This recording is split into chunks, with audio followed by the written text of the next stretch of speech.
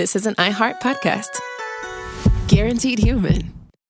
This is Special Agent Regal, Special Agent Bradley Hall. In 2018, the FBI took down a ring of spies working for China's Ministry of State Security, one of the most mysterious intelligence agencies in the world.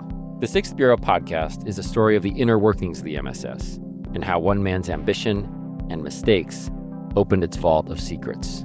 Listen to The Sixth Bureau on the iHeartRadio app, Apple Podcasts, or wherever you get your podcasts. I'm Amanda Knox, and in the new podcast, Doubt, The Case of Lucy Letby, we unpack the story of an unimaginable tragedy that gripped the UK in 2023. But what if we didn't get the whole story? Evidence has been made to fit. The moment you look at the whole picture, the case collapsed. What if the truth was disguised by a story we chose to believe? Oh my God, I think she might be innocent. Listen to Doubt, The Case of Lucy Letby on the iHeartRadio app, Apple Podcasts, or wherever you get your podcasts. Hi, it's Jill Winterstein, host of the Spirit Daughter podcast, where we talk about astrology, natal charts, and how to step into your most vibrant life. And today I'm talking with my dear friend, Krista Williams. It can change you in the best way possible. Dance with the change, dance with the breakdowns. The embodiment of Pisces intuition with Capricorn power moves. So I'm delusionally proud of my chart. Listen to the Spirit Daughter podcast starting on February 24th on the iHeartRadio app, Apple Podcasts, or wherever you listen to your podcasts. I'm Clayton Eckerd. In 2022, I was the lead of ABC's The Bachelor. But here's the thing. Bachelor fans hated him. If I could press a button and rewind it all, I would. That's when his life took a disturbing turn. A one-night stand would end in a courtroom. The media is here. This case has gone viral. The dating contract. Agree to date me, but I'm also suing you. This is unlike anything I've ever seen before. I'm Stephanie Young. Listen to Love Trapped on the iHeartRadio app, Apple Podcasts, or wherever you get your podcasts. Hey everybody, Robert Evans here, and I wanted to let you know this is a compilation episode. So every episode of the week that just happened is here in one convenient and with somewhat less ads package for you to listen to in a long stretch if you want. If you've been listening to the episodes every day this week, there's going to be nothing new here for you, but you can make your own decisions.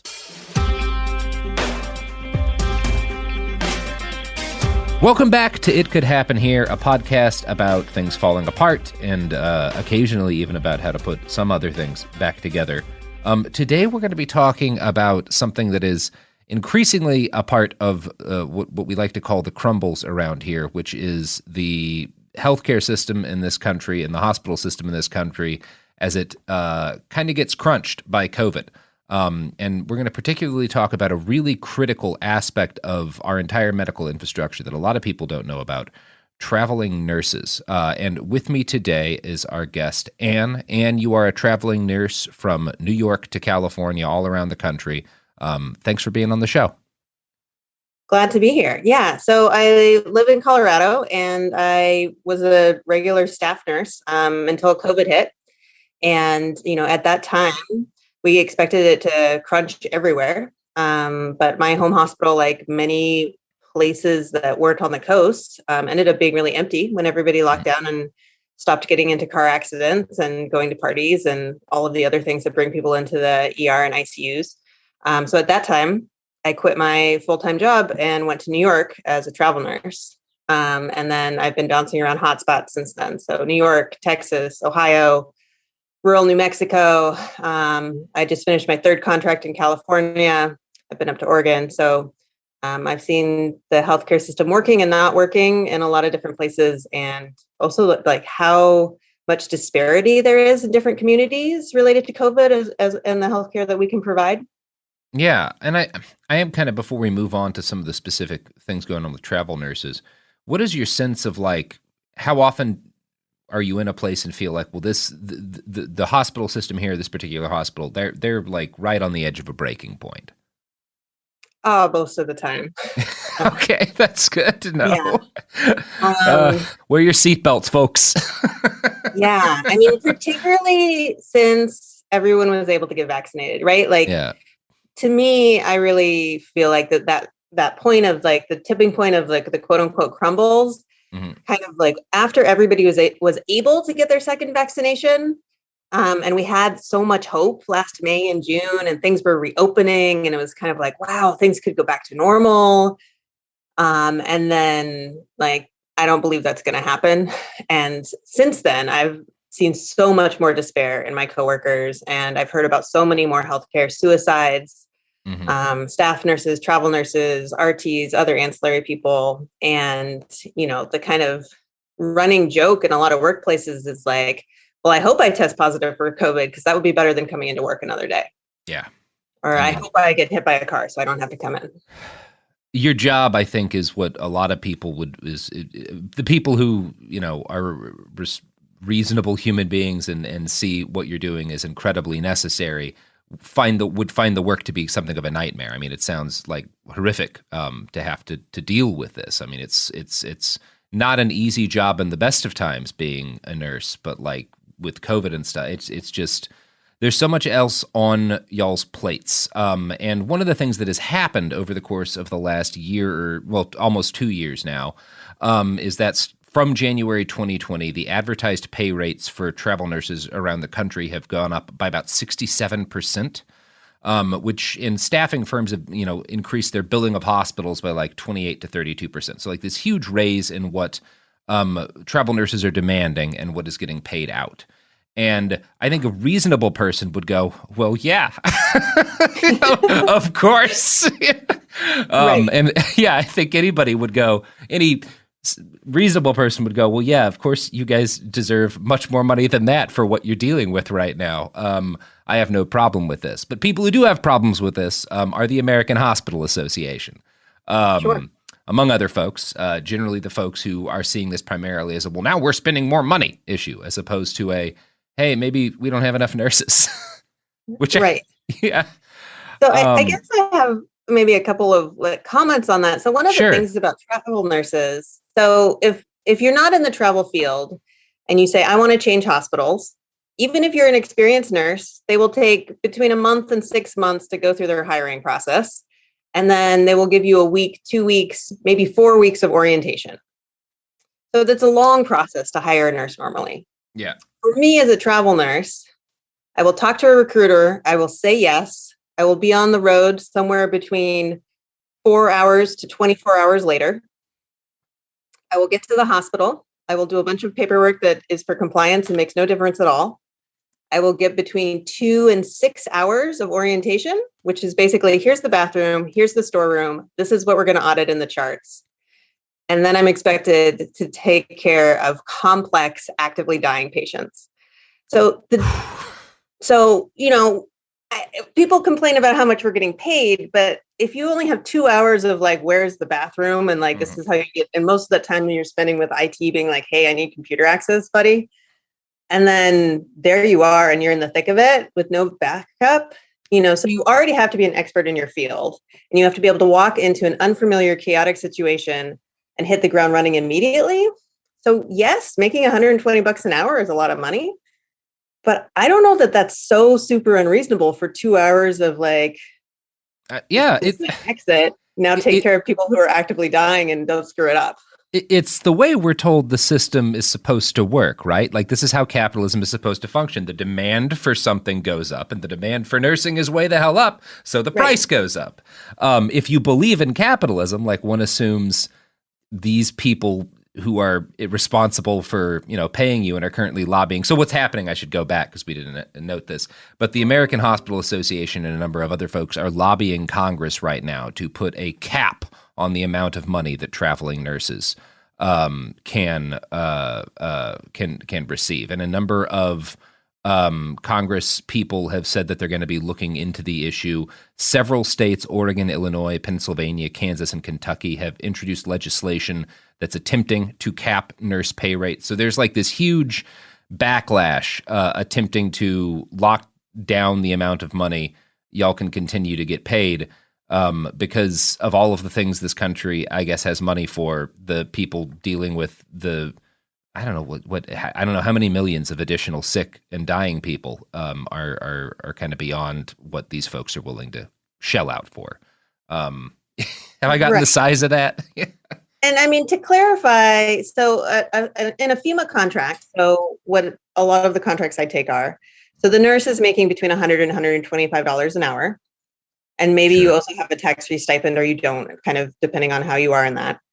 And then, but the bill rate to the hospital is usually like $220, $240.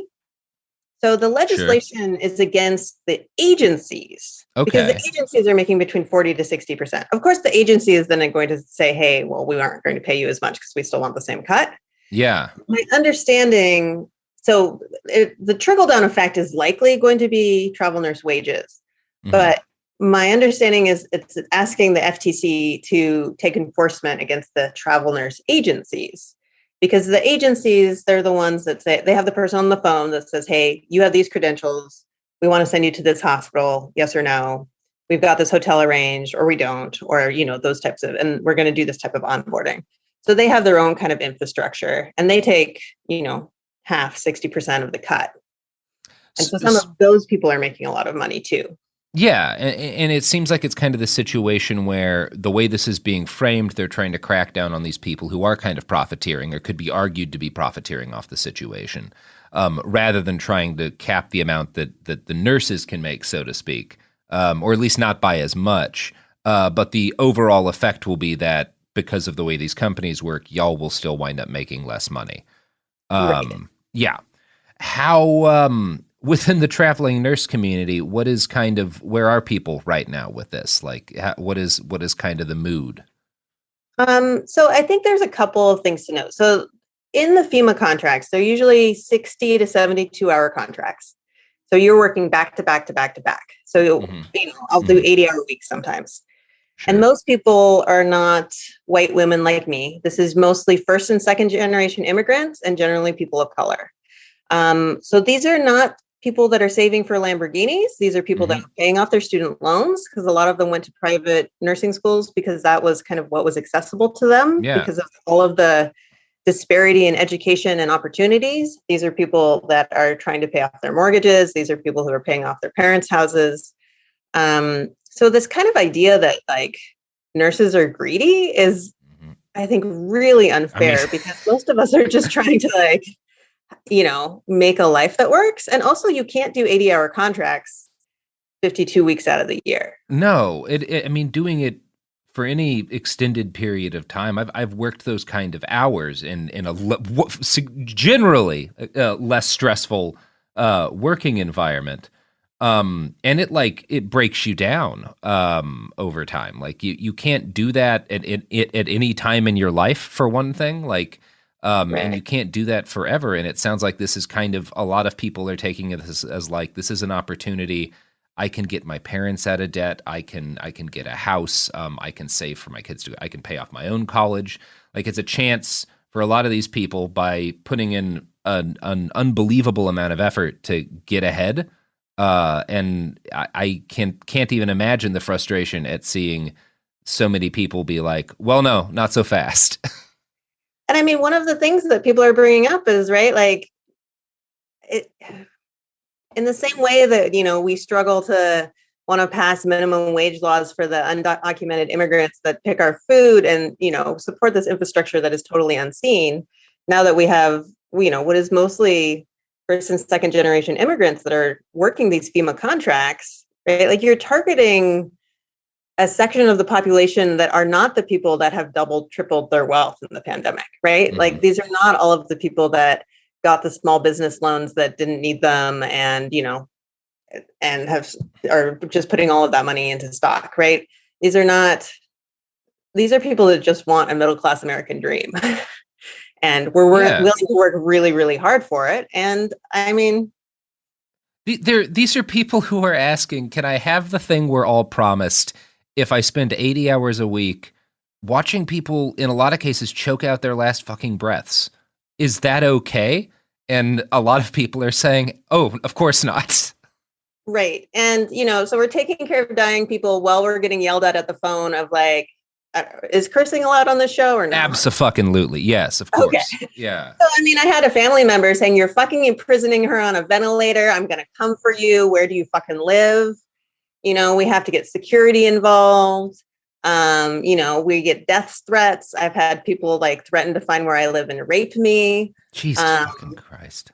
And so, I mean, yeah, 67% isn't enough of a race. While I'm taking care of your dying loved one, who also probably would say those same things to me, because I would say, hey, please be vaccinated. And they would say, fuck you. Mm-hmm. But I'm still going to do everything I can to take care of them. And I'm going to endure this abuse. And like, yeah, if I'm going to leave my home and the safety of a hospital that works and go into these total clusterfucks of hospitals where the educator has left, the manager has left, the director has left, so there's no leadership.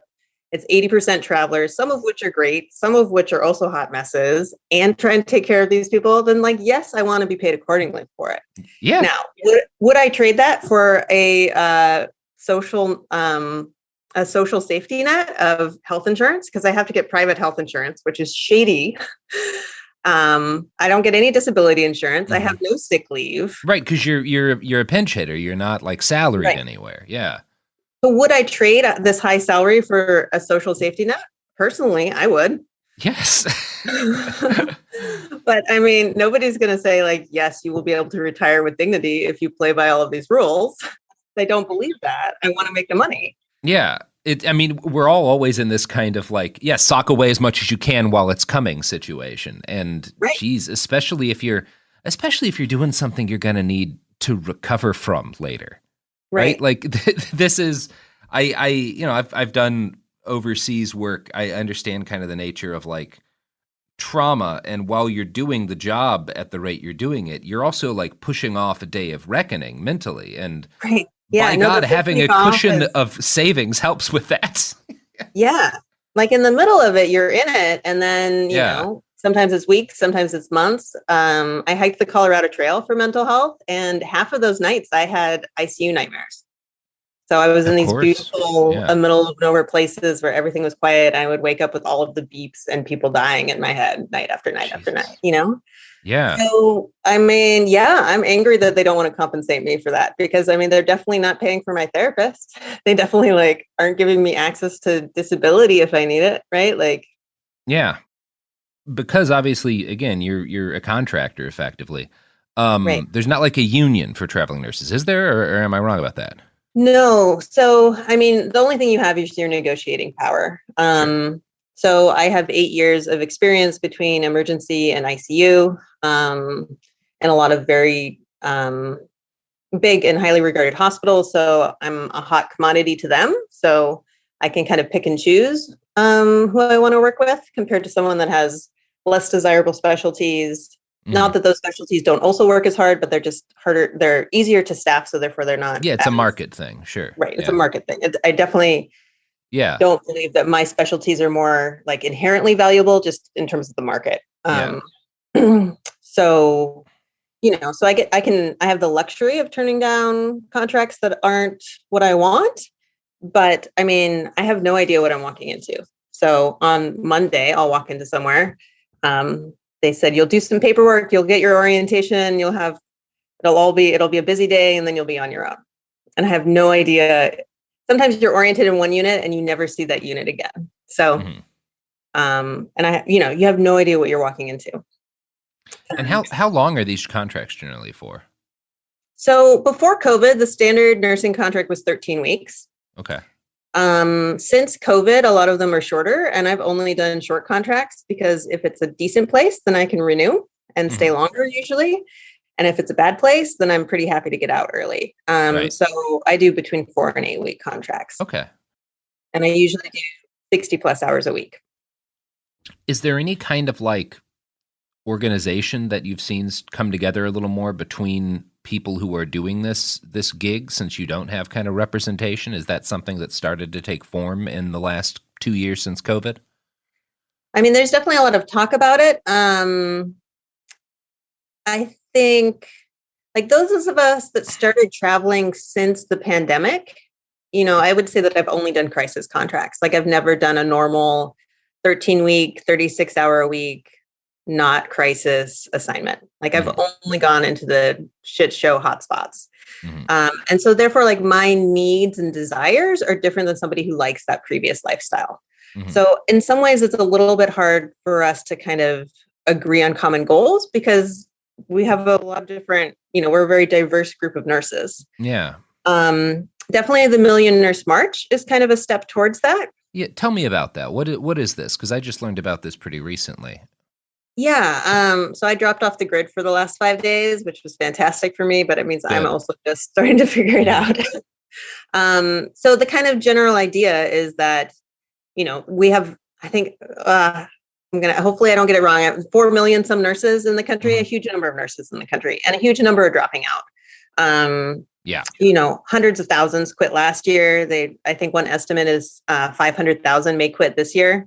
And we were, just so people know, tens of thousands of nurses understaffed before COVID nationwide. Yes. Right.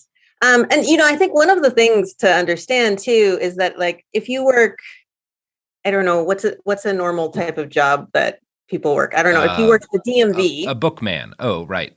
Right. If you work at the DMV and the DMV is slow, you will still stay there 8 hours and you'll still get paid for your 8 hours.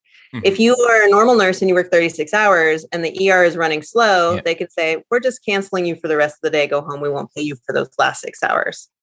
And so like, we've always had pretty like flexible, we've never had, most of the places I've worked have never had guaranteed hours. Mm-hmm. And so one of the reasons to go to travel contracts too is also so you can at least have guaranteed hours. So there's a lot of kind of protections that nurses have never really had, like guaranteed hours, staff ratios. So some states, California and Oregon are two of them. If you go into the ICU, which is the highest level of care, so people are actively dying, actively unstable, things can go bad within seconds. Usually one nurse will have 2 patients. Which is pretty much all you can handle because they're on multiple drips, multiple types of life support, keeping them alive. So ventilators being the one that we see the most. And it's really your responsibility to know every inch of that person's body and everything going on with them. And you really direct a lot of their care. So 2 to 1 kind of makes a lot of sense. Since the pandemic and not having enough nurses, sometimes that slid to 3 to 1, or even in bad situations, 4 to 1. So one of the statistics that one of the kind of nurse influencers and comedians, Nurse Blake, talks about is that for every additional patient that a nurse takes on, and I believe he's talking about med-surg, not ICU, that patient's mortality increases by 7%. So, cool. Yeah. So asking a nurse to do more with less is not just like, hey, just suck it up, be busier. This is actively contributing to people's disability and early deaths. So one of the things that the Million Nurse March wants to talk about is mandated staffing ratios. So ICU would be 2 to 1. Med-surg is usually 4 to 1. I think ER, they're asking for 3 to 1. So these have been studied by the American Nurses Association and other sort of nursing organizations. And not only do they make your job as a nurse so much better, because we go into nursing because we want to fix things and take care of people. Sure. We want good outcomes, right? Like you don't go into nursing to just run around with your head cut off and watch everyone die, right? Like that's terrible. You go into nursing because you want the people to get better under your care. And you want to be able to give them that. And so when you're asked to take care of more patients than you're able to, you're not able to do that. And it just crushes you. So not only is it better for nurse satisfaction, it also saves patients' lives and also prevents things that cause lasting disability, like ventilator-associated pneumonia or bed sores or delirium or things like that. So, mandating patient ratios is one of the really big things that the Million Nurse March is for. There's a lot of talk about pay and living wages. Like every section, housing prices and inflation have gone through the roof. Sure, because you've got to be renting a spot whenever you're the hospital ain't putting you up.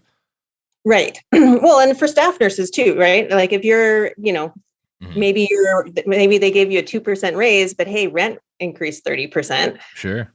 I used to be on the interview board at my old hospital, and we would just tell people if you're moving to Denver as a single person, we lose most of our nurses because they haven't looked at housing. So they'll accept a job and then they'll look for a place to live and be like, oh, I can't afford to live here. So, hey, we can't ask if you're single moving here, but you probably can't afford to live here with what we're going to pay you. Jeez. I mean, Cool. It's just, it's so eternally frustrating that like the one thing that everybody, when you sit them down, agrees is incontrovertibly necessary, medical care. We can agree on a lot of things, but not how to make sure the people doing it have a good quality of life and good income. Like we have all these fun rules that make it possible to charge X number of $1,000s for a dose of insulin. But we don't just have a law that's like, hey, if you're working full time as a nurse, maybe you shouldn't have to be housing insecure. I don't know. How do you make that into a law? But it seems like there should be some option for a country that can make some of the things we make. Yeah, I mean, tying wages to housing prices seems like, I don't know, Sure. to me, not being an economist and not being an administrator, like that sounds super easy to me. Like housing goes up 15%, everybody gets a 15% raise. Like, sure. I mean, I'm sure it's more complicated than that, but it seems super simple to send a guy around with a stick to threaten landlords when they raise rent. Like, we can debate the answers to this. Sure. What do you think?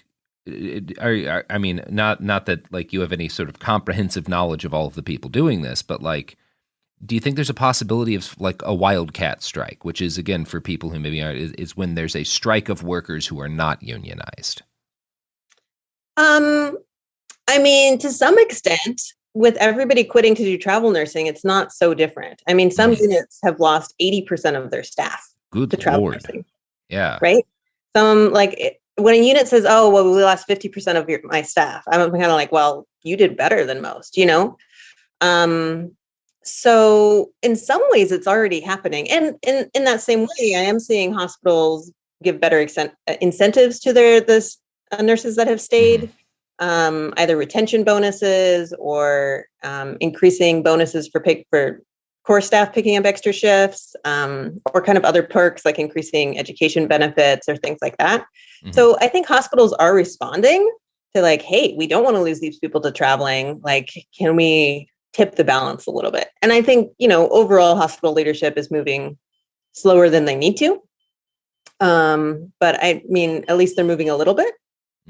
So, I mean, in that way, I can see a wildcat strike, just coming from the kind of labor forces at play. And I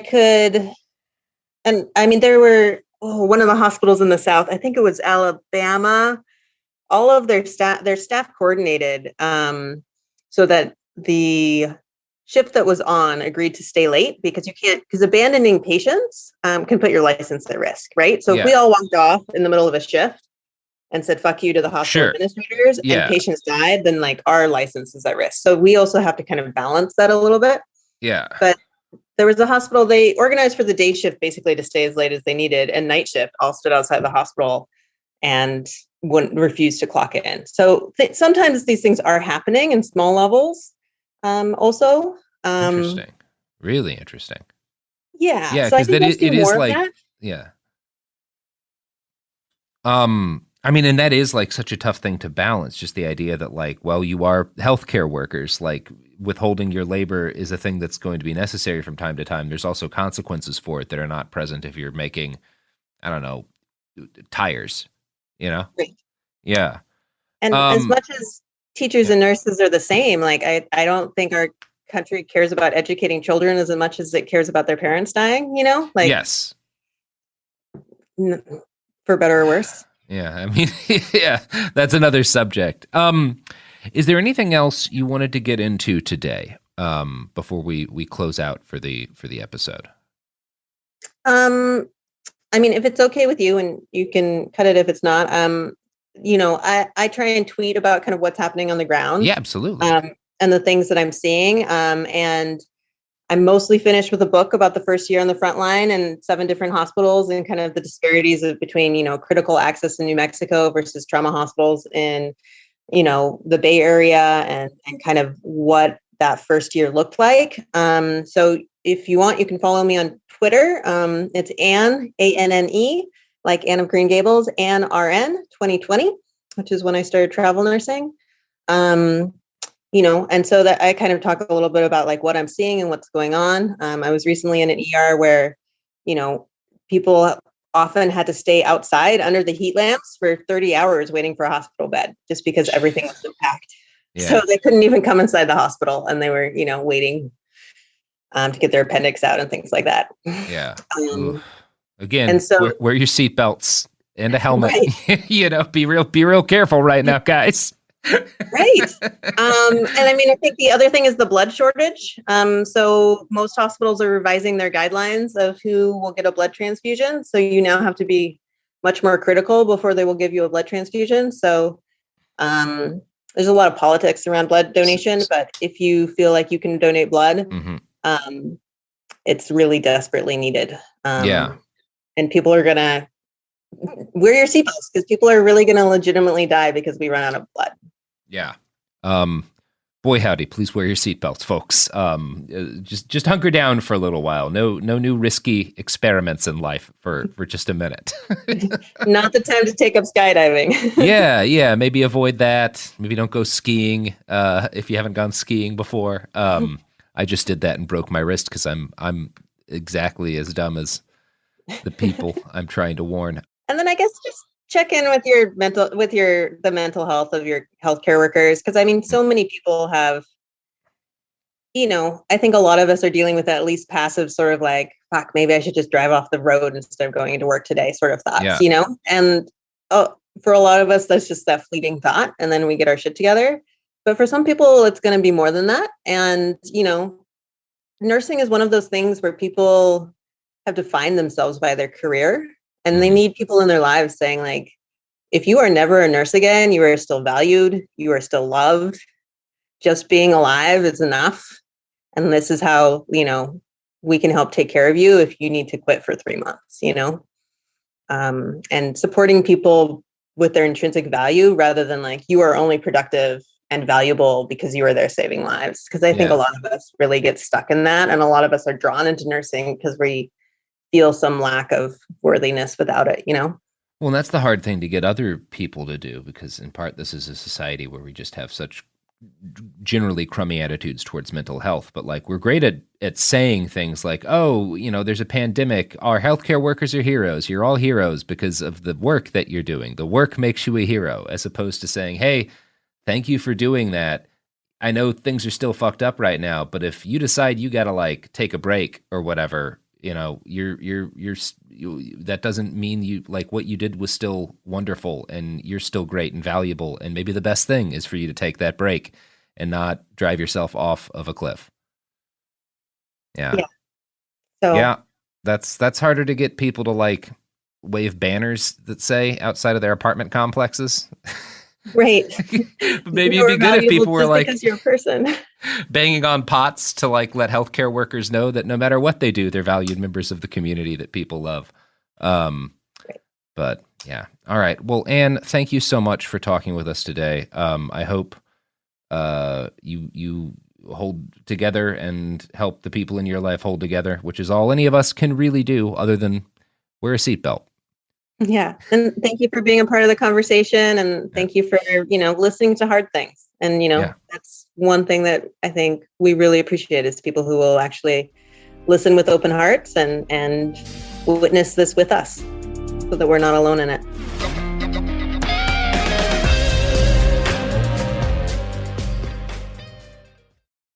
Hi, this is Jo Winterstein, host of the Spirit Daughter podcast, where we talk about astrology, natal charts, and how to step into your most vibrant life. And I just sat down with a Minnie Driver. The Irish traveller said when I was 16, you're going to have a terrible time with men.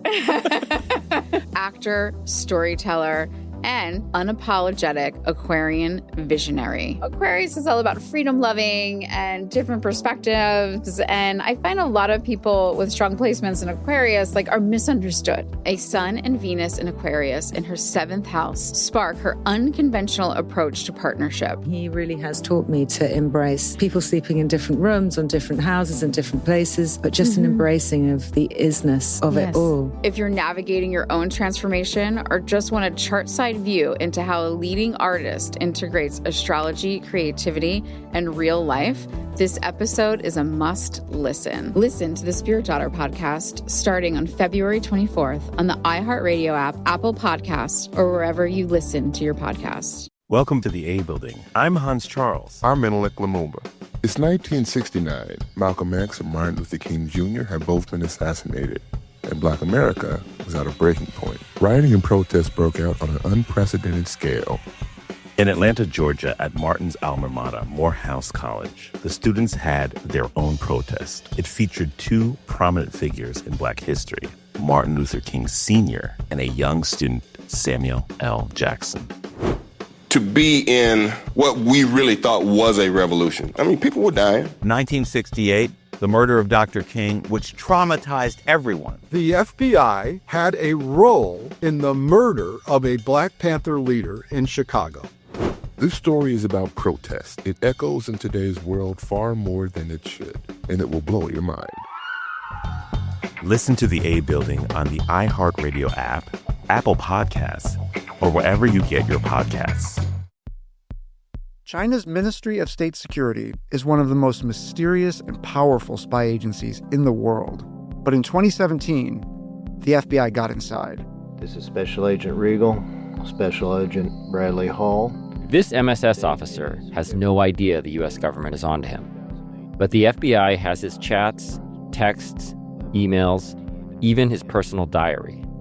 Hear how they got it on the 6th Bureau podcast. I now have several terabytes of an MSS officer, no doubt, no question, of his life. And that's a unicorn. No one had ever seen anything like that. It was unbelievable.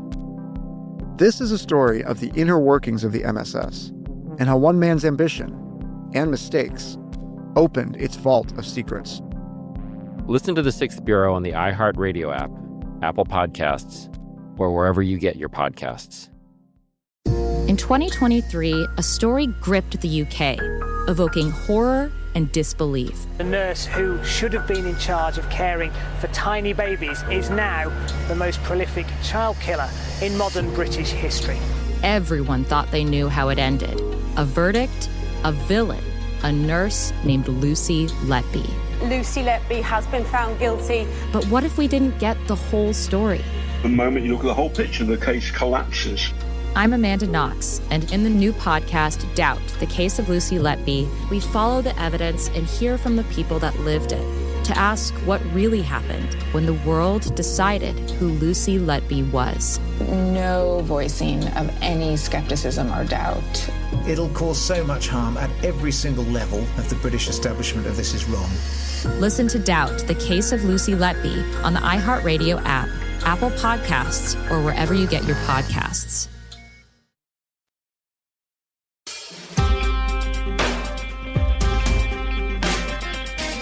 It Could Happen Here is the podcast that you're listening to right now. I'm Robert Evans. All right, that's my job done. What are we doing? What are we doing today? Hey, what's up? Hey, St. Andrew. Back at it again with another podcast. Mm-hmm. Today we're doing something a little bit different from the previous episodes that I've done. We're having a bit more of an open discussion about a certain book that has been passed around for about a decade now and has polarized members of the anarchist community, to put it that way. Today we'll be talking about the book, the infamous polemic Desert by Anonymous.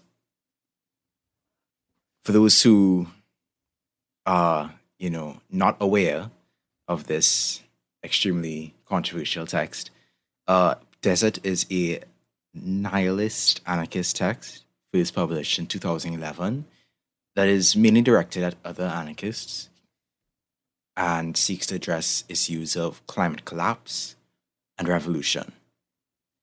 It became somewhat of a meme to tell folks to read Desert. I'm not sure when that was, but I just remember seeing it a lot. I think in 2020. Especially. Yeah, around 2019, 2020, read Desert became a meme. Yeah, all over Twitter and Instagram and Reddit. But, of course, being a thing that exists on the internet, people naturally became torn on the subject of it. And so there are a lot of perspectives and opinions and think pieces about desert, some more or less accurate than others. But we are here to discuss the book, our personal experiences reading it, things we think it gets right and wrong, and what we could potentially learn going forward. So I would say the floor is yours. Whoever wants to go first.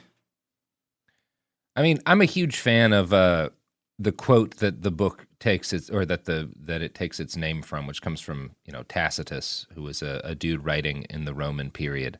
And the exact quote that it comes from is, and he's talking, Tacitus is talking about the Roman Empire. Robbers of the world, now that the earth is insufficient for their all-devastating hands, they probe even the sea. If their enemy is rich, they are greedy. If he is poor, they thirst for dominion. Neither east nor west has satisfied them. Alone of mankind, they are equally covetous of poverty and wealth. Robbery, slaughter, and plunder they falsely name empire. They make a desert, and they call it peace. Huh. Good-ass quote. It is a solid quote. Yeah. Mm-hmm. And obviously, I think people living in the shadows of every empire that's ever existed can identify with that quote. It's a powerful kind of central idea to hang your extended essay. I don't really know what the best term to refer to it is on. Yeah, it's a long essay. Yeah, it's a very long essay. As we talked about kind of coming into this, it's extremely 2010s. So pre-Arab Spring, pre all the big uprisings and revolts we had in 2019 and 2020. There's definitely some stuff that it gets very right. And I think kind of one of the ways in which it's had an impact on me is kind of, I've thought about what happens to sort of culture as the result of this kind of Hollywood engine that is heavily tied up with the United States military-industrial complex, as a process of desertification of ideas and the ability to like conceive of new futures. That said, I haven't reread it in a very long time, and haven't really felt called to in many ways, because I do think, I don't know, I think there's an extent to which it's been kind of left behind with some of the things that have happened since. I think, I will say that as someone who really came into my own as an anarchist in like 2020, early 2020, although I had identified with it before, when I had read the book, I think it was in late 2020, late 2020, so when I read the book, first time I read it. And honestly, there was some good, some bad, some very outdated stuff, and also some stuff that, I don't know, maybe the author felt it was like groundbreaking at the time, but at this present stage just feels like common knowledge, common sense, I mean, it was groundbreaking in a way for like climate realism, right? Like this was written before, this is written before Climate Leviathan. This was written before The Uninhabitable Earth. This was written before a lot of kind of the texts that view climate change as an absolute. Like this was written 1 year before Hyperobjects, which is really interesting actually, because the whole premise of that book is that climate change is done, like it happened, where like there's no turning back the clock. And The Desert was written even before that. Like it was one of the first things. Now of course it's much more niche, but like it was, if I look back on books that have like impacted me, it's one of the first books like that came out like timeline wise to take climate change as like, there's no saving it. Like there's no living in the 2000s. There's no living in the 90s again. It's like things are the world's not going to end, but things are going to get worse, right? Like and that is kind of a big part of the book, because it's also not pro collapse. Like it doesn't take collapse as an absolute. It doesn't take it doesn't subscribe to global collapse. And that's one of the misconceptions I think people have about the book. Yeah. That they just assume it's like this collapse, doomers, like misanthropic kind of text. But which I did not read it as that. Like I first read it around the same time you did, and I read it as a part of a lot of books I was reading to prep for this show when we were writing our first 5 episodes on climate change and like the crumbles. So I read it as a part of my kind of general research. And yeah, like at that point, it was already kind of memeified to be like, like an anarcho-nihilist, like doomer manifesto. And I read it and I'm like, that's not what it's saying at all. It's actually saying like the opposite of that. Once I had read it, I was really taken aback at how easily popular perceptions of a piece of media could, honestly, corrupt it beyond recognition. Yeah. Like if a bunch of people are telling you, this, that, or the other about a certain text or whatever, it's kind of it kind of shakes you up to like actually consume it for yourself and then realize, how did y'all get that? How did you read that out of it? It is really interesting because I'm not even sure if they did read out of it or if that was the perception they had going into it. So they read it through that lens, and that lens basically, changed the text in their head to fit that thing. Because it is really interesting how it is so associated with like doomerism. Yet if you like engage in good faith with the text, it's very much not a doomer manifesto in any way. Although there are aspects of it that that I think attitude-wise that I am critical of, but I think Chris was going to say something. Yeah, so I was going to say, like, I've always not liked this book. Like, I read it back in, I think, 2017, 2018, when it was first sort of, like, coming back. Yeah. And I didn't like it then, and I reread it this morning, and I like it even less now than I did then. And I think I actually, okay, so, like, I think it's true that most of the text doesn't do the doomer thing, but I think I understand where people got it from, because, you have quotes in this, like, here's one. Yet I can already hear the accusations from my own camp. Accusations of deserting the cause of revolution, deserting the struggle for another world. Such accusations are correct. I would rejoin that such millenarian and progressive myths are at the core of the expansion of power. And this is what I really like. I think from an ecological perspective, it's sort of okay. I strongly dislike Desert as an anarchist text because I think that's just wrong. I think there's an ingrained defeatism in it that is so strong that it like warps the author's perception of the past. Like you get these things where he's talking about these counter. He's talking about like the what you call the classical anarchist movement from roughly like 1870 to really sort of ends with the defeat of the anarchists in Spain in like 1937. And he they say things like, from Spain pre-1936 to the Jewish anarchists in North America, the illegalist of France, and the Italian anarcho-syndicalist of Argentina, the inhabitants of anarchist counter-societies were always, by definition, active minorities. The minorities may have gotten larger in insurrectionary moments, but they remained minorities always. And that's just wrong. It's factually wrong.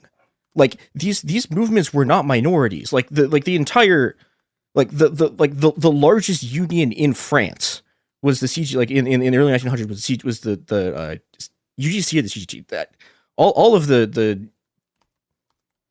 French, Spanish, and Portuguese speaking countries have one union that's called the UGC and one union that's called the CGT, and I can never remember which one's which. But like that was the largest union in France, and it was a syndicalist union, right? Like and there's the same thing with Argentina, right? For a while was the largest union in Argentina, and I think. And this is sort of my problem with this, which is that, this is a person who's basically like they talk about like they're born in the 70s and they're writing this in 2011 in just the midst of the collapse of sort of like the complete and total destruction of the old anarchist movement, right? The anarchist movement that had been born out of sort of like the Zapatistas and the anti-globalization movement. And they'd been beaten so badly that they were crushed. They were completely destroyed, and they've been beaten so badly that they can't. They literally can't imagine winning, and think that like revolution in general like is essentially a secular theology. They repeat this over and over and over again. It's like revolution is a theology, revolution is a myth. It's like, and this is something that's just a product of defeat. It's not a product of sort of taking seriously the conditions that are emerging around them. And I was talking about this before the recording. It's like right after this is written, you get the movement of the squares, and then you get Occupy. and it's like basically like every major city in the world goes into revolt.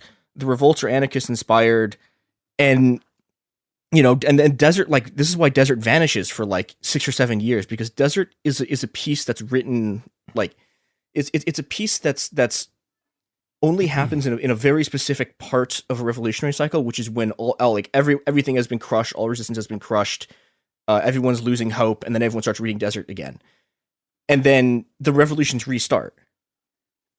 And at that point, like once there's like 200,000 people in the streets again, like fighting the cops, it becomes less and less sort of like that part of its analysis becomes less and less relevant until inevitably everyone, like, there's a defeat, and then everyone goes sort of like, and I think that's why it has the doomer rep, because it's the text that people read when you've been beaten in the streets.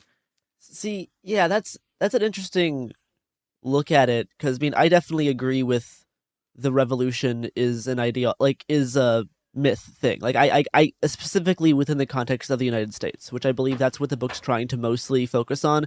They do bring up other parts of the world and stuff, but it's definitely written by an American like citizen. That is, I mean that could actually be wrong. It may not be written by an American, but in terms of reading it, it is kind of through like a very like Western lens of like revolution's not happening here.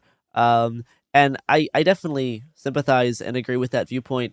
And I mean, if you're going to point at being like, it was 2011, then Occupy happened, I'm like, yeah, but Occupy didn't, but that also failed. Like every attempt has not succeeded in this country to get any kind of big meaningful change that we can push towards something that's like post-capitalist. So yeah, I mean, I think it's mostly targeting people specifically like communists, or Marxist-Leninists who like are just waiting around for the revolution to happen and then don't do anything. Like that, right? That is that is the thing it's trying to point at. But I think this is why it's a text that's not good for the moment, because our problem isn't that like the problem right now isn't that there's no uprising on the horizon, like everyone's been completely beaten down, no one's ever going to go into the streets again. Our problem is that like there's periodic uprisings everywhere, and every single time everyone is caught off guard, and every single time no one's able to actually sort of mobilize off of it, and no one's been able to like pivot it into something that's actually like transformative. But I think that's a very different problem than the problem that Desert is, because Desert has already abandoned the possibility that an uprising can win. That's, I mean, it's. I mean, I think I kind of have too. Yeah, and it specifically abandoned the idea of like global revolution, right? That is the thing they're specifically targeting. Yeah. They're saying smaller local things actually can succeed in a lot of ways, but they're trying to tie this idea of global revolution as like a pacifying idea, right? Just waiting around for this to happen, and tying that to this. At the time, much more niche idea. Now it's way more popular. But this idea of like global collapse, and how people think believing in global collapse is smarter than believing in global revolution. They think it's more realistic. But the book's saying no. This idea of global collapse actually falls under all the same issues that global revolution has. I think I'd want to sort of comment here, with regard to like the defeatist sort of reading in the text.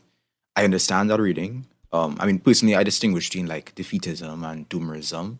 And I also think like my own personality and my own perspective kind of like inoculates me in a way from like adopting that kind of defeatist attitude towards, change. But I don't think the book is entirely, dismissive of like revolution. I think the main thrust of it is that it's critical of the idea of like one global revolution, one global collapse. What it really emphasizes is that, climate change brings new possibilities for new anarchies, plural, to develop worldwide in response to changing circumstances. But at the same time, in some areas, things are going to get worse. In some areas, things are going to get better. And it's not that really one broad brush could be applied to the entire Earth.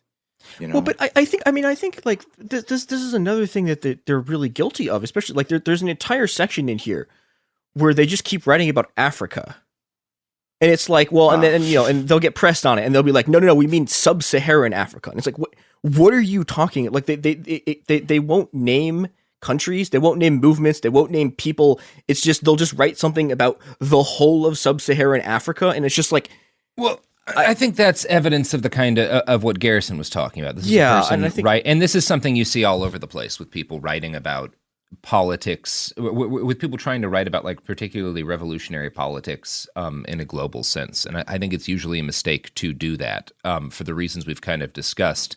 Anytime I see a left wing, even somebody who I think is generally on point, who starts talking about, for example, like extending their theories about revolutionary politics to places I happen to know just a little bit about, it's always very clear, like, oh, you don't know shit about Syria. Oh, you don't know shit about Libya. Oh, you don't know shit about Angola. Like, and that's like not even a moral failing. It's just that it's impossible really to have in-depth knowledge of like what's actually going on in those places and what's going on in those revolutions. It's why people default so much to the whole, well, whatever side the U.S. is on must be the bad side, and whatever side the Russians on must be the good side. It's the easiest way to look at that shit. I think that's a worthwhile critique to make, and it's a critique to make any time that it happens.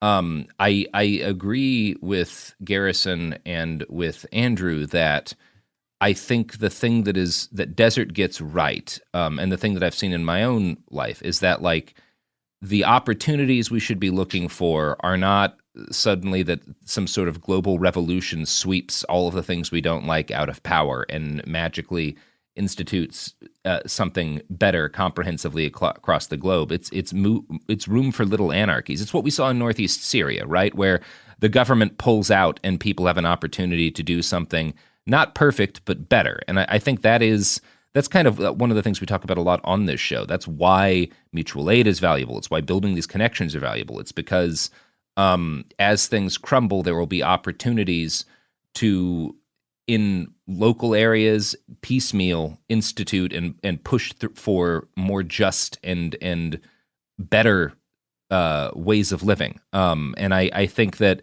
if you're looking at kind of the broad level, potentially optimistic point, it's that when you have enough of those and when they spread well enough and if communication is good enough, maybe the things that work will get adopted on a wider scale. And there's always the opportunity that when ideas spread far enough, they have a tipping point and they go viral, so to speak. But right. I think that while there's a lot of specifics that Desert gets wrong, I do think they were ahead of the curve in recognizing that. And I think it's a more productive way to look at the idea of revolutionary change than we're going to finally have 1917, but everywhere, With regard to the African chapter, the impression that I got while reading that chapter, and I think the book itself references Samba, I got the impression that the author had read African Anarchism, History of a Movement by Samba, and they were just kind of like inspired by that, I would say. Because as I do point out, they didn't like specify the specific cultures, which is an issue considering, the tendency that Westerners have of, painting Africa with this large brush as if it's, all one way or the other. But I think what we do see now is, from the Horn of Africa to South Africa to Nigeria to, recently Sudan, I believe. There are Africans, small in number, organizing under the banner of anarchism. And there are anarchic elements that continue to persist on the continent. Yeah, I think that's like, one of the things that they sort of got right was about how like the sort of renewal of the spread of urban anarchism. They're talking about like Chile in particular. They got right. Indonesia, Bangladesh, sort of somewhat. But I think there's another. Like my biggest issue with them in terms of the way they think about ecological stuff. This is something I talk about with. Like they have this thing where they think that forager societies are going like, okay, they're more careful than most people to frame it as like the foraging societies can be egalitarian, but I think they wind up talking about these sort of like the way that sort of foraging nomadic societies sort of inherently defy the boundaries of the state, and like that's true, but you can also have like nomadic foraging societies that are hereditary slave societies, and this is a problem because there's a lot in here about that's about sort of like they're taking this is sort of like soft anti-civ line, right? I was about to say that. There's it has a few lines where it does specifically say civilization is the cause of, like, I think it's like civilization is genocide, which and that's silly. That is heavily influenced by civilizations commit genocide. Sure. Yes, if you're saying that they do cause genocide, if you're trying to make the case that it seems to be that civilizations, well, I don't know, every civilization does not commit genocide, but civilization gives you a constant.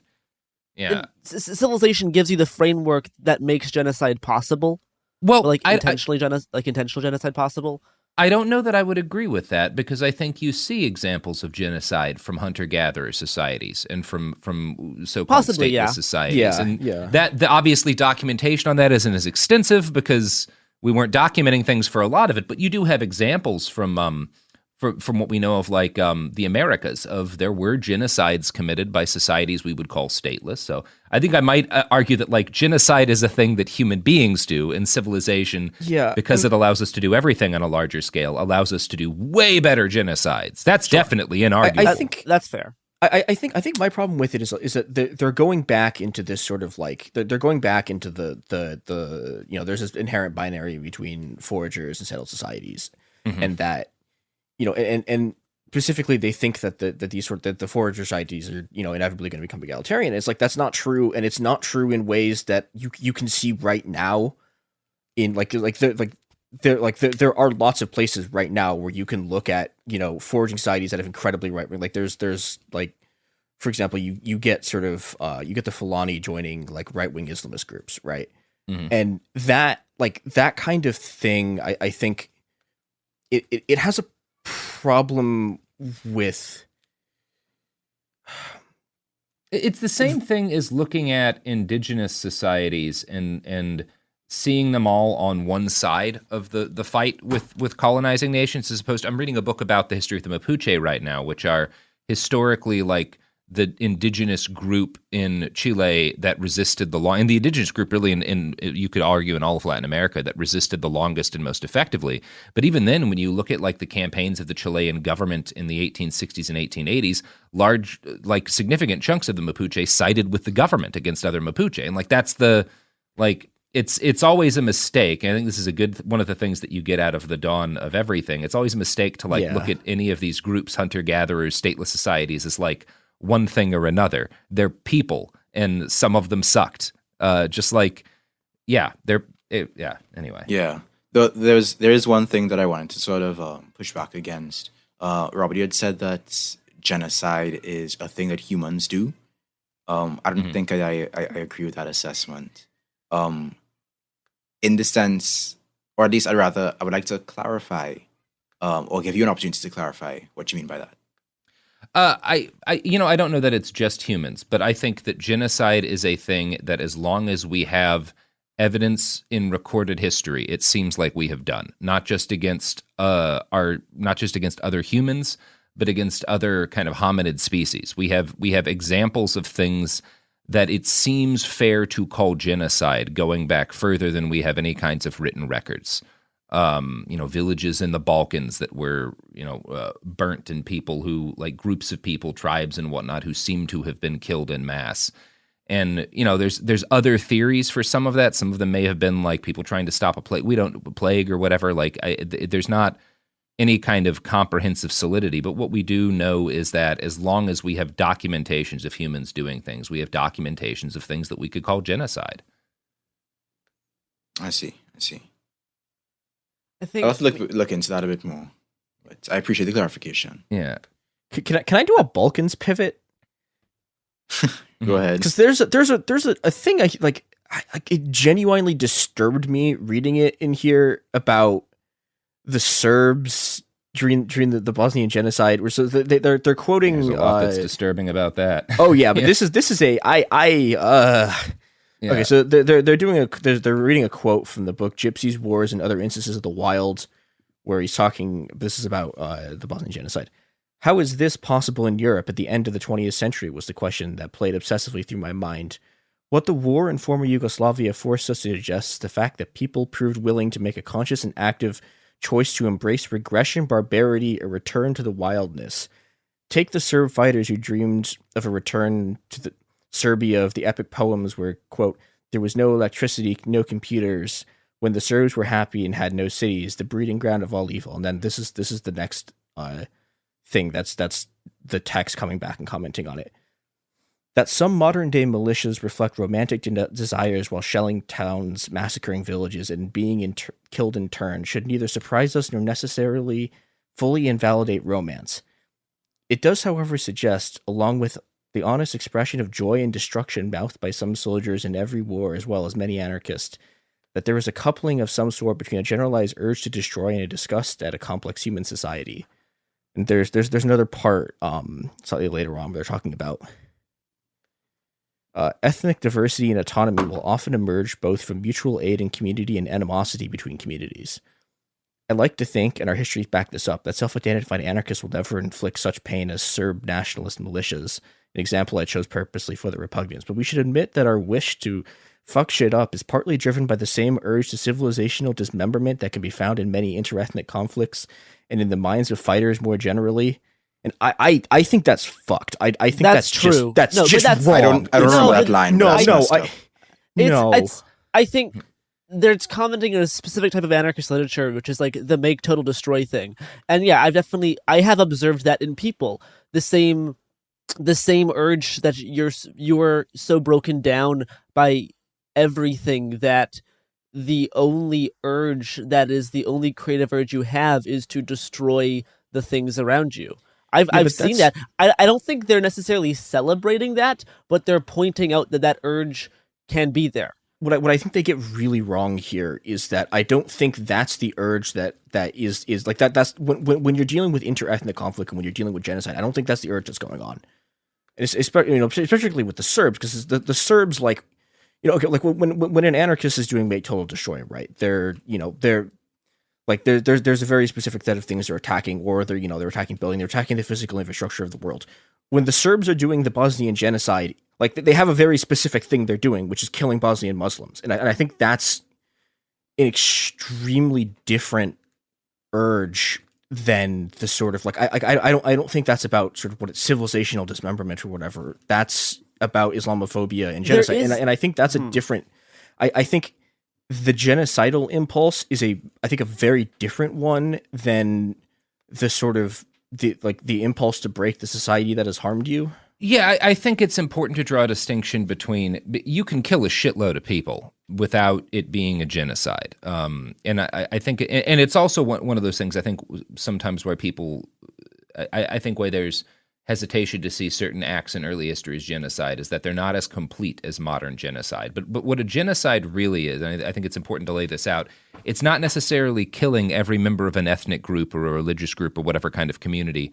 It is stopping their ability to propagate and continue themselves. That's why things like destroying churches and destroying graveyards like a cultural and historical destruction. markers Yeah. are part of genocide. And it's also why a lot of genocides, they left the women and children alive. They would kill all the men and they would take the women in and they would breed with them. They might kill the kids sometimes, but it was the goal was not necessarily we need to kill all of you. It's we want to kill this culture, this population. I think the parallel. I think the parallel he's trying to make here, or they or she, is that like that type of like genocidal cultural destruction is targeted against specific groups. The difference here is with this type, like he's writing this for other anarchists. He's pointing out like our destructive urge. Our cultural urge isn't even for a specific group, it's just for everything. And that can be unhealthy sometimes. Sometimes there's ways to make total destroy, that's totally fine, but that can go to unhealthy places. Now, he's not equating like ethnic cleansing with that. He's like they are different, but when your total destroy urge is against all of culture, then yeah, that can, like, that's something you should probably ponder. Yeah, I mean, that's definitely, I would agree that that's a thing that's potentially problematic, right? Like with a number of different desires, there's a way in which that can lead to people doing really fucked up things. Yeah, it's pointing out that type of accelerationism, not specific to ideology, but just like accelerationism in general. I mean, I think when I talk about things like the fact that, because not every culture commits genocides, not every civilization does, and throughout history there have been more that found the idea repugnant than found the idea acceptable. But it is really a consistent thing in history, and I think the lesson with that isn't necessarily that everything could end in genocide. So I don't think the lesson is necessarily like, oh, you should look at make total destroy as if, you know, this kind of trend in anarchist thought could lead to genocide. It's that people in groups are nearly always capable of killing a shitload of other people for a variety of reasons if plied in the proper ways. And so those of us who seek mass movement should always be conscious of that, because human beings in large groups can do wonderful things, but there's a long history of them doing really fucked up shit, sometimes in ways that surprise the people that got the large group of human beings together in the first place. The other thing I wanted to bring up is kind of more circling back to like the doomer kind of idea. Because yeah, a big part of the book is trying purposely is to disillusion people with this idea of global revolution and disillusion people with the idea that we can save the earth, because we can't. Mm-hmm. So that's a big thing. And I think for some people, if you stop right there and that's how you end that thought, yes, that does lead to doomerism, obviously. Like that is. But the book doesn't stop there. The book continues on from there. Now, they continue on from a nihilistic standpoint. I'm not a nihilist. I prefer absurdism. I prefer Discordianism. But those two things are pretty they are more similar than not. Is that you can be disillusioned with global revolution and the idea to save the earth, but that should not change what we do or how we feel or operate as anarchists. It's not that we should be disillusioned and then do nothing and step aside. It's that we should be disillusioned and then find that disillusionment itself a form of liberation. Like the freeing nature of being free from this idea of revolution is that, like, no, we are living our lives now. Don't live for a revolution. Live your life now and do things now, because that's what you actually have.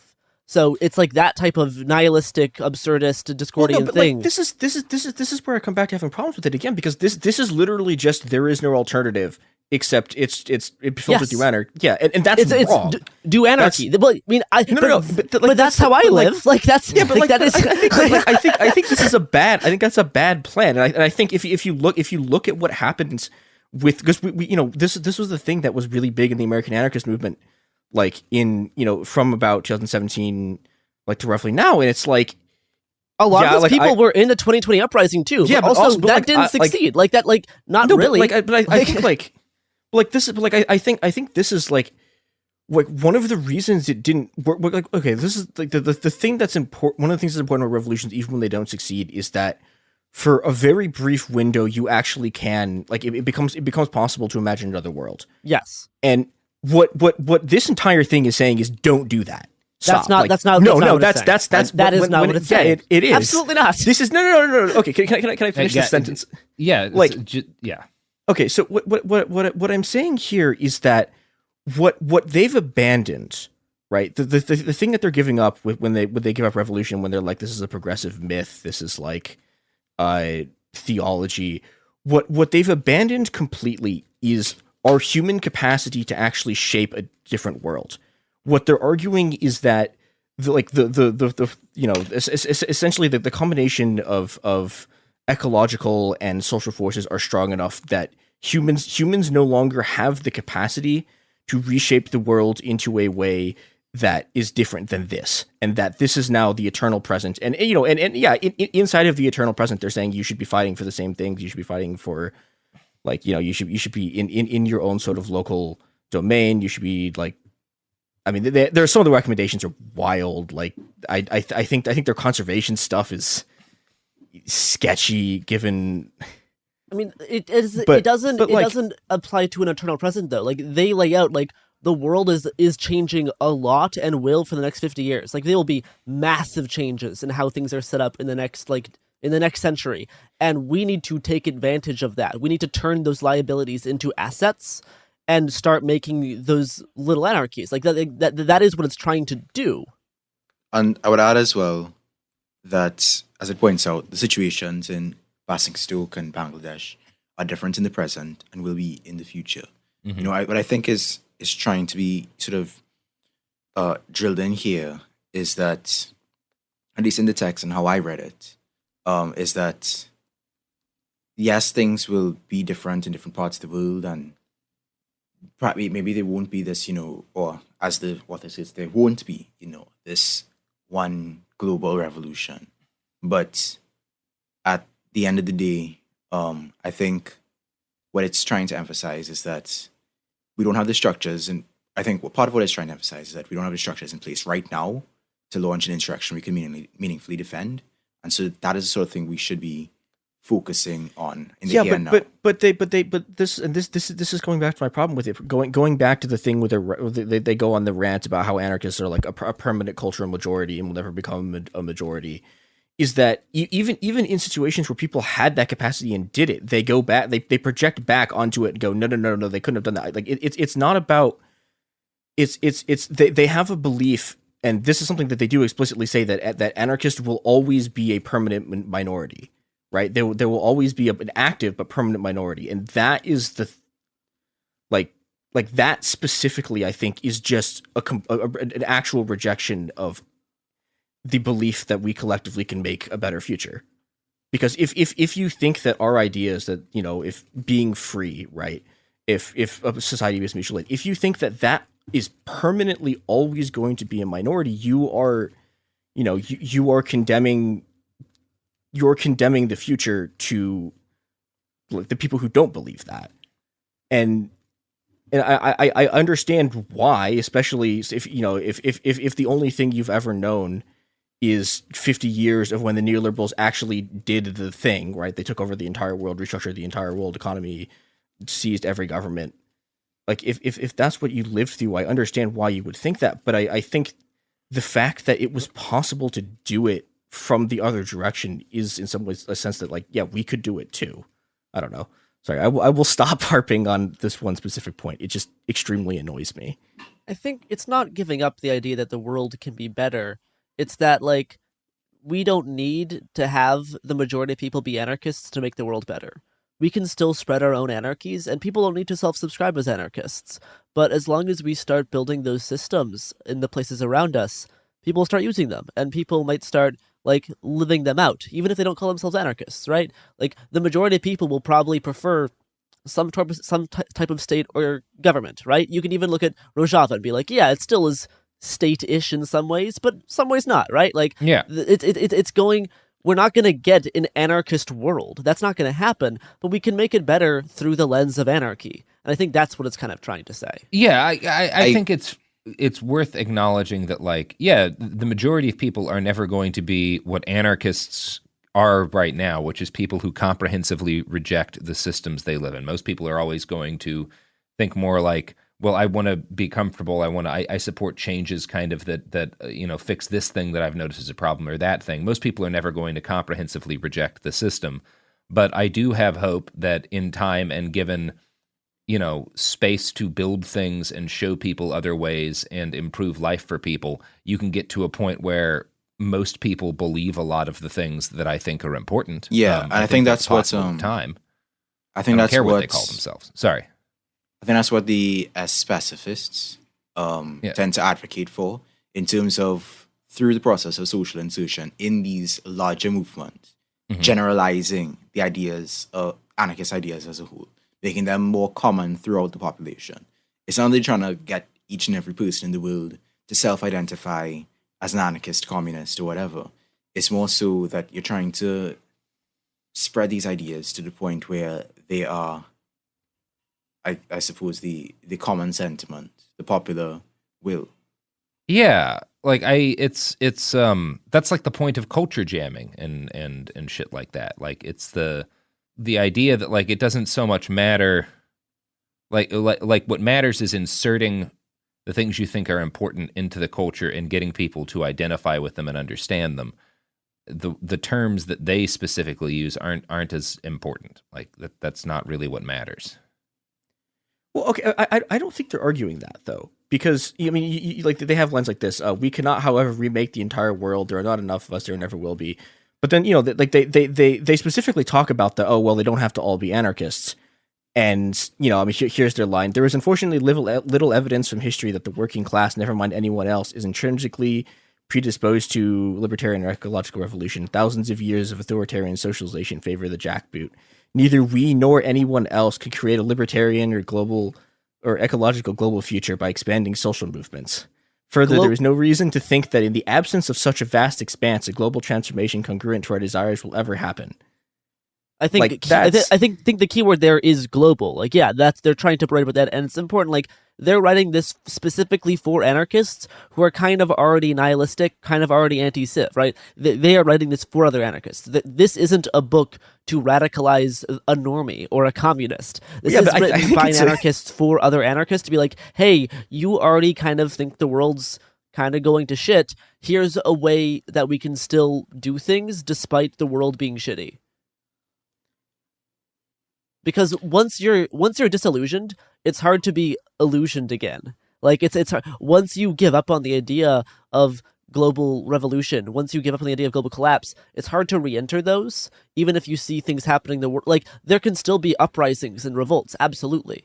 But there is a distinction between uprisings and revolts and like a global revolution, right? And specifically like the Marxist-Leninist sense. And I'd also like to continue the paragraph you were reading from there. We had said that as anarchists, they had said that as anarchists, we are not the seed of the future society in the shell of the old, but merely one of many elements from which the future is forming.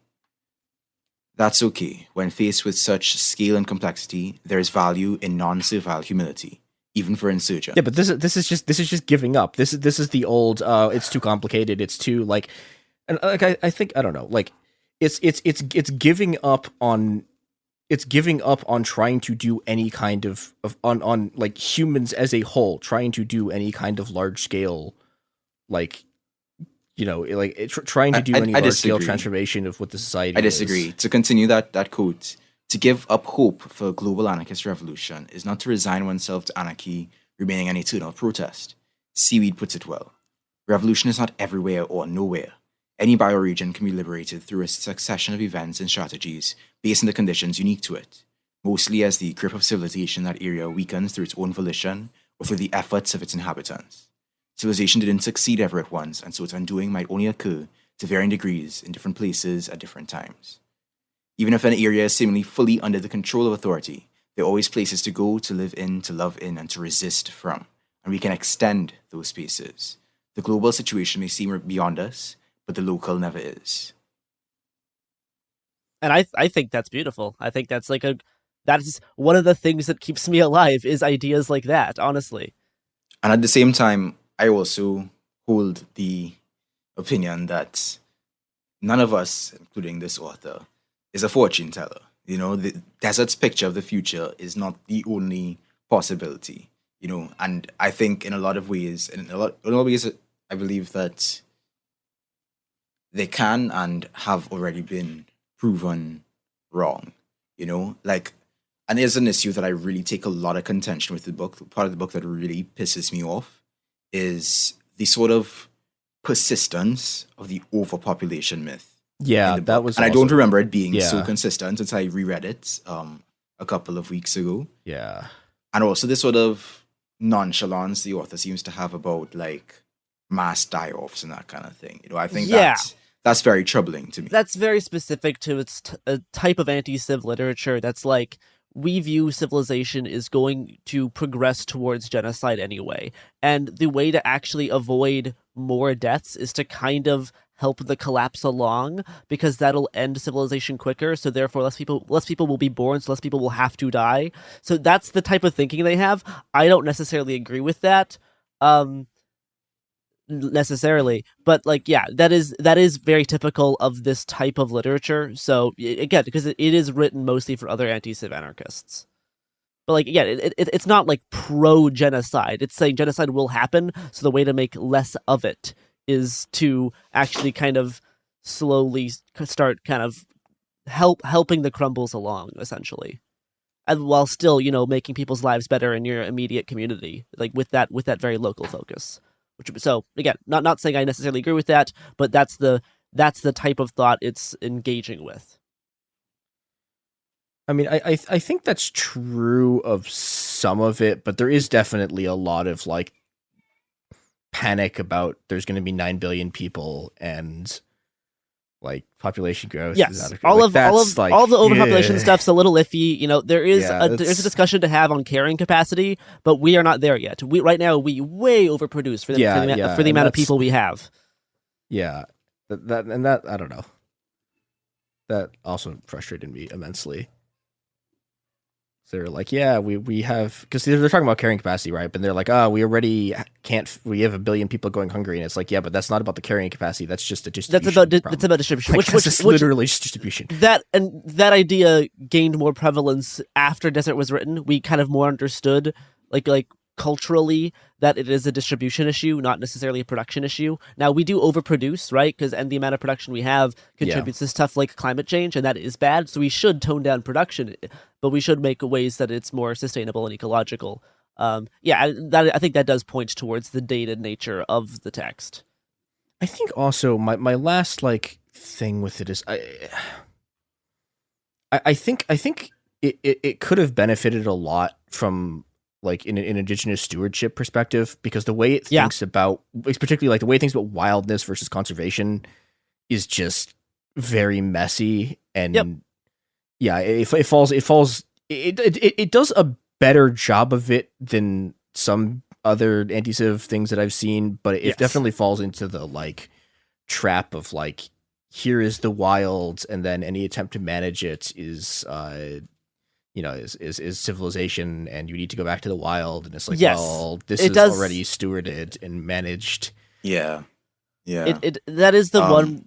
It does fall on that slope of like nature being an other that is sacred, which isn't necessarily a great idea, nor is it really true. Yeah, this is very 2010. very 2010. Yeah. Right. So I think the book is critical of conservation in a sort of binary way, and I agree that an indigenous stewardship perspective was sorely needed. But at the same time, I do think that the way that the book criticizes, or rather just points out, the issue of conservation may have been, or may still be, new for some people. The idea that these sorts of government conservation projects, which sort of preside over this sort of static vision of nature and ecology and stuff that is supposedly threatened by humanity. I think criticizing that approach to nature is good. I mean, this sort of romanticization of the wild that is very typical of anti-civ text and thought is very much anti-civ, but I do believe that people should look, or should rather resist the sort of conservation impulse. As I was rereading it a couple weeks ago, I wanted to know what you guys thought of the section of the book that speaks of the different the idea of 4th and 5th generation war. Oh boy, that's I've heard that has been sort of a controversial approach to analyzing conflict. So I figured I would, as you have been in, actual war zones, Robert, that you might have a thing or two to say. I mean, it's the kind of thing that we should probably cover in detail on, because this is a lot of like William Lind stuff. I think he's the guy who came up with the idea of like 4th generation war, at least, and it's basically it's the idea that warfare today is conducted through a lot of stuff that's not conventional weaponry, right? So stuff like putting bot networks together to like push social division, through social media, or carrying out cyber attacks on infrastructure, disinformation, all of that kind of stuff, which is, I think, accurate. I've been reporting on what you could call fifth generation warfare since 2014. I think to the extent that it's relevant here, I think one thing that people on the left need to acknowledge is that they have been blindsided by the effectiveness that the far right has adapted to the key components of this kind of warfare. And I think nothing is more key than social engineering and disinformation. And they've been much more successful at it over the last, really since 2015, in particular, than the left has, by basically everywhere, by, I think, every single measure of success. And I think this is something we should save in depth for another day. But I think that it is worth acknowledging. This is, and I also think that, and this is again part of a bigger conversation, but we talk about the concept of like culture jamming when we talk about like Operation Mindfuck, which is Discordian idea.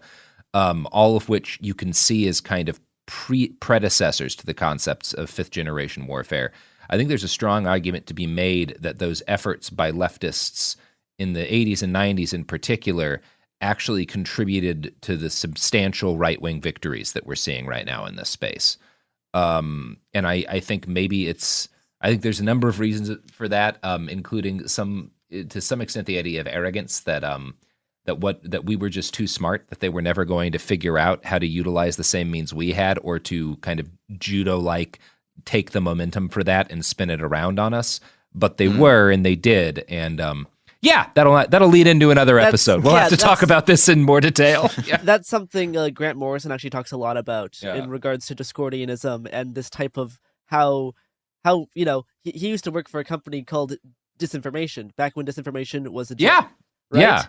And now it's like one of the leading causes of mass death in the world, right? Yeah. So that is something that Morrison talks about a lot in terms of how they did have that arrogance, and now the same forces that they used in hopes of making the world better are now being used to regress the world and make it worse.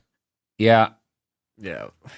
Yeah, I had a big copy of Disinformation on my coffee table when I was 19. I just ordered one. Oh, good. There's some fun essays in there, Garrison. There sure is. All right, that'll probably... I mean, did you have more to say on that, Andrew? Yeah. I just wanted to say that, regardless of the uncertain future, regardless of your stance on Desert's message, however flawed, here now, as the minor birds in Aldous Huxley's Ireland so often repeat, we can and should pay attention to what we can do to support ourselves for whatever outcome, through, projects within the spaces we inhabit. I believe that anarchism can be the seed of the new world. I do believe that we have an impact, a huge impact on society and on politics, and I believe there are still many possibilities for liberty still. Yeah, I do as well. I think that acknowledging, failures both of ideas and of methods doesn't mean giving up hope or ignoring the successes of those same things, which are also present. So I don't know. Stay optimistic. Read something. Doesn't have to be Desert, but just go read a thing. Go read the back of your shampoo bottle. Yeah, back of your shampoo bottle, especially if it's Dr. Bronner's. A lot of good stuff in there. All right. That's going to do it for us this week. Take care. Yeah. For today, at least.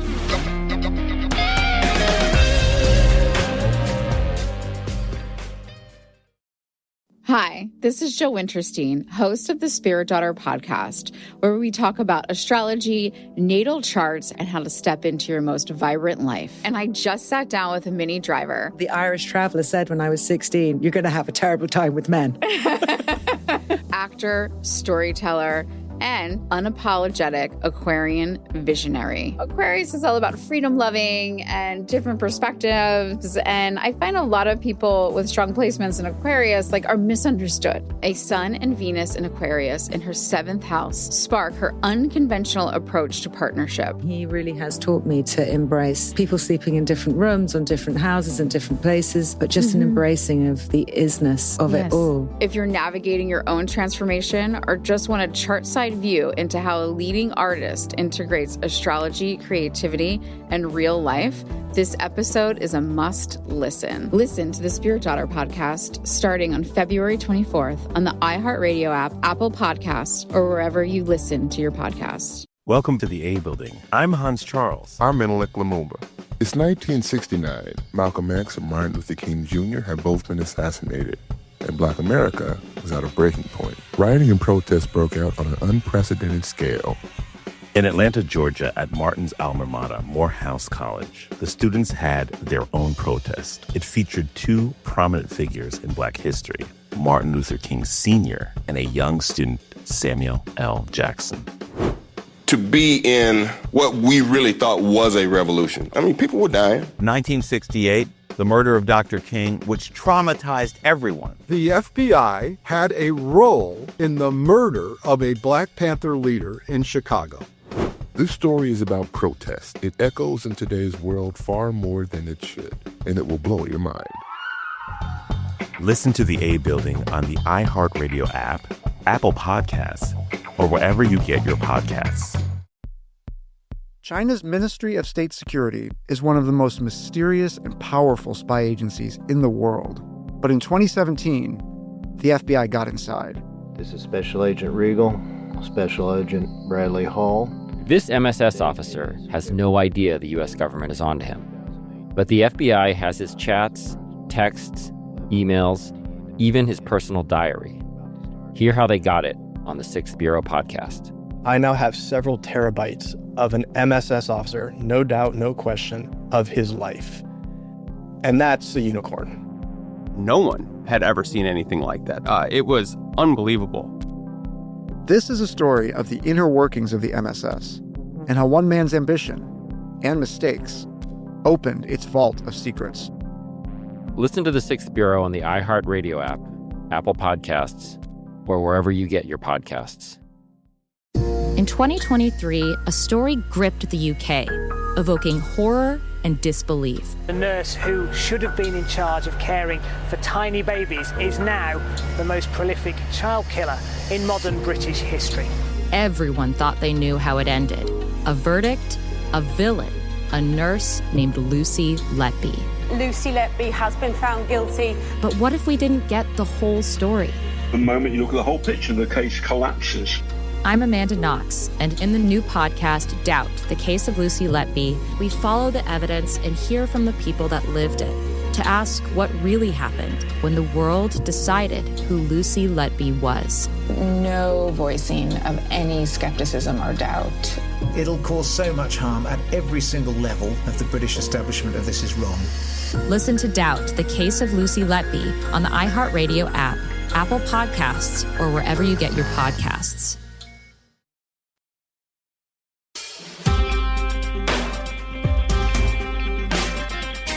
Welcome to It Could Happen Here, the podcast we already recorded, and I messed up, or something happened with the Zoom, and we lost the audio, so now we're recording it again, as is the cycle of life. Thankfully, I'm now on my 10th shot of espresso of the day, and it is 8 p.m., so I'm ready. I'm ready this time. Today, we're going to be doing another one of our chronicles into open source and OSINT style research, or open source verification, and this kind of side of generally, this is kind of a field of like anti-fascist research and journalism. So we're looking at one of these case studies. But today I have someone with me, Alistair from Opossum Press is here to talk about OSINT and this type of research. Hello. Hi. Thank you for being with me again on this call, on this very deja vu experience for us. Yes. I would actually first like to talk about Opossum Press got started as like a collective of people dedicated towards this goal of, surveying the fascist creep.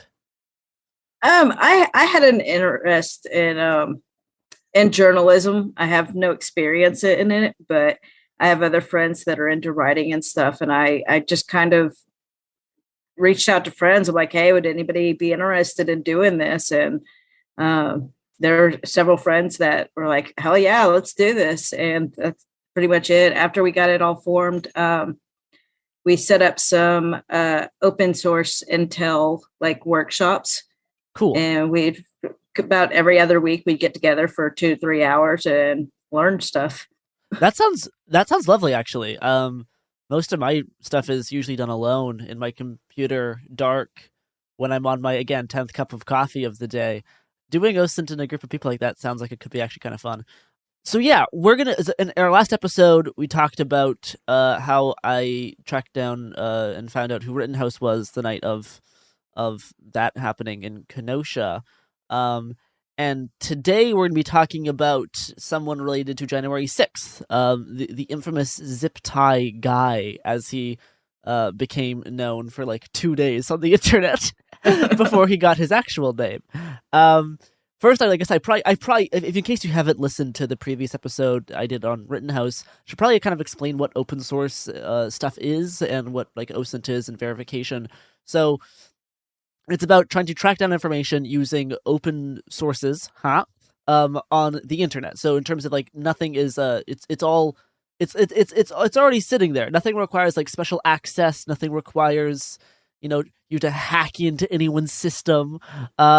It's stuff is just the stuff that's already sitting there. The data, whether that be geographical data, personal data from social media accounts, data from every time you've entered your email into a random website that you maybe didn't know quite what's going on, but you did it.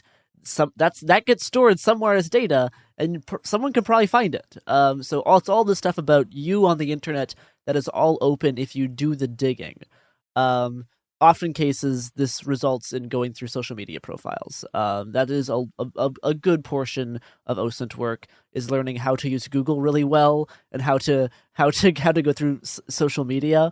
Start using like Google search operators, start using social media tools that help you sort through information, because the information's there.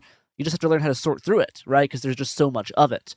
So that's kind of the gist of what open source stuff is. I mean, eventually you can get into stuff like using like Python, using code and scrapers, like all that stuff is there too. But for our purposes, we're going to stick to the more simplistic stuff because this is an audio format, and I'm not going to start explaining Python code on a podcast.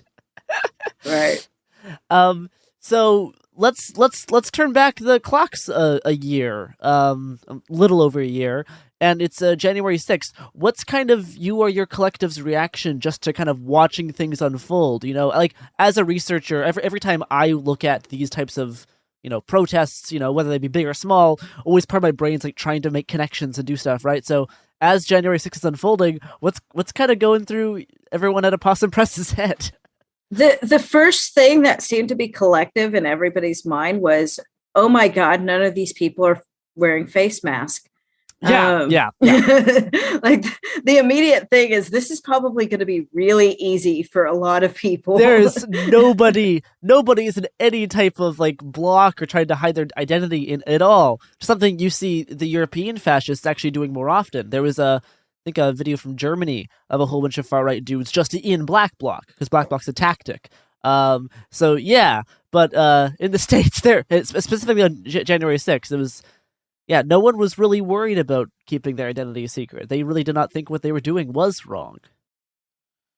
I think the other thing, a lot of us were really angry. Just because, like, we had been like yelling that this was going to happen, screaming it out, like trying to get people to pay attention. And we got blown off so much. I remember just like a few days before, I got in an argument with a Facebook friend. I'm like, people need to be paying attention. Like they're planning something. They're like, oh, it's fine. It's fine. And then, just a few days later, I'm like, oh, is it fine? Like, that is kind of always the curse of surveilling all of these things, whether they be like a specific event or just a movement in general, right? People who are really into QAnon before the libs knew what QAnon was and were warning about it for years before, it resulted in people dying. Right? That's kind of always the curse of these things. You get the mix of the shock and horror of the thing finally happening and a weird relief. It's a very bizarre feeling to watch these things unfold because you're like, oh, I'm vindicated, but it sucks that I'm vindicated. Right. I remember like the December watching all these groups, like it was just filled with dread. Yeah. I knew something was going to happen. I didn't know what was going to happen. And it was just so much anxiety. And then like, it's funny, January 6th, after it happened, like it all went away. I was able to get a decent night's sleep just because I didn't have that buildup of suspense of what is it going to be? What's it going to look like? How bad is it going to be? It kind of had that release. Yeah. Unfortunately, they were all like amateur and didn't know what they were doing. And it wasn't as bad as it could have been. Yeah.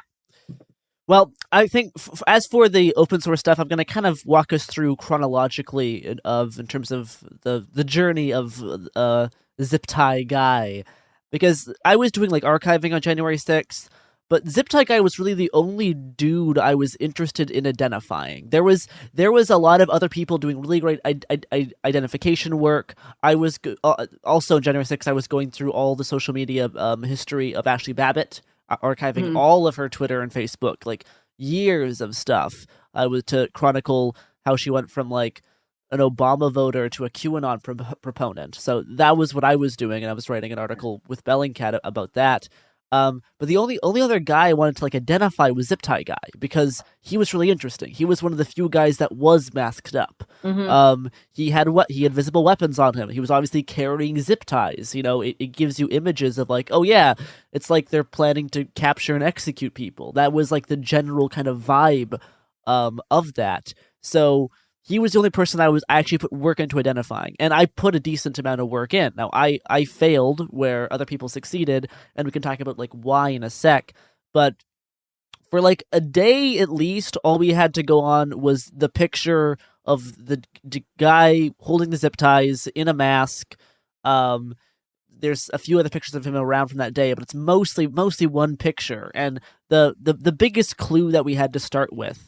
Why don't you explain what the first clue is and how that maybe piqued your interest?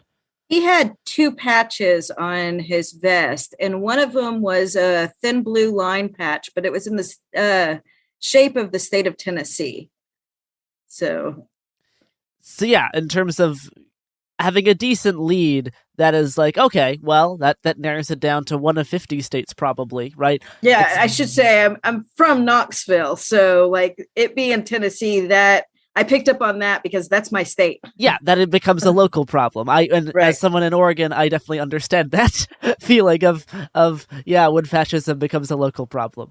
Yeah, so that definitely piqued your interest specifically, but then also gives a really good lead for like where to look, because odds are he's not trying to do a meta thing by tricking us into giving us a false lead. Generally, people don't do that as often in real life as they do in television. But there's still plenty other ways to detect. I mean, I love detecting, and there's enough stuff to do otherwise that making it needlessly complicated is honestly, I'm fine with it not being that. So yeah. We had that to go off initially, so starting looking for like far right activity in Tennessee. Now, I was an outsider, so I didn't really know where to start in terms of specific rallies. But I know you. At what point did you start looking, trying to like go through pictures of specific rallies to try to like match clothing or stuff? I think it was it may have been that day or the day after, is when I started going through the notebooks that I had. Like names of just people we suspected may become problems. And I started looking at their profiles again, and, didn't find anything. In our research that we had already done, we didn't see anything on them. Okay. Yeah, I mean, that was kind of the case for me as well, with just the picture of the zip tie guy with the patch. I mean, it's a lead, but there wasn't tons to go on. But thankfully, thankfully, our good friends at January 6th were giving us more clues because as the Simpsons meme goes, videotaping this crime scene was the best idea we ever had. So January, I think 7th, there was a live stream video that was kind of circulating through like anti-fascist group chats. It was posted like publicly to get everyone's attention on it on January 8th. But for like a day, it was kind of passing through back channels. And throughout in this live stream, which is, there was so many people were live streaming that night. And it is a kind of surreal thing to watch of them. This live stream in particular is a zip tie guy, a few of his friends, I think his mom, and just random people from January 6th all hanging out at a hotel room afterwards. Like it is the night of the 6th, and they're all just hanging out again, totally like no masks. They're in a hotel lobby, no masks, and they're just like hanging out and chilling, like sitting on the couch and chatting for like half an hour. It's one of the weirdest videos to watch. All of the live streams from that night are so surreal because it is like this transitionary period of like after the Capitol attack, but before like people like go down on them, so they don't really know how to behave. They still think what they did was kind of fine, even though at this point, like, I think like 4 or 5 people are dead. But it's so weird to watch them just interact like such normal people in this moment. Like after they did this thing, then they go in this hotel room and they're acting completely normal. So it's just a weird video in general. But what it does have is someone in the same outfit as Zip Tie Guy with no mask on. We actually can see his full face.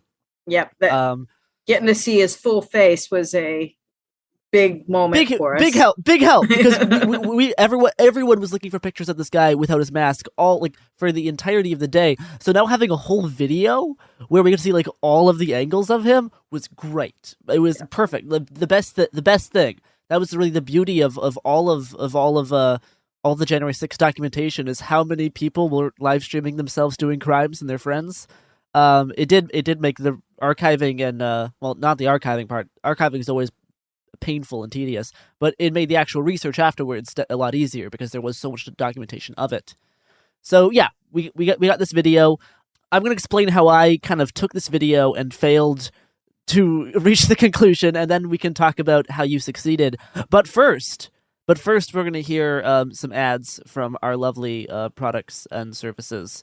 Robert was here for our previous recording that we tried and I failed, and he made some very good jokes and very good segues about how all of our sponsors support insurrection, just like January 6th. And if I try to repeat the jokes, it'll be stupid. So I'm just gonna give you the sense there was a joke, and now you're gonna be left with that dissatisfaction. So, goodbye. Here's some ads. Okay, we're back, and I'm gonna give a extremely brief rundown on how I failed to do. I didn't fail to do research. I did research. I just didn't reach a proper conclusion, and I knew that. So, the other thing about Zip Tie Guy was he had the patch of like the thin blue line in Tennessee, and then then I soon after got the video of his face and interacting with people. And the other thing is, I think the hat he was wearing in the Zip Tie Guy photo was, I think, was tracked back to be our favorite coffee company, Black Rifle Coffee merchandise. It was like what was one of the hats they sell. So me being clever, I'm like, okay, here's this Black Rifle Coffee hat, this patch in Tennessee. I know Black Rifle Coffee is based out of Tennessee. I'm gonna go look through everyone who works for Black Rifle Coffee, which I mean isn't a bad instinct as an outsider. But it did not succeed. But the funny thing is that while looking through all the employees at Black Rifle Coffee, all of them do look identical to Zip Tie Guy. They all characteristics. They all look exactly the same. All their beards, their nose, their forehead, their hair, all of them identical. Every single one of them. To the point where the only way I could tell that it wasn't Zip Tie Guy was being like, okay, no, he has a mole here. He has like a birthmark here. This way, his eye wrinkles are different. So it's like it's going down to the very like fine-tuned facial features because all of their face shapes are like identical. I think there was a point that I had the same instinct. I think I know there's a point that I went through the Black Coffee Rifle, all of their people looking at pictures. I don't know if it was for Eric Munchel or if it was like maybe around the Rittenhouse stuff. I don't know. So that's what I spent my time doing, is going through everybody who works there. But by the time I kind of gave up on that, the identity was already discovered and posted by your team at Opossum Press. So how did you get from the zip tie guy picture, then the archived live stream video of him without a mask to the point where you could say, hey, this is his name? Well, I wasn't even really in contact with, like, we as a group weren't messaging each other trying to figure this out together, but we were, like, it turns out a few of us were working separately. So while I'm going through social media, a friend in Nashville was going through pictures of the protests from there over the summer, and they ended up finding about 5 different pictures, I think. And we knew most of the people in the pictures. There were maybe like 1 or 2 that we did not know. And one was always Eric Munchel. And he's wearing the exact same gear he wore January 6th. Yep. I say Eric Munchel. We didn't know his name yet then. So from there, we went ahead and posted what we had to Twitter. And then we went back to the social media, and I started looking through the profiles that were the people we knew. And sure enough, one of them, Kurt Dennis, had a live stream that was telling the story, the same story that Eric Munchel told in that 30-minute video. And he actually, while telling it, he's like, yeah, my buddy Eric. Great. So at that point, we go to his friends list, and sure enough, he only has one Eric there, and it's Eric Munchel. And there we go to that page and find some of the same gear in the background of the pictures that he has publicly posted. Yeah, he like posted pictures of him in his gear with like guns, and yeah, you can track all of his like facial like birthmarks and stuff. They're all the same. So yeah, you definitely got him. Yeah, their own mistakes. Yes, that's my favorite part. Like they gave us his identity. They often, if not handing themselves to you on a silver platter, they at least have a platter. There's often enough bread. Right, the reason why these things are solved is because there are enough breadcrumbs to follow, and often they kind of leave pretty big chunks of bread. Just the fact that, again, adding to the surreal aspect of that whole live stream video.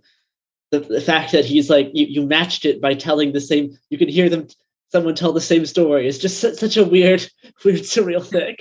Yeah.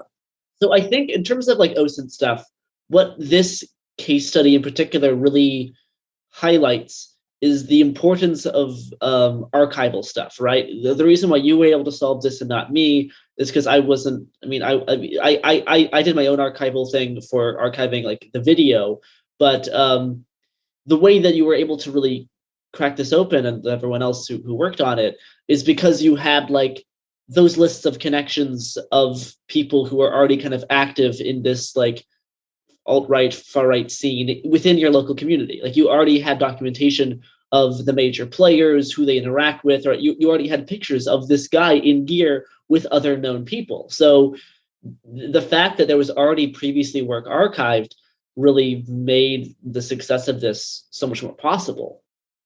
That's what they People's Plaza in Nashville during their protests, they were really big on documenting. They documented everything with the police and any counter protesters. They had professional photographers out there making sure we had good, clear, quality pictures of like everybody on the other side as well, and that definitely helped us a lot.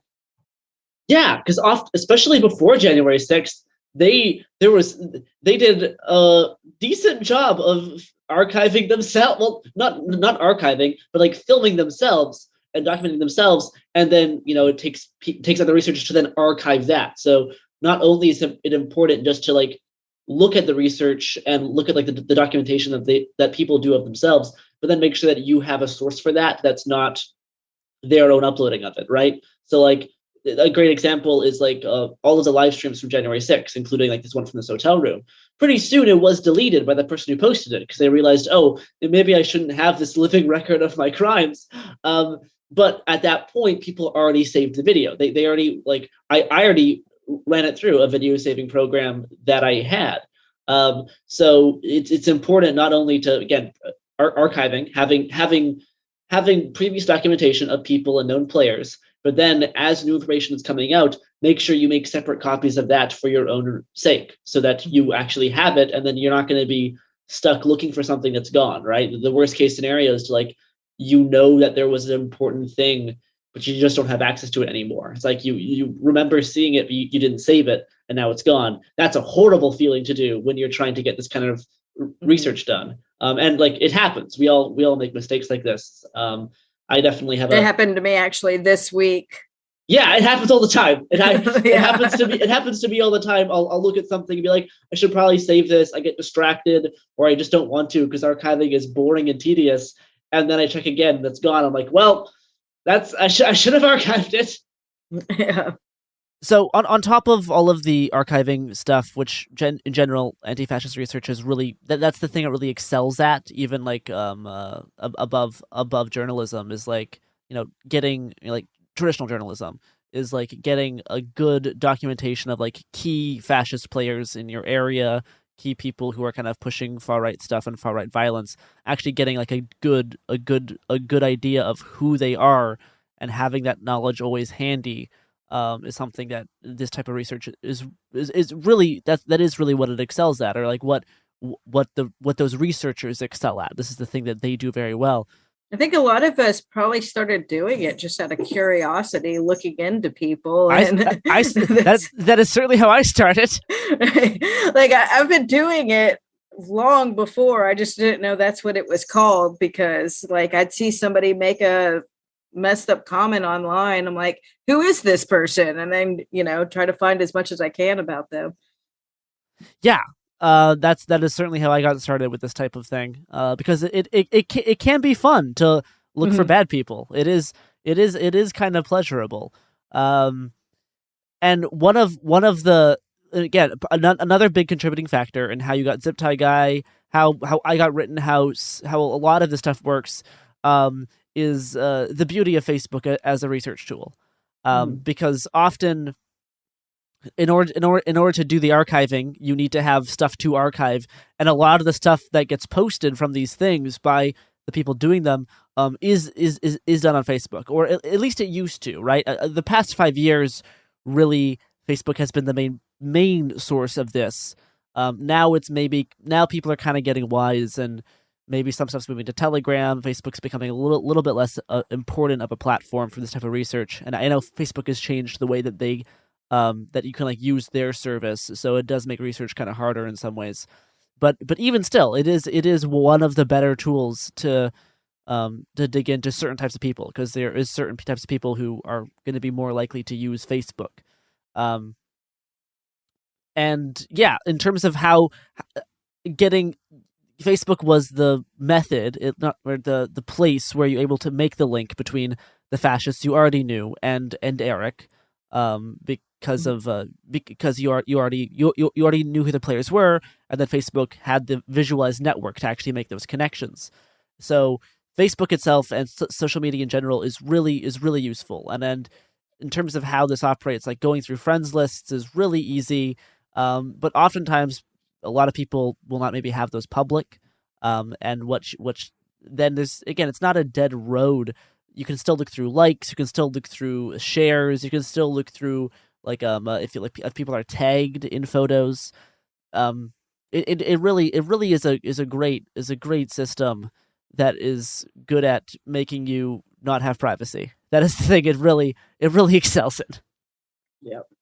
And even if people don't have like an active social media presence per se, it can still be really useful in getting specific names of people, or just having a connection be known. Like this was mostly how I was able to identify all the anonymous riot cops in 2020 when the Portland Police Bureau took took away their badge numbers and names.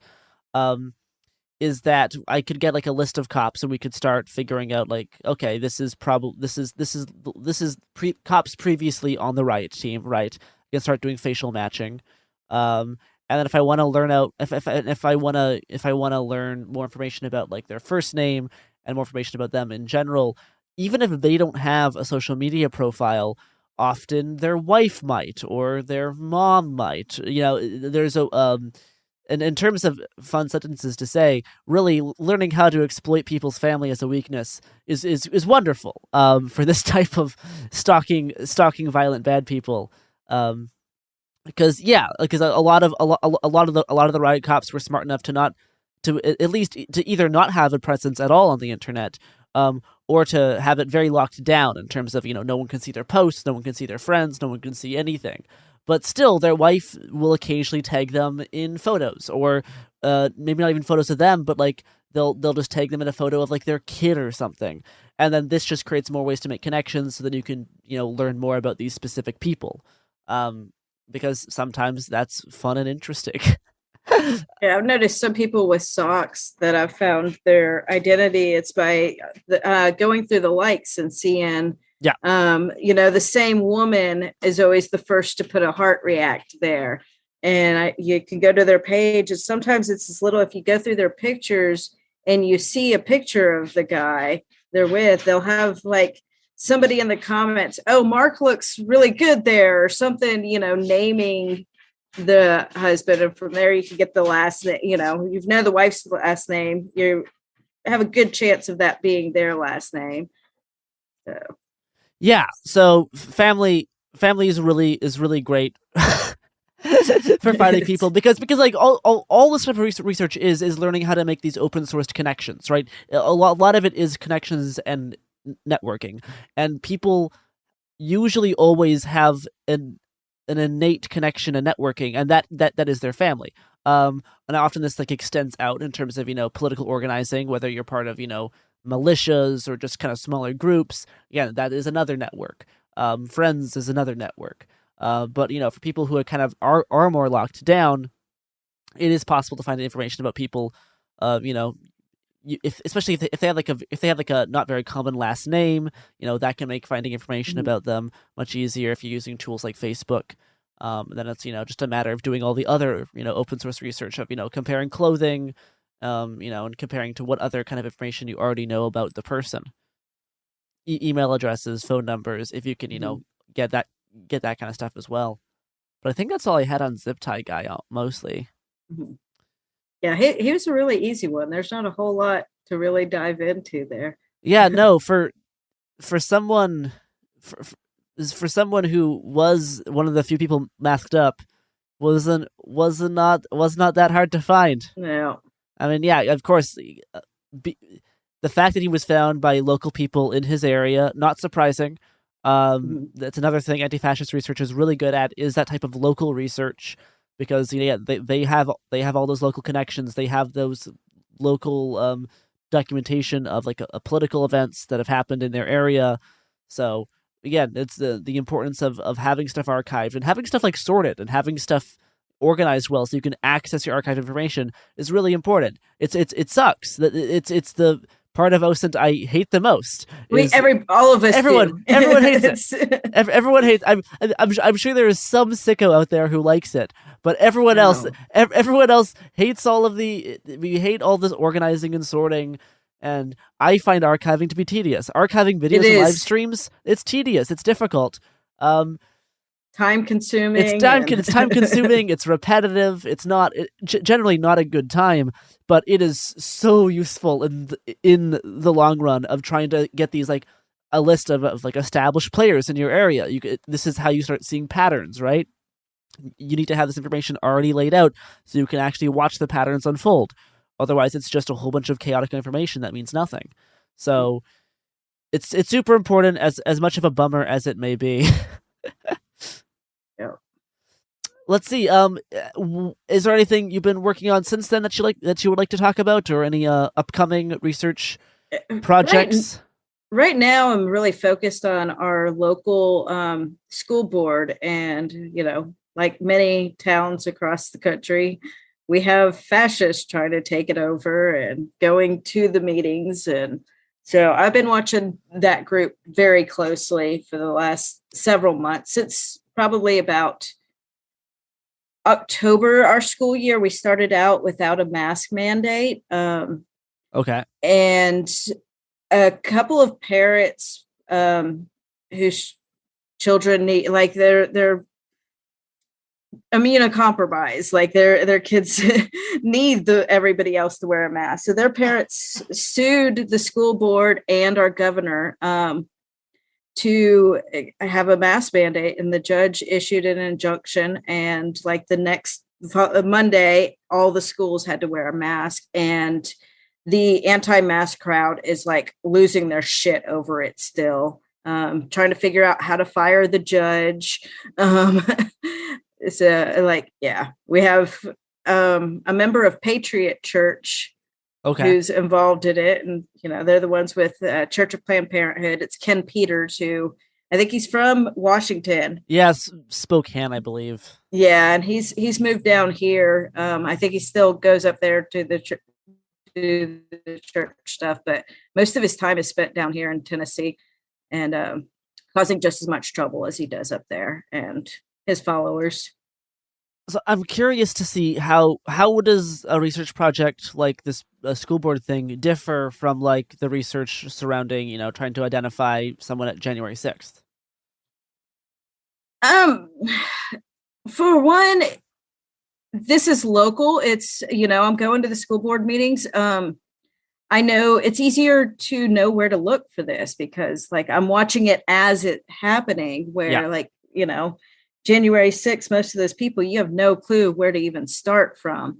So this more now it's monitoring and documenting as we, figure out who these people are, like linking Telegram names with Facebook names and all of that. So I guess now it's more record keeping and getting that documentation done early. So when one of them goes too far, we have it ready. I mean, that's the sad part where it's like you're watching inevitability almost. That's also how like January 6th works, right? We were able to identify these people because there was a lot of documentation of a lot of major players already, right? So a lot of the work in between these big protests and events is the slow, tedious documentation because we have to do it now so that it's useful later. That's a big part of research is like, trying to spot potential, issues and archiving it. And then if the issue ever becomes a bigger issue, you already have information on it, right? Whether that be, watching someone online who you might think watching someone who's like a Nazi who you might be worried that like they're posting plans about how to kill people. You're like, okay, should probably look into this dude because he's doing this in case he does something in the future. That is kind of it sucks because you're watching this thing where you feel kind of helpless, but that documenting it is worthwhile. It's the same thing where like you don't want to be vindicated, but if it does happen, it's better to be prepared. Right. Because I don't think people realize like how much anti-fascist research, how much of this type of like OSINT stuff, like my journalism, like most of the work that you put into it is never seen. Even if you do complete investigations, sometimes by the end you're like, it's getting them out in enough time for them to be useful. Sometimes isn't even worth it. So a lot of it is writing stuff and doing research that never actually sees the light of day for a long, long time. Right. With Eric Munchell, we had like probably 20 people we had on our list too, and he wasn't even one of them. So you do all this, and like on one hand, it almost felt in a moment like all of that we did was really for nothing, but no, it did lead to him, it did lead, and even when you do find the correct answer, sometimes could via circumstances, it's not something you need to post about immediately. Sometimes it's worth just hanging on to, and not being super public about every horrible thing you find.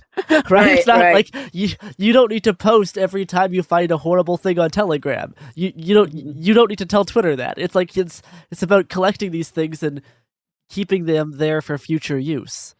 Right. Well, thank you so much for coming on to talk with me again. After already discussing mostly the same things. Where can people follow your stuff online? We're on Twitter at Opossum Press. Really easy. Yeah. Yeah. We're on Facebook. We don't actually do much on Facebook though. As we've discussed now, you probably shouldn't. Facebook's not, I mean, like, in a lot of ways, a lot of like fascist organizing that used to be done in primarily like Facebook groups, or just even just like through like incidental organizing through like posting and cross posting. A lot of that has been moved over to Telegram at this point. Telegram is kind of the new main nexus, whereas Facebook, in like the days of the early alt-right, Facebook was a pretty big nexus for like the more normies, right? It's there is actual like fascist forums that were doing organizing. But as a place for, again, like a lot of people in January 6th who didn't really know what they were doing was wrong. They were mostly, Make America Great Again people or QAnon people. A good portion of, like, most of them were not, swastika waving Nazis. They may agree with fascist ideas, but they don't self-describe as Nazis. So like, but we're even seeing after January 6th with, Facebook like cracking down on these groups, other platforms like Parler going offline, a lot of these normies themselves are even migrating onto Telegram. So, Facebook used to be a really great research tool, and I'm using it less and less often now, unfortunately, because I mean, it really did have a lot of strong suits. Telegram does have its own strong suits, but it's still different. I think the normies moving to Telegram is troubling, though, because the Nazis are having a way easier time. That is the obvious thing. Now that those groups are in closer proximity, it's easier for one to seep into the other. Whereas before, there was more of that distinction. Yes, that is a worrying thing that I believe we've talked about before, and we'll talk about again in the future, in terms of having this like fascist milieu or cultic milieu of a place where the amount of overlap between your uncle who's a regular conservative and a member of Atomwaffen, or someone who wishes they were a member of Atomwaffen is very small. It's a very they are very close together. Yep. Well, thank you for talking about all of these things on our second OSINT case study episode. I guess big takeaways is archiving is great. Archive live streams, archive things, because it's better to have them and not use them than not have them and need them. And then archiving and documenting local fascists is really great, even for things beyond your locality, like in January 6th. Yep. So those are my main takeaways from this, and also everyone at Black Rifle Coffee, they all look like everyone at J6. All of them do. They do. All right. That does it for us. Thank you so much. You can follow them at Opossum Press. Goodbye, everybody. Bye.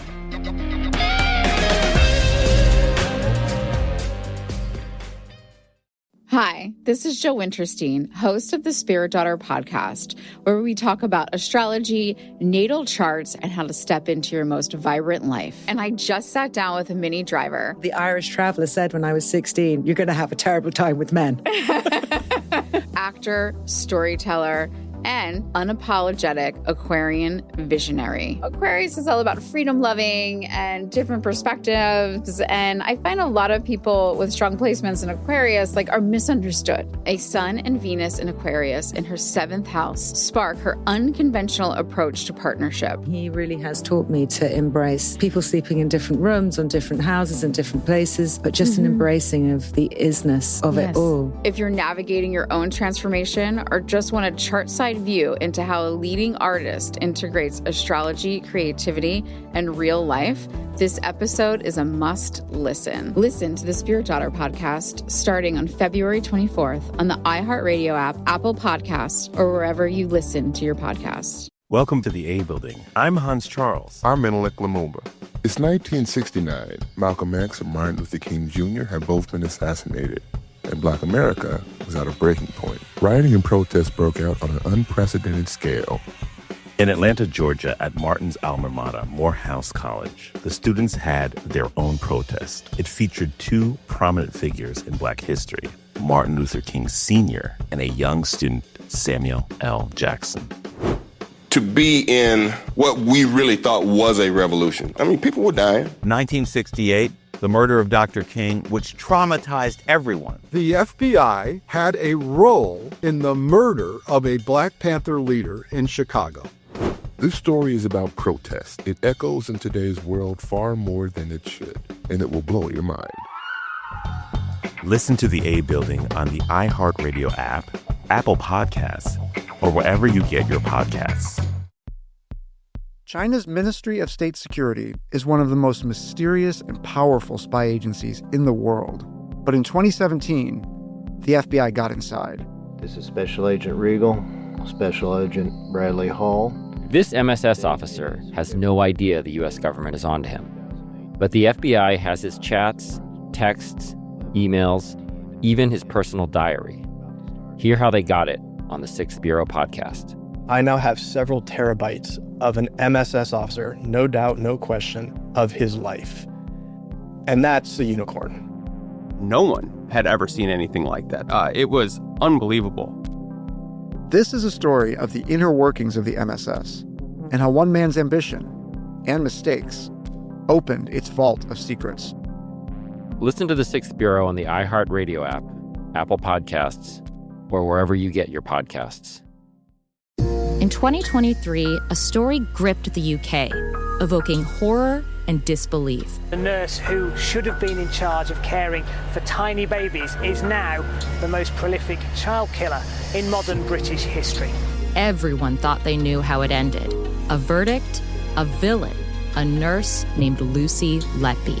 Lucy Letby has been found guilty. But what if we didn't get the whole story? The moment you look at the whole picture, the case collapses.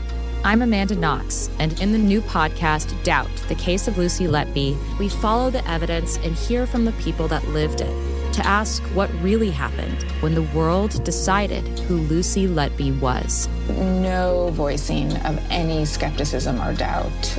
It'll cause so much harm at every single level of the British establishment of this is wrong. Listen to Doubt, the Case of Lucy Letby on the iHeartRadio app, Apple Podcasts, or wherever you get your podcasts.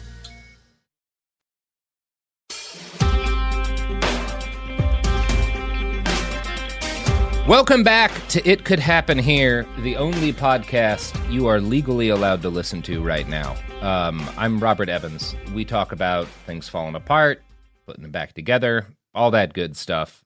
With me, as is like 70% of the time, is my co-host, Garrison Davis. Garrison, how are you doing today? I'm doing great. This is early for you. Yeah, they had to drag me out of bed, but I made it. Just and I'm excited to talk about a hair after topic. 3. A hair Okay. After 3. I have my second coffee already, so yeah. Our topic is gun culture, and to discuss gun culture with me and a number of aspects of it, including how to maybe make a better one, is Carl Casarda from In Range TV. Carl, welcome to the program. Hey, thanks for having me. I'm really stoked to be here, and it's a topic, as you can imagine, with my work on In Range TV is near and dear to my heart because it's a challenging one. We've got a lot of great things in this community and a lot of challenges too. Yeah, Gun YouTube has gone some really interesting places in the last, really, it feels like most of the growth happened like the last 5-6 years. Like there's been a real significant increase in, I feel like there's been like a wave. I feel like there's generations of Gun Tube. There's like Gen 1, Gen 2, Gen 3, and there. Yeah, you had FPS Russian back in the day and stuff. Totally, and so there's a whole thing there. There's generations of what was addressed in the conversation and the cultural significance as well as the gear impact. I think we've got different kind of generations of it. Yeah. And I think the stuff, obviously, when aspects of Gun YouTube go viral, it tends to be stuff that's like particularly problematic. But in my experience, most of it is just dudes shooting stuff to see what happens or, trying out different guns and stuff. Like it is mostly, if you're someone who, believes in the right to bear arms, it's mostly pretty much just like people trying out guns and stuff with guns. Yeah. Yeah, when things go viral, it's like my experience with that. There's a number of reasons. Right? One is that it's particularly gross. Someone does something or says something fucked up. Somebody's out there dressed as a Rhodesian, Right, stuff like that. That tends to push the buttons. But most of the time, the stuff that gets the largest volume of viewership are quite honestly more banal. It's things like a 50 caliber AK exploding, or shooting a gallon, a 55 gallon drum of gas. That kind of stuff is that stuff that appeals to people that aren't just gun people. So they're like, oh, I want to see shit explode. So let me click on it. Well, one of my favorite things is to look at videos of people destroying Safe Life vests. Yeah, is one of my favorite ways to watch gun YouTube. But I guess this is probably we'll probably talk about this as the episode goes on. But once you watch enough of those from like one channel, you'll get to a video when they fantasize about like shooting Antifa or something, and you're like, okay, well, that's just the way it goes sometimes. And it is, the thing that the first time I became aware of like online gun culture was a site that's still really near and dear to my heart. I'm sure you're familiar with it, Carl, The Box of Truth. And it was like, and I think this like 15 years ago or something like that is when I started reading their stuff. And it's just like some kind of Bubba-y dudes in Texas who will try out like, hey, there's a myth that this specific round in Korea got stopped by people who were wearing multiple layers of like clothing in the cold. Can winter clothing stop this bullet? And they would mock up the clothing on like a target and they would shoot it. Or like, how many books does it take? Like if you have a full backpack, how many books would it take to stop a round of 9mm? It's all very much like practical, hey, people, say this works this way or this works that way. Well, let's go out and shoot some stuff and test how it works. And I think was like, it is, as you said, the kind of thing, I think even if you don't own guns, you might find interesting just because like a lot of it is dealing with, here's things you've seen in Hollywood, what actually happens. So I do think like fundamentally there's always going to be a place for that kind of content because it's not just like stuff that people who like guns are interested in. It's just stuff that has kind of objective value. You're trying to expand what people's understanding of things. Yeah, I call that gee whiz content. It's like gee whiz, what happens if, right? Yeah. And so on InRange, the closest equivalent to that, which are the videos that get the most views, are somewhat now infamous mud tests. Mm-hmm. And it started off 6 years ago, and it was gee whiz, let's go do this. And of course, there's this long-standing lore everywhere outside of the gun community and in it about the AKM being this indestructible unicorn you ride into combat that no matter what happens to it, it fires, and the AR-15 being this fragile piece of shit. And in our mud test, of which we've now done multiple of it, while initially it was just gee whiz, over time in aggregate, it turned out to actually have really interesting data points in that the AK doesn't do well in mud and the AR excels in mud, which is completely against the lore about Vietnam, which is a different problem. But that kind of thing extends beyond the gun community because people are like, guns in mud, what happens? It's gee whiz, it's Mythbusters kind of stuff. Yeah. And I think, but it's interesting how you can learn from it. Yeah, and I think one of the problems that is, we could say like is an issue on gun YouTube, and one of the things that has become an issue this isn't just within the gun culture, it's everywhere, is that like if you're into that stuff and if you're coming into it like I want to see people do this gee whiz stuff, or I just want to see reviews of different guns because I might be buying one, Google's algorithm is going to feed you a lot of stuff, and some of that stuff is going to be people who are preparing to like shoot folks at protests and are filming videos about that and stuff, and that it has this radicalizing effect on a lot of people, and it also has this kind of radicalizing effect on content where, most political stuff you see isn't kind of that overt, but it does, if somebody has a video where they're being more explicitly political outside of, arguing in favor of gun rights, but if they're getting kind of political in a broader sense, and that does really well, the way that content works is other people might be like, oh, well, folks want me to do a political video. Folks want me to talk about, I don't know,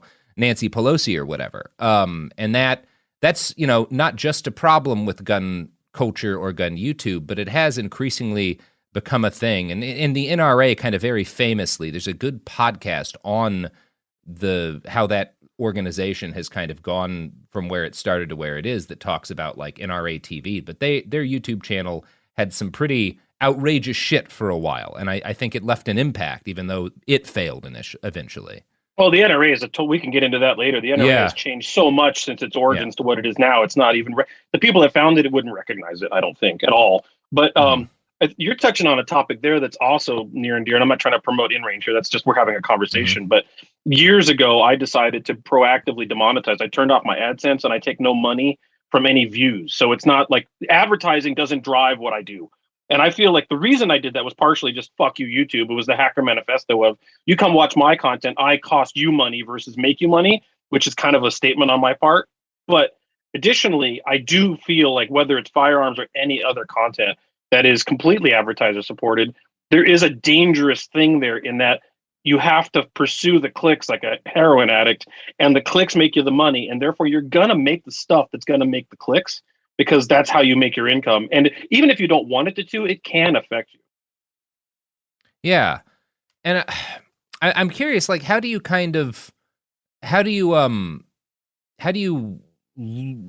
approach sort of dealing in this space where it is so easy for things to become politicized? Like, is that a kind of thing that you have to be consciously sort of picking your battles, I guess? I'm just kind of interested in how you, because you definitely have been more open about having kind of more on the left libertarian side of things, politics, than a lot of people talk about in that space. How do you decide kind of what is worth inserting and what is worth kind of just, no one needs to hear that within this context? Oh yeah, I don't think that's an easy thing to answer, right? It's hard. Like, there's a lot of landmines, but when introspectively, for me, the answer for me at least was, I'm just going to come to this content as my honest self. Like, if I'm just going to produce what I want to produce, and since I don't have to worry about advertising dollars, I'm just going to make the shit I want to make. And as a result, I guess it's sometimes considered an alternative voice, but I don't think it really is. I think that the loudmouths have made it sound like there's only one voice in this community, but there isn't. And so by just being legitimate and honest and being me, there's turned out to be a lot of groundswell, if you want to use grassroots type people out there that want to hear something that's not just evangelical American Taliban. So, but in terms of where to put your foot on what landmine, I guess for me, my decision has been to do topics that have been intentionally ignored that shouldn't have been. Like, I've done a bunch of videos about the confluence of civil rights and firearms ownership, which there's a lot of it. And it's really amazing how much there is, and no one talks about it. Yeah. I mean, we've chatted about that a little bit in some of our episodes. It was like 1919 when there were all those like race riots around the country, or even if you're looking at like the post-construction period, there's a history both of like gun control being used for racist purposes, but also just of communities arming themselves, black communities arming themselves, that is woefully undertold. Although people are starting to deal with it more, thankfully. I'm kind of interested in talking to you about sort of the culture jamming aspect of, we have this huge gun culture. Aspects of it are very toxic and becoming politicized in a way that is aggressive. How do we have a positive influence and kind of hopefully pull things back? Because I do think within kind of the issue of gun rights, there's actually more possibility for people to sort of come together and reach an accord than there is on something like abortion. And I think a lot of that conversation is going to start in spaces like the one you inhabit.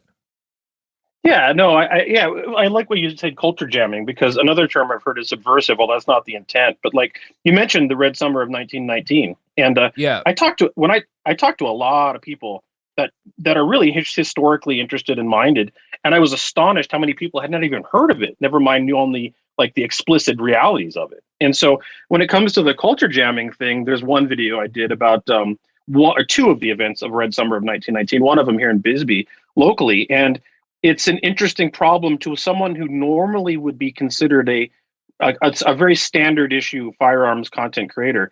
In that particular Red Summer 1919 episode, it turned into the local police attempting to disarm the 10th Cavalry soldiers who are military soldiers in Bisbee on recreation. And so you've got this interesting cognitive dissonance. Do I support the cops that a lot of firearms people are like just blindly support, or do I support the military, which a lot of firearms people blindly support, when both of them converge and it's a racist agenda in it?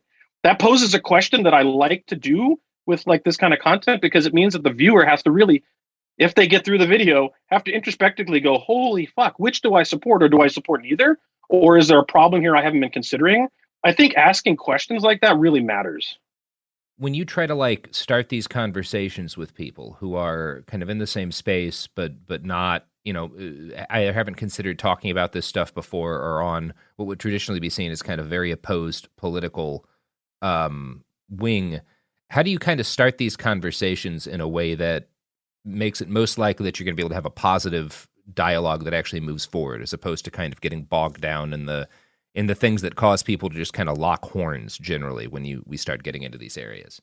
Yeah, I don't know. It's totally possible. You're going to have that problem no matter what, right? I'm sure you see that with your work for sure. Absolutely, yeah. When you take an honest approach to history and just be like, here's the facts, there's going to be people that are just going to be completely resistant to that. They're not going to take it. But I think the best way to do that is to just be that honest approach to it. Like, one of the things that I think we do with firearms content, gear is cool, tech is cool, guns are neat, they're fun. I enjoy shooting with guns. I like the sport of it. I like going to competitions.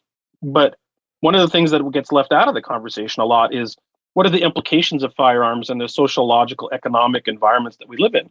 And I think that's one of the things that doesn't get talked about. And so if we talk about it fairly, and also tend to, I think it's hard to do, but have people from all sides of this perspective, as long as they're not completely dangerous and toxic, being part of the conversation, we can have a better middle ground. That's the hard part. Like, so being inclusive, ironically, even of views that aren't necessarily your own, as long as the person you're dealing with isn't. My line is, if you're actively supporting bigotry or the harm of other people, there's a no-go. We're done. But if we have different views, but we realize that that's not the intent, then we should have a conversation. I think that that's a big difference.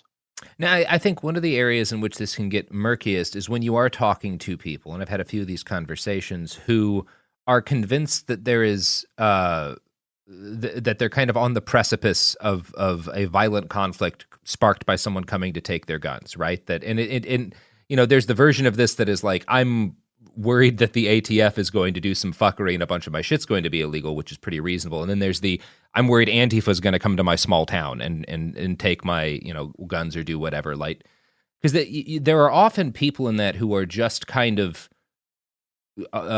tragically misinformed and radicalized in a way that they're not so much eager to harm people as they are just like broken and frightened because of the things that have been fed to them. Do you have any kind of best practices when it comes to sort of approaching those conversations and trying to improve the information those people are getting? I guess for me in that regard, what I hear when I see people like that, and I think all of us have those people in our world, whether it's your aunt or your uncle or a friend, right? Like, we've seen that over the last couple of years for sure. I think the best thing you can do there for me, and again, I'm just talking to my approach, is break the echo chamber if you can. And so the echo chamber is the problem. When we suck from the fire hose of only one source, like nonstop, that's going to be dangerous. That's the kind of stuff that pollutes your mind to the point where you can't think outside of that box. So like being more inclusive, and that word is kind of a trigger word, a catchphrase, but being legitimately more inclusive and presenting a lot of different diversity that really is part of the firearms community can in some circumstances break the echo chamber. Like, I'm really happy with this one project on the channel where I'm working with Annette Evans about specifically a female or woman's approach to self-defense with firearms. And you don't really see that. You'll see like channels that are only for women, and you'll see like all the majority of gun channels that are only for gun fascinated dudes. But like, throwing that into the mix, there's going to be some subset of people that will click in and watch it out of that gee whiz level. And that kind of stuff can break a paradigm in terms of, well, I never thought of that or never looked at it from that perspective. And at least that's what I think is the right answer is do your best to make sure you're approachable and try to break the echo chamber. Yeah, that makes that makes a lot of sense. I think the other side of this is also worth talking about, because we've kind of been focused on how do you break the echo chamber? How do you get people who are, in the gun culture on the right to be more open-minded? The other side of this is you have a lot of people who are kind of liberals or on the left who have a really reflexively negative opinion to a reaction to the very idea of gun ownership or gun rights, and have these, you will generally see there's a mix of people who can come to it from a very reasonable and argued point, and a mix of people who are just going to, like, in the same way that folks on the right do, throw out a handful of quotes that they've seen on memes that they can use to kind of, shut down debate. How do you do you have a lot of those conversations where you're kind of trying to make people at least more open to, because this is something my work has dealt with a lot, is kind of trying to sit down to like, I get why you don't think these things should be legal. Obviously, I see the same mass shooting news that you do. There's a problem, a deep problem with guns in this country. I don't deny that. But like, let's also talk about the idea that the state should have an absolute monopoly on the ability to do violence. Let's talk about the ability of marginalized groups to defend themselves. Let's talk about the history of gun control and how it is, there's a lot of conversations that kind of get wrapped up in that. I'm wondering, do you have thoughts in terms of like how to kind of broach those and progressive avenues to go down to when you're having that side of the conversation? It's totally interesting. I feel like, and I'm curious what you think about this from your work as well. I feel like for good reasons, over the last couple of years, more than a couple of years, I think I've seen, maybe it's just my own echo chamber, I've seen a lot of people on that side of the political spectrum coming more and more around to being pro-gun. Yeah, I mean, then the statistics back that up. Support of gun control in the United States is the lowest it's been in quite a while. It's that there's that joke on that side of the political fence about you go far enough left, you get your guns back, right? But I think there's been a real wake up call for a lot of people that used to be very much vehemently against the idea with some of the stuff they saw and went, whoa, these aren't going away.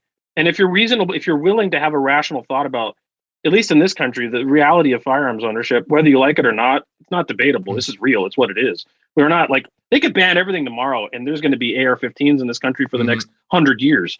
So that ain't going to change. So with that realization, maybe the better idea, which I think is with all technology, is instead of being afraid of it, is to actually learn about it and understand it. Whether you want it or not, it's up to you. But like learning and understanding it is at least a step further forward than just complete abject fear.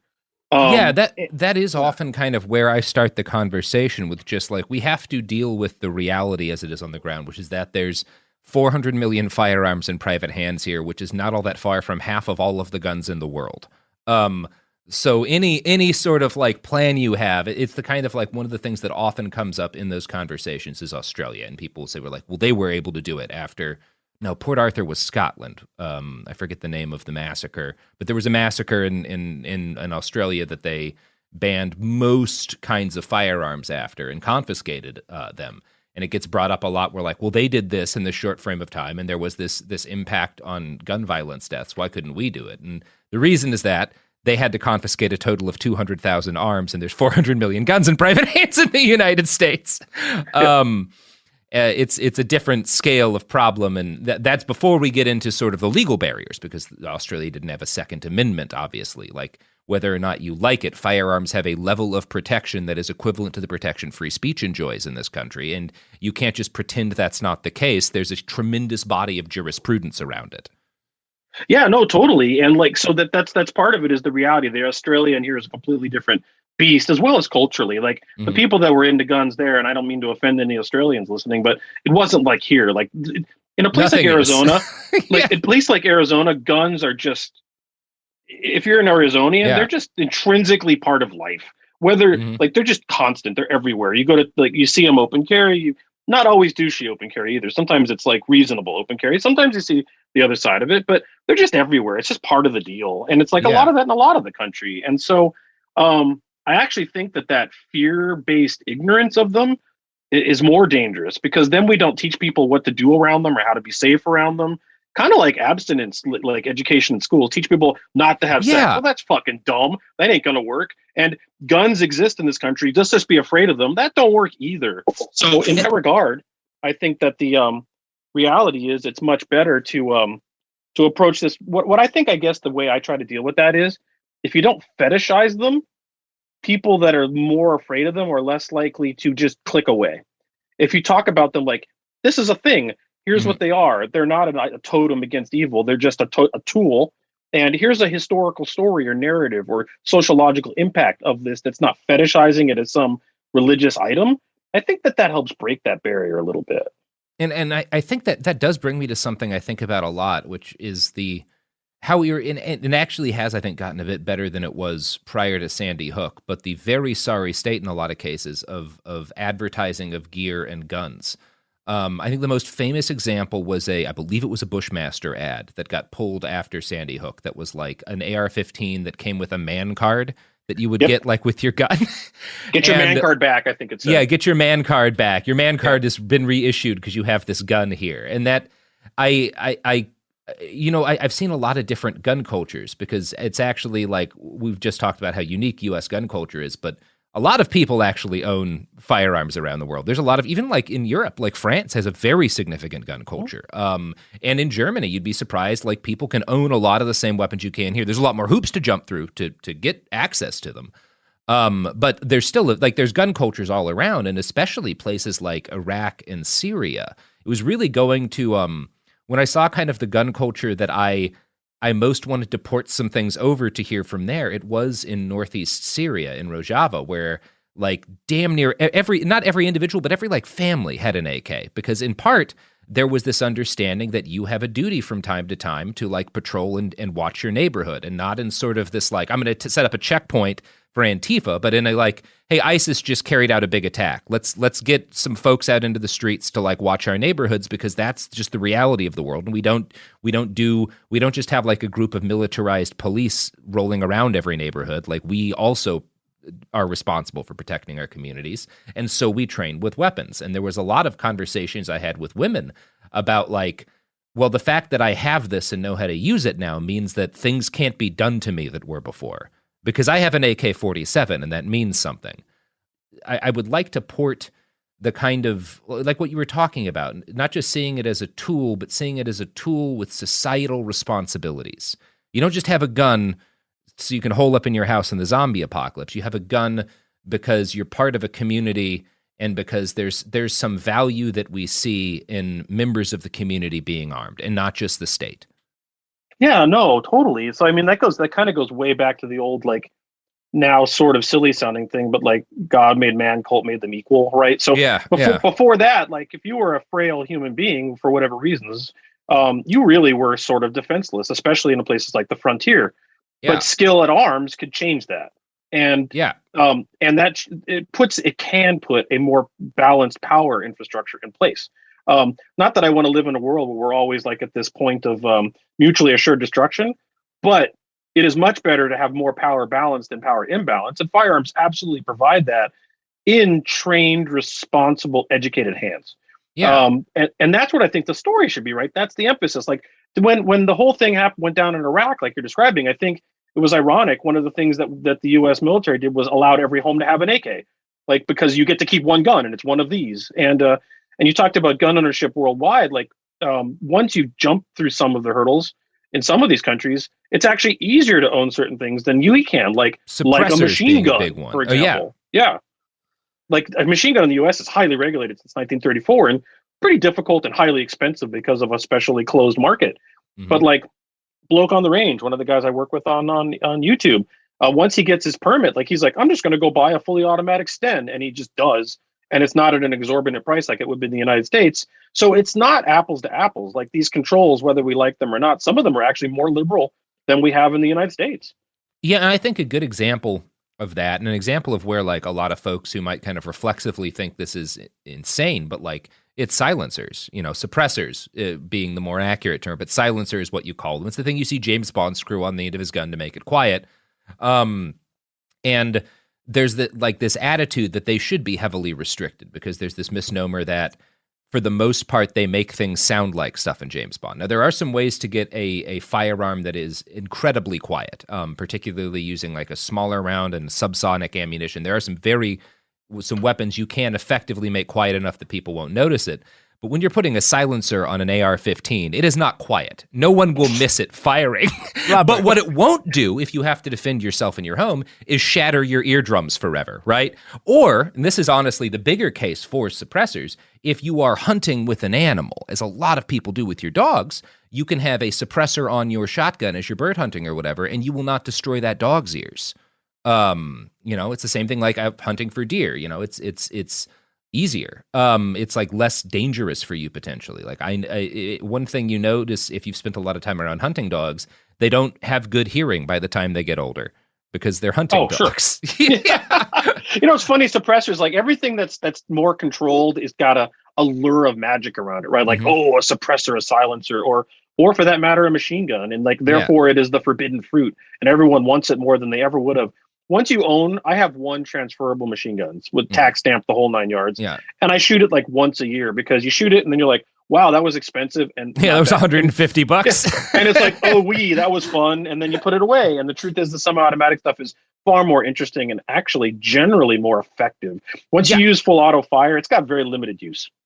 Fully there is, like, if we again are being complete, there's one mass shooting I can think of where a fully automatic weapon made the shooter more dangerous, and it was the Las Vegas shooting, because he was in a set fixed position.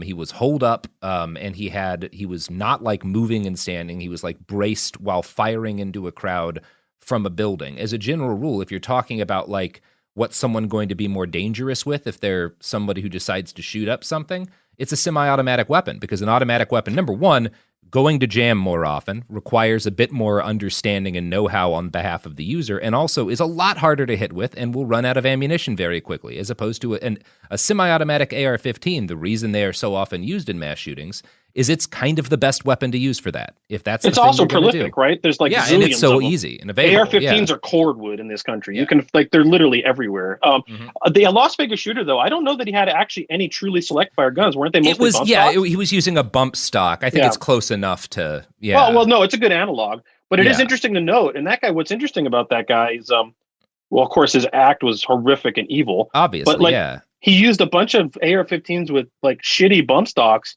And he had planned something like this for years, apparently. Yeah, and he had tannerite in the setup too, which is no one knows. I mean, as we know, no one currently. I don't know anyone knows what his motivation was. At least it hasn't been released. But he had been planning something like this for a very long time. Yeah.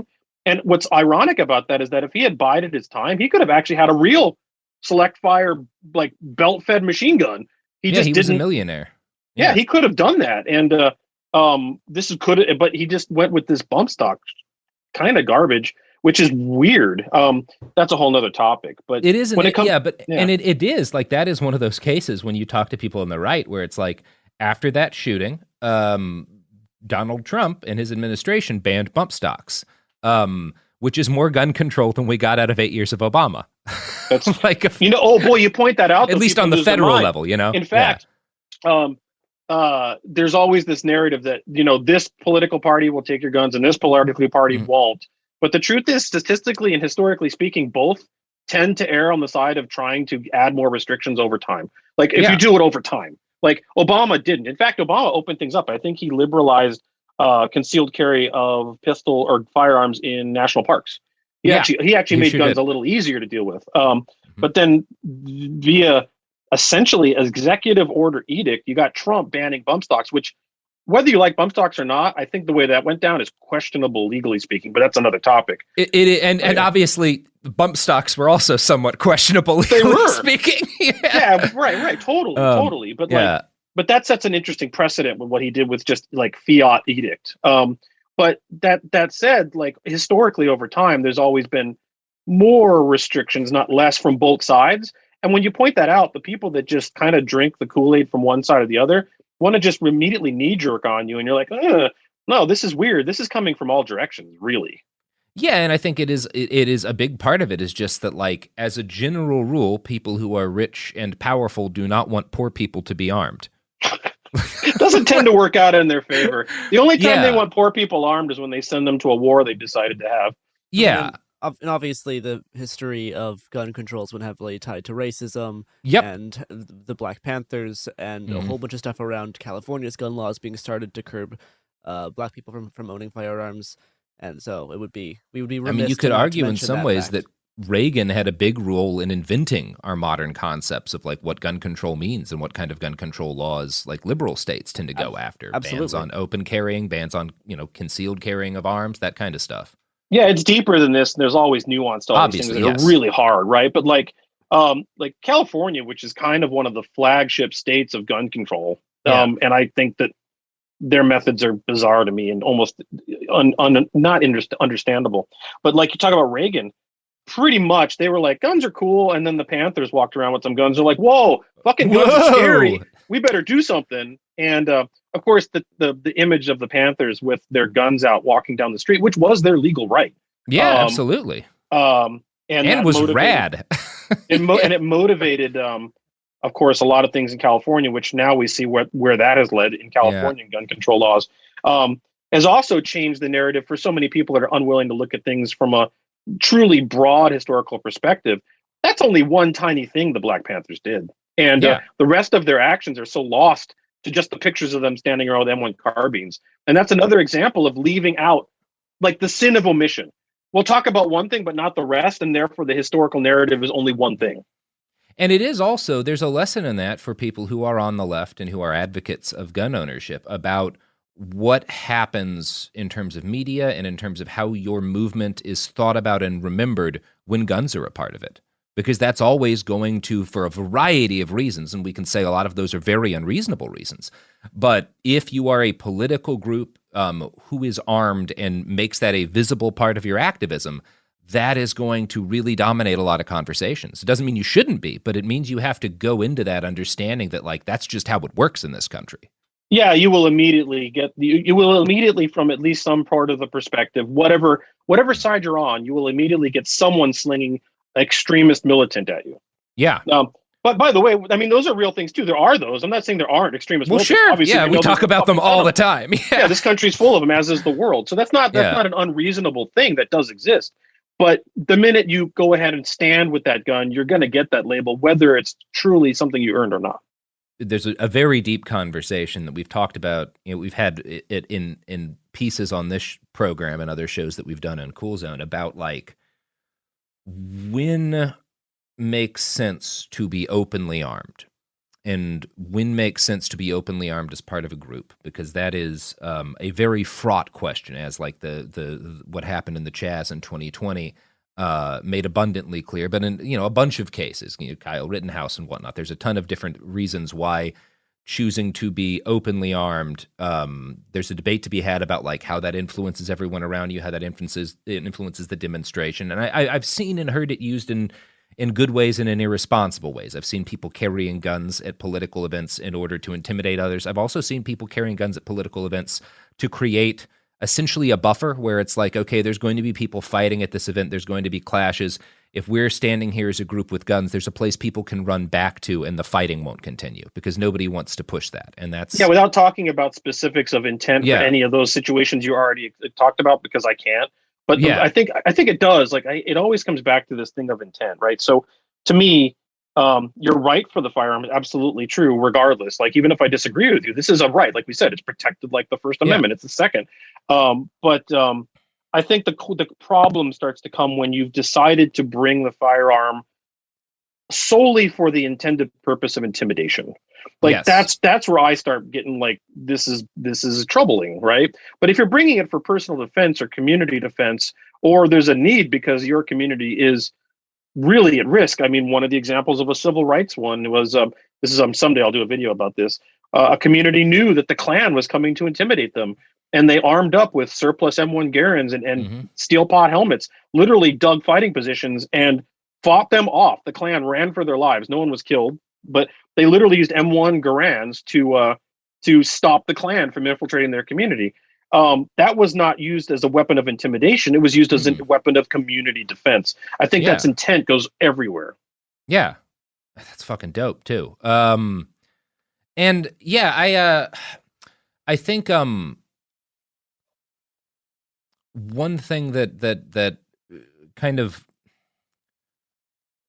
I think there's a conversation that needs to be had when we start talking about when is reasonable and what situations are reasonable to carry a gun open or concealed, about also what should be carried. I've certainly seen, because I think that the most harmful thing is certainly people carrying a gun to intimidate. I've also seen people carry guns as a fashion statement, which is not the same thing, but is bad. For example, people on the left, people at a protest bringing a loaded Mosin because it was the gun the communists used, which is like, you don't want to be in a firefight in a dense urban environment with a Mosin Nagant.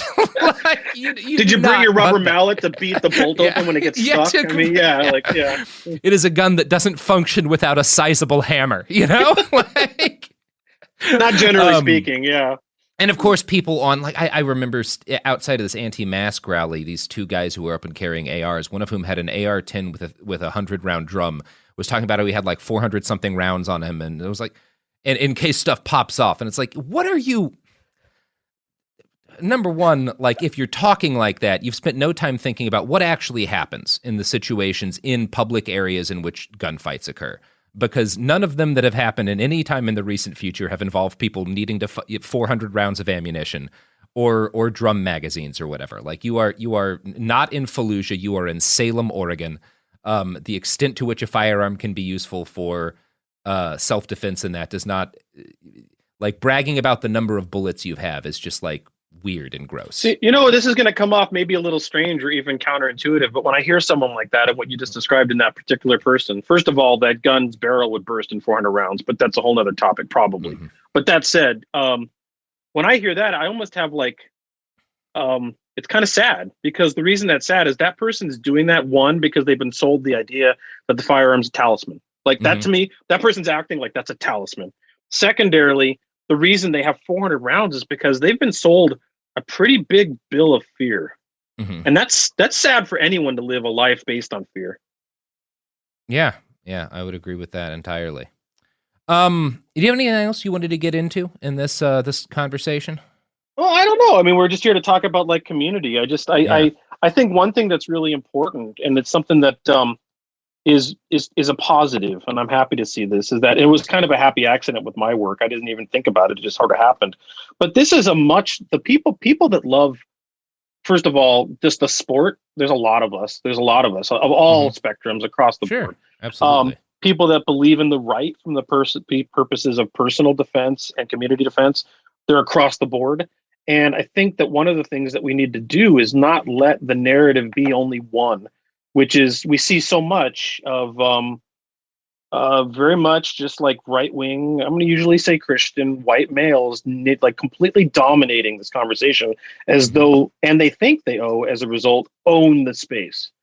Now, it would be in their interest too, from the perspective of preserving firearms rights, to be inclusive and have everyone that believes in that a particular thing work together to make sure we don't lose a right, because a right unexercised is lost, right? So even if I disagree with you on economic policy, but we agree on firearms rights, we have an agreement there. And that makes us somehow, interestingly, in the same space. We have something in common versus something diversive.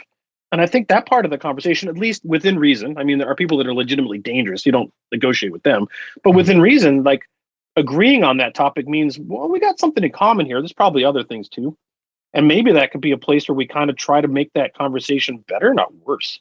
And so by being more open and inclusive and saying, hey, there's people here and people there, and here we are all together doing this together, perhaps conversation can be had that's better than what we've been having. Maybe it can be actually a community builder versus a community destroyer. Yeah, I would like to see that. Well, I think that's as good a note as any to close out on. Carl, you wanna throw your pluggables up before we ride out of here? Yeah, sure. I mean, so I run InRange TV. You can find me at inrange.tv. Completely viewer supported. Like I said, I don't want any sponsors or anything. I like the idea of the people watching it, support it. So if you like it, cool, come check it out. All over the place, YouTube, BitChute, decentralized video content distribution is another thing I believe in strongly. The corporate oligarchy. But yeah, come out if you want to have a little bit different take on firearm stuff, or you're interested in the confluence of civil rights and guns and stuff. Come check out InRange TV. I always appreciate new viewers, and thanks for checking it out. Awesome. All right. Yeah, check out InRange TV and check us out somewhere. We won't tell you where, but you can find us if you keep us in your hearts.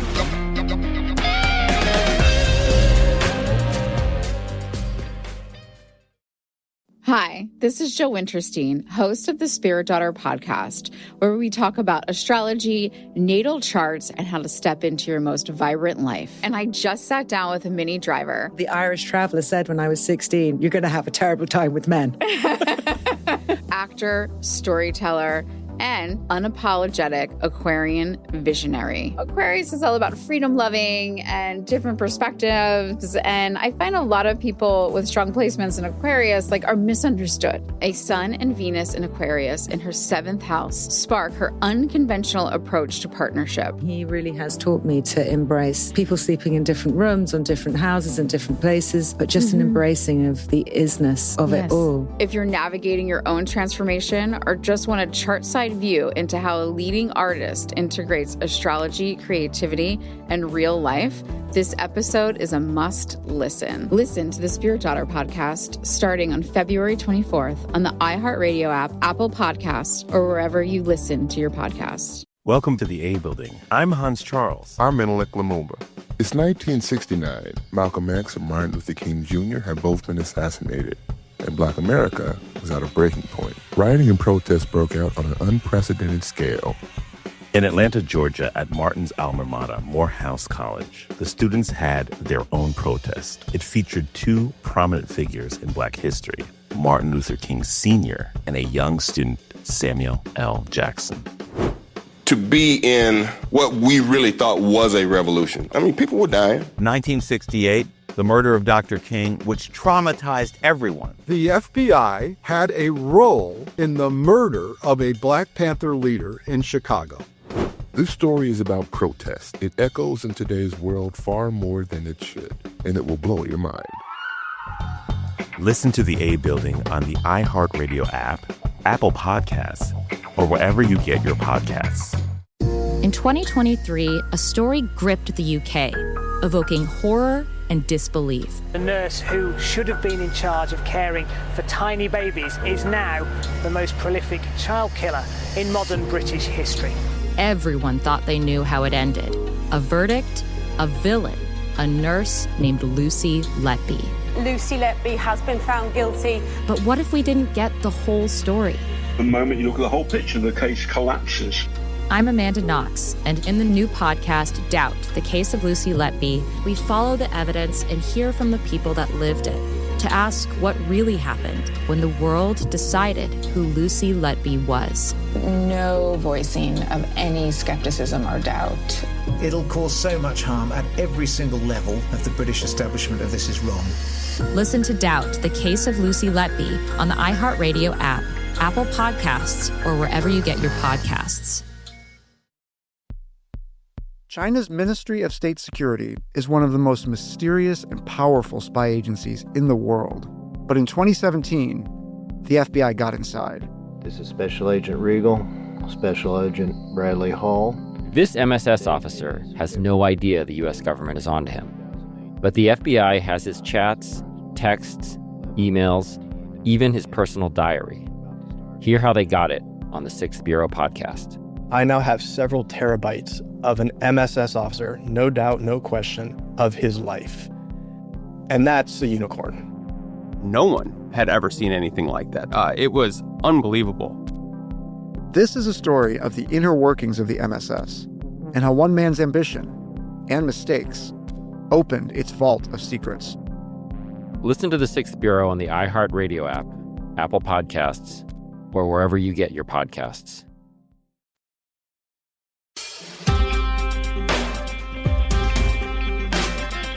Cybernetics!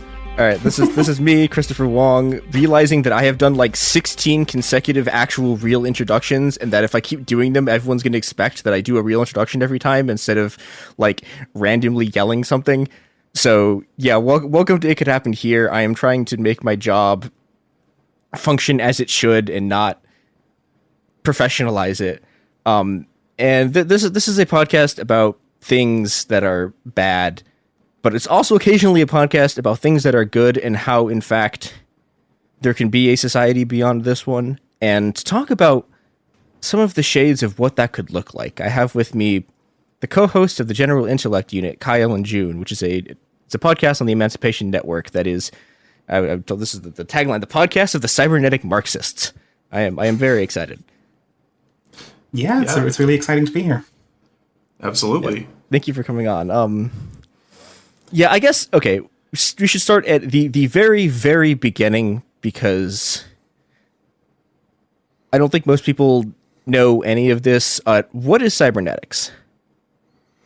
Right. So cybernetics is, I guess, a term that comes from, the kybernetes, right?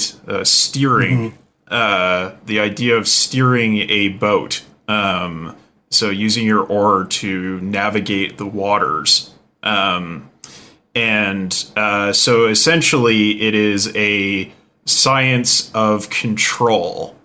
And that sounds really scary.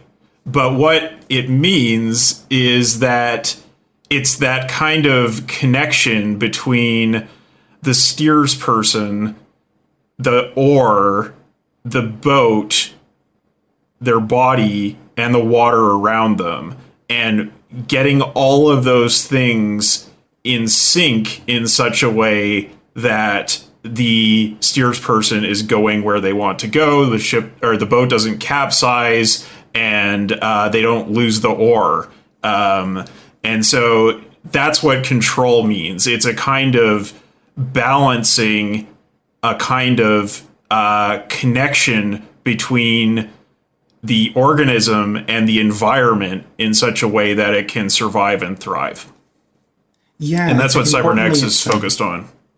Yeah, the thing I love about the steersman metaphor is that, like, it's all about it's control in the sense of regulation, but also, like, very importantly in cybernetics, it's almost always self-regulation.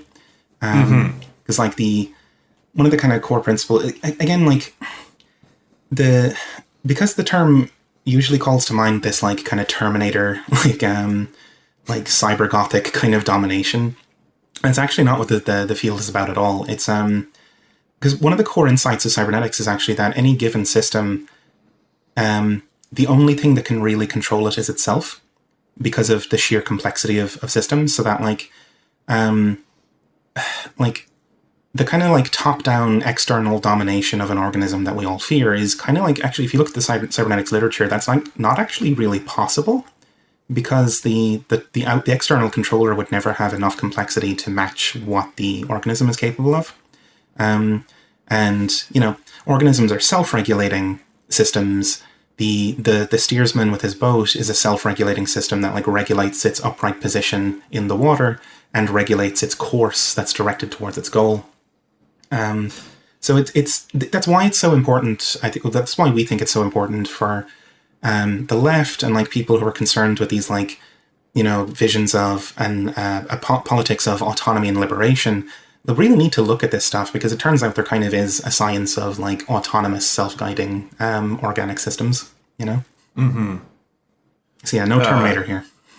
Yes, and yeah, I mean, you know, when you see scary videos of militarized robots and they're learning to, you know, jump and fire weapons and all that kind of stuff, there certainly is cybernetics involved there, but that is a kind of domain application of cybernetics rather than defining what cybernetics is. It's really kind of holistic systems thinking in general is what cybernetics is. Yeah.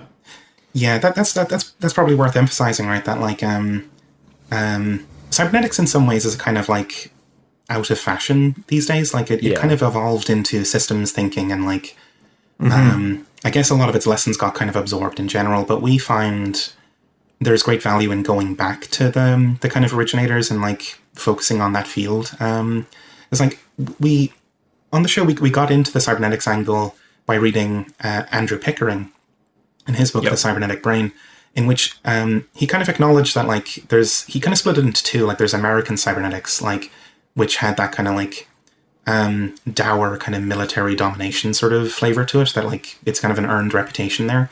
But Pickering was more concerned with like British cybernetics, so like a lot of British thinkers, and it had a very different flavor there, where it was more open-ended. It was kind of had more of a focus on kind of liberation and like politics and stuff. In fact, some of those, like Grey Walter was like explicitly an anarchist, like wrote in anarchist like journals and stuff like that. And for him, like those two things went hand in glove, right? Like that, like liberatory politics as like a politics of like human flourishing, like as human beings as autonomous units flourishing in their own contexts, and of like social systems that would enable that kind of flourishing. To him, that was just hand in glove with cybernetics. There was no real distinction there. It was just like, yeah, these two things fit each other perfectly. Which you lose later with like general systems theory sort of stuff, you know. It's like there's plenty. I don't know, who am I thinking of here? Like the Talib, that guy with the like black swan sort of stuff. Like he's big into systems stuff, but like isn't so much into the liberatory politics, I guess. You know, a lot of that angle is kind of lost. Yeah, and I think this is sort of a product of, I guess, the broader ideological course that's going on while cybernetics comes in and out of fashion. And I think we should go back a bit to the beginning to sort of situate this, because I know, like when I like before I like ever did any reading on cybernetics, like my immediate assumption was that it was this is a thing that was entirely just based off of computers, right? That this is, and that's not really true from my understanding of it. So can we go back and sort of like talk about where this came from a bit and how it sort of moves over over sort of the 60s, 70s, and go from there. I think you can kind of trace it back in its sort of European origins to you could probably say Hegel, his move towards like understanding being not just as substance but as subject, I think is a move towards a kind of cybernetic understanding where you understand the whole system as a holistic entity as opposed to just an individual interacting with an external environment. And you can also see this come up in, say, there was a ecologist, Uexküll, in the German ecologist in the early 20th century, I believe, who was trying to understand, the organism in its environment. The sort of precursors to ecology can be seen as precursors to cybernetics. And then when you get to the kind of development of cybernetics as a science or as a discipline in the mid 20th century, it's not exactly about computing. It's more about balancing a machine with its environment. So the sort of prototypical machine of this kind was the servo mechanism, which was used to help guide an anti-aircraft gun in shooting down enemy aircraft. So making sure it tracks properly with the target and doesn't lose the target, and is assisting the operator in operating the gun instead of just being a inanimate object that has trouble tracking a very fast moving target. I mean, you can even think back to like in World War I when they discovered, hey, we could actually like synchronize the timing of the propeller and the timing of our gun on the front of this plane so that our guns aren't destroying our propellers and we're shooting our own planes down with our guns when we're dogfighting, right? Yeah. Like it's that's a systems understanding, right? So that's Norbert Wiener, right? And working on the automated gun turret stuff, and he's the one who coins the term cybernetics to like give a name to the thing he was starting to discover. And it's like he was kind of pulling together a bunch of threads there. And like one of those kind of important insights is that they couldn't get an improvement in like targeting and accuracy without like basically making the gun turret an agent of its own. That like, and the turret and the gunner would be cooperative agents that in combination would achieve their goal. But like there's something strange and spooky about that, right? Like that this sort of feedback mechanism inside the turret gives it a sort of weird agency that combines with the agency of the gunner to like guide the whole system towards a goal.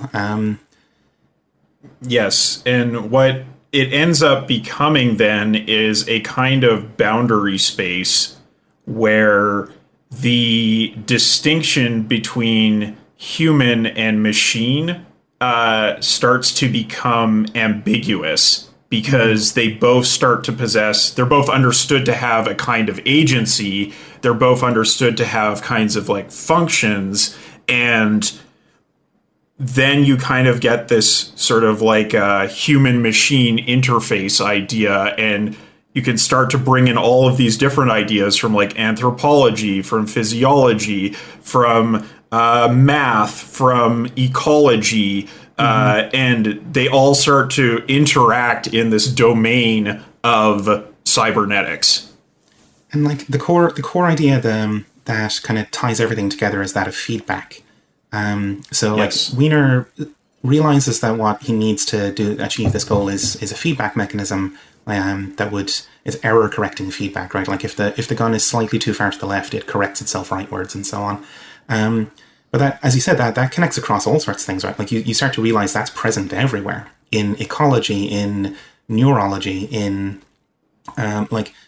learning is based on feedback, you know. So it's really funny to read Norbert Wiener like in the 50s, basically describing what would become machine learning, and he's just like, he just off the cuff is like, like if a machine could like or if any system could just like analyze its own performance and then feed back onto itself, it would learn any old pattern you wanted it to. And he's like, yeah, it turns out he was completely correct. And that's where it kind of like gets into, like, you get later thinkers like Ross Ashby, who was and like other folks like in and around psychiatry, who were like really interested in how the brain worked.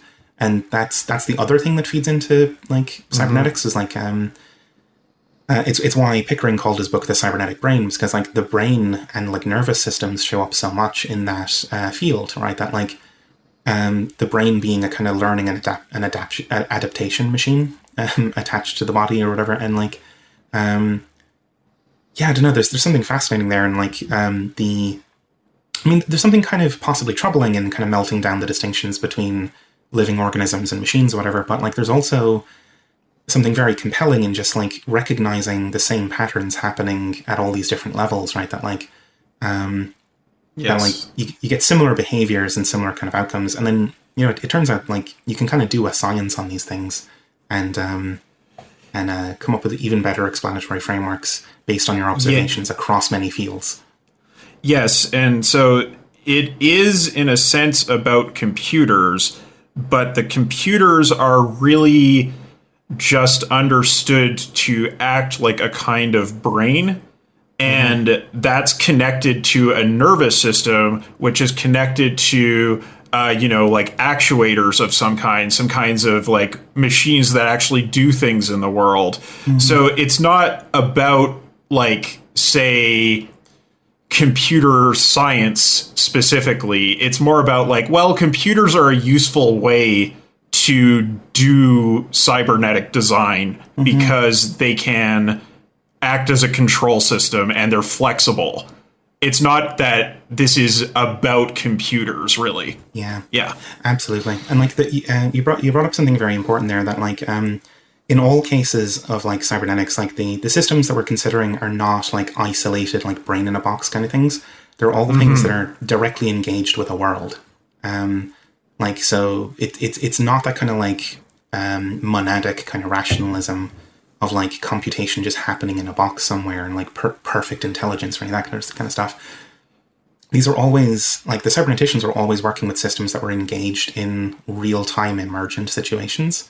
And because of that, they rapidly kind of like acknowledge that for so many of these important like systems, the only way to figure out what it's going to do is to let it do it.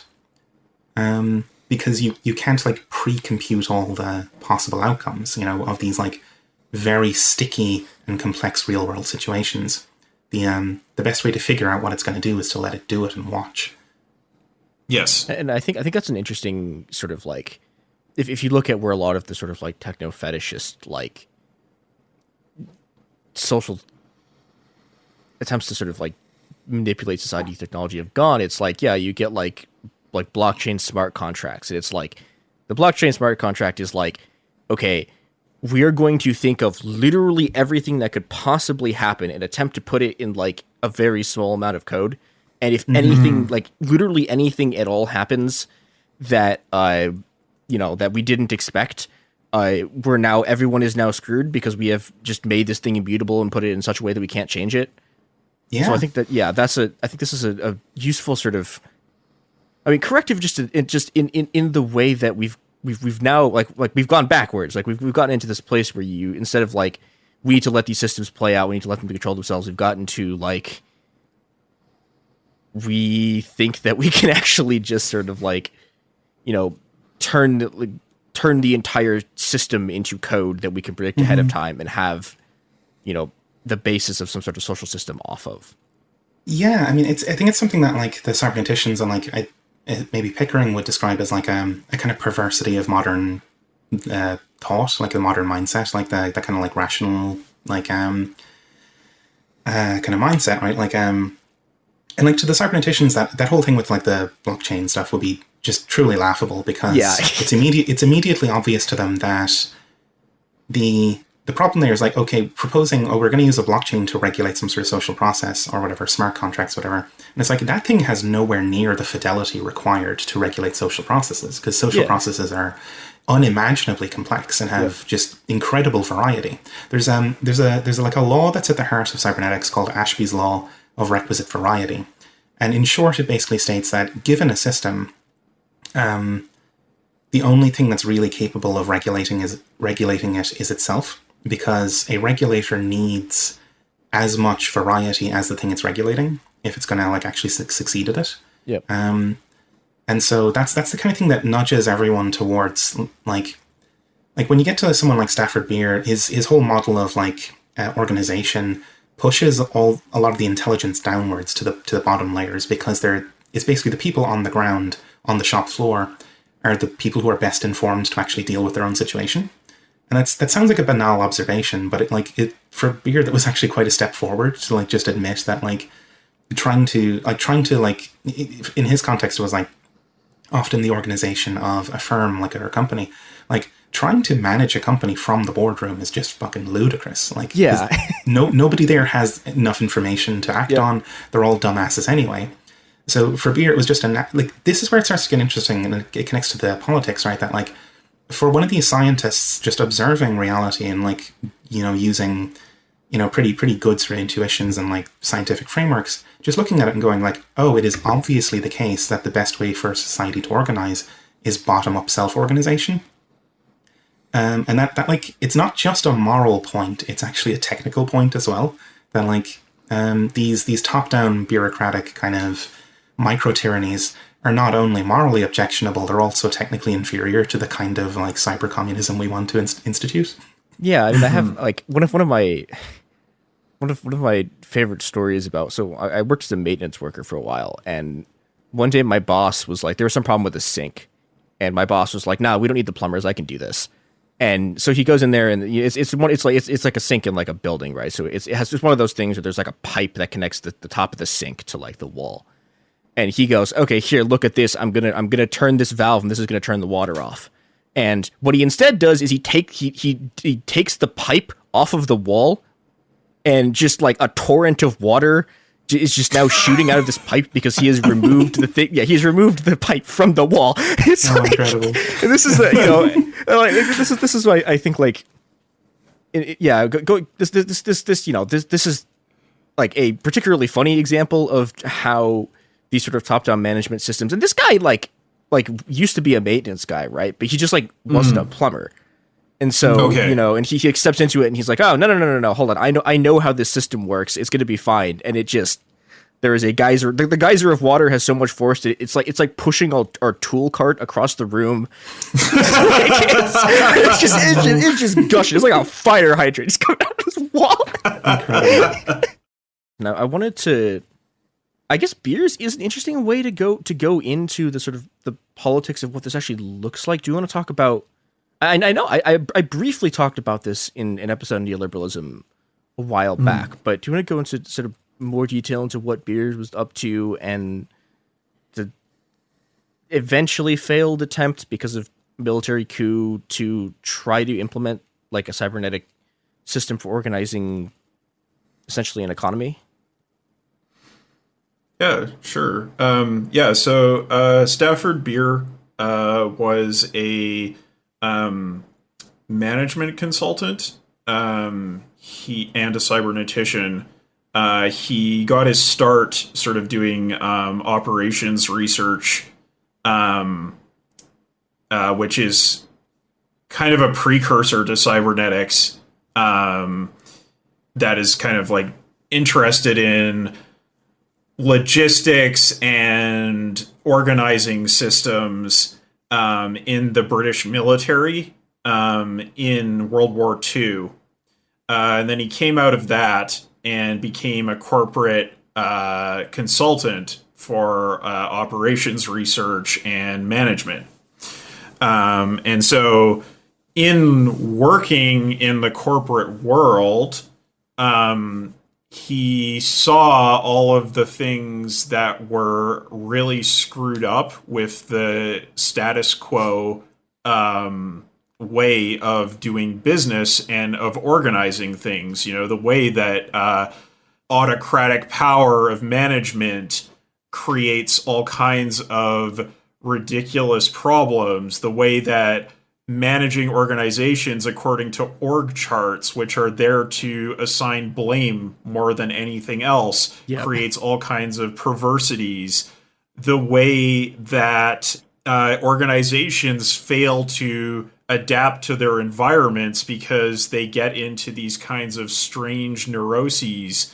And, you know, just sort of going through all of that, and more often than not, being unable to intervene in an effective way to address these problems, and just sort of like seeing how these little instances of perverse corporate culture are indicative of the broader problems of our society as a whole and of capitalism, right?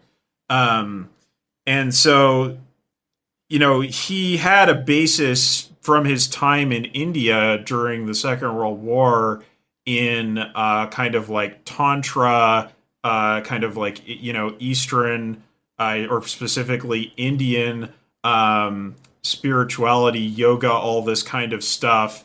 So he kind of had a countercultural side to his personality, and he was always doing tinkering, strange experiments with cybernetics. He wasn't just the straight-laced corporate guy, but it was a combination of that sort of countercultural background with his growing frustration with corporate systems that led him to start to develop ideas about how things could be different.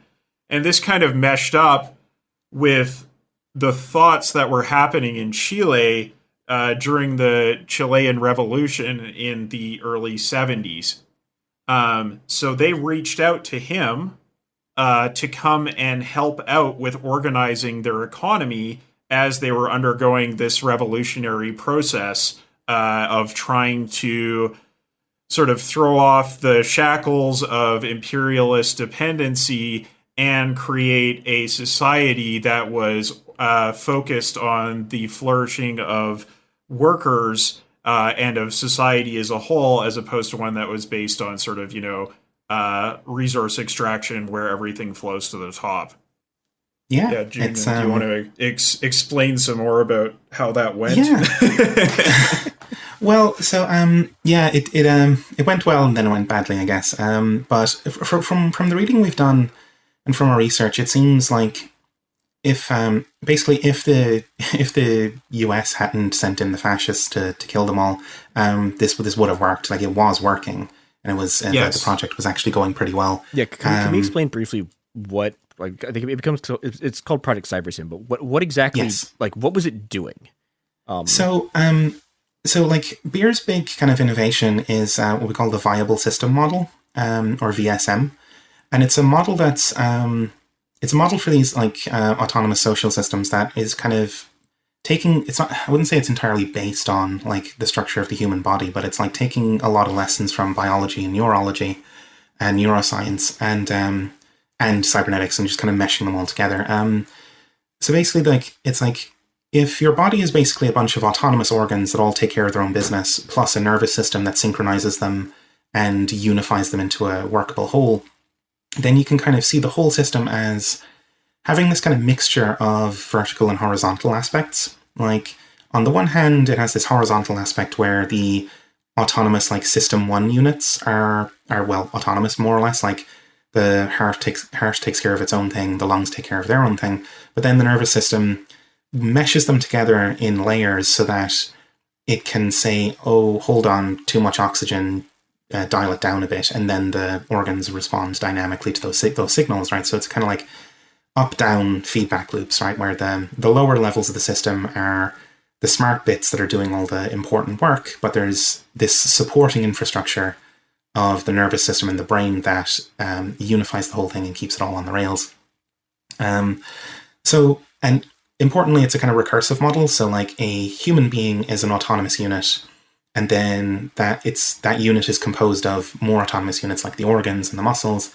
And then each of those is composed of cells, which are autonomous units, and then, so on. But like that ladder goes upwards as well, so that like a team is an autonomous unit composed of human beings.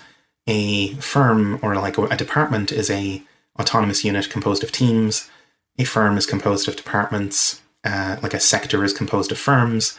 And it's the same kind of structure at each layer. So the kind of upside there is that like, you don't, like, you kind of have a fairly unifying like set of principles and like a science for doing this kind of like coordination of autonomous units at every level, at every layer of society. So like in principle, the sort of like the cybernetic principles that get applied to cohering members of a team are the same sort of principles that get applied to like sectors in an economy, with the same kind of, bottom-up kind of feedback going on as well.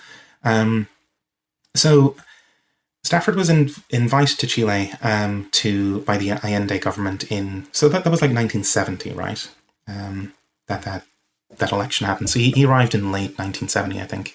Who knows? I'm not 100% certain on the timeline, but we're looking at those first few years of the 70s as the time when this is happening. Yeah. Yeah, Allende's elected in 1970. Yeah, so it's towards the end of that year that he's invited, and he's basically kind of given the task of like, hey, do all this stuff, but with this entire economy. And he's like, yeah, sure, cool.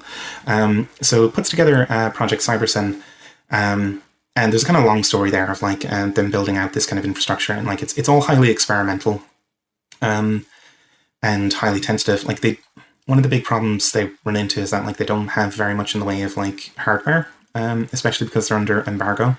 So they had like a pretty what at the time was a pretty crufty old mainframe that they ran the software on. But like step one was like installing this like huge communications network amongst all the factories, and like setting up like the workers' committees and stuff would feed information into it, and it would kind of, again, this like feedback thing where you kind of take signals from the economy, integrate them, and then go, you're producing too much steel. Route some of your product over to this factory, and it'll be better use there. And then, you guys over there turn up this dial, you turn down this dial. So, and then if that plan doesn't quite work out, then you've got another layer of feedback tomorrow to say, okay, that plan didn't quite work. Here's an adjusted plan. So it's this like both bottom up and top down sort of loop of feedback. That's like, I think the phrase Pickering uses is reciprocal adaptation, where the economy and its firms and its workers are all kind of adapting to each other in real time in a kind of in a full system. Am I missing anything? No, that's essentially what Cybersyn was. It was a system designed to largely, I think, at first supplement the market. Although Beer later realizes that, like, actually, if you have a good system of this kind, you probably don't need a market. But essentially, it was like, okay, our economy has been one that has been built around dependence to, especially the United States. And it's been organized in that way. And we need to reorganize the economy, both to promote the well-being of the workers, the autonomy of the workers, realize the ideals of socialism in that way, and also to create a system that is less dependent on those existing structures of imperialism. And so having this reciprocal adaptation, having systems in place to connect things that were previously disconnected would allow you to move in that way of increasing autonomy and increasing freedom. And that was generally the idea of CyberSyn. Yes. And there was something very interesting, like when we were reading the reissue of his book, Brain of the Firm, where he has a section at the end that documents this whole experience in Chile. There's a really interesting part where towards the end of it, he's like, and this is like getting up towards the coup, where he's like, he and the other CyberSyn operatives, like, and the people who are putting this together, realize that like the workers and like people in towns are like just on their own, just like using this stuff and these kind of principles to just like abolish the value form, basically. Like, yeah, but notably without the involvement from above, like as in Beer and company stumble upon this just happening, where they're like, oh my god, they're just dismantling the market, and it's like it's all just kind of happening. And there was something really wonderful to that like it indicated like there really was something to it, that like you could, like, as in people, working people could use these tools and this like new way of organizing themselves to just like liquidate market relations and wage relations like spontaneously. Yeah, but it's a spontaneity that's not really. It feels very different from the kind of spontaneity you often get in like the way leftists or like anarchists talk about it often. Like the kind of spontaneity is like a magical sort of thing that just like where freedom just arrives from out of nowhere. But this was like installing infrastructure to enable freedom, and then it actually kind of happening until the fascists showed up.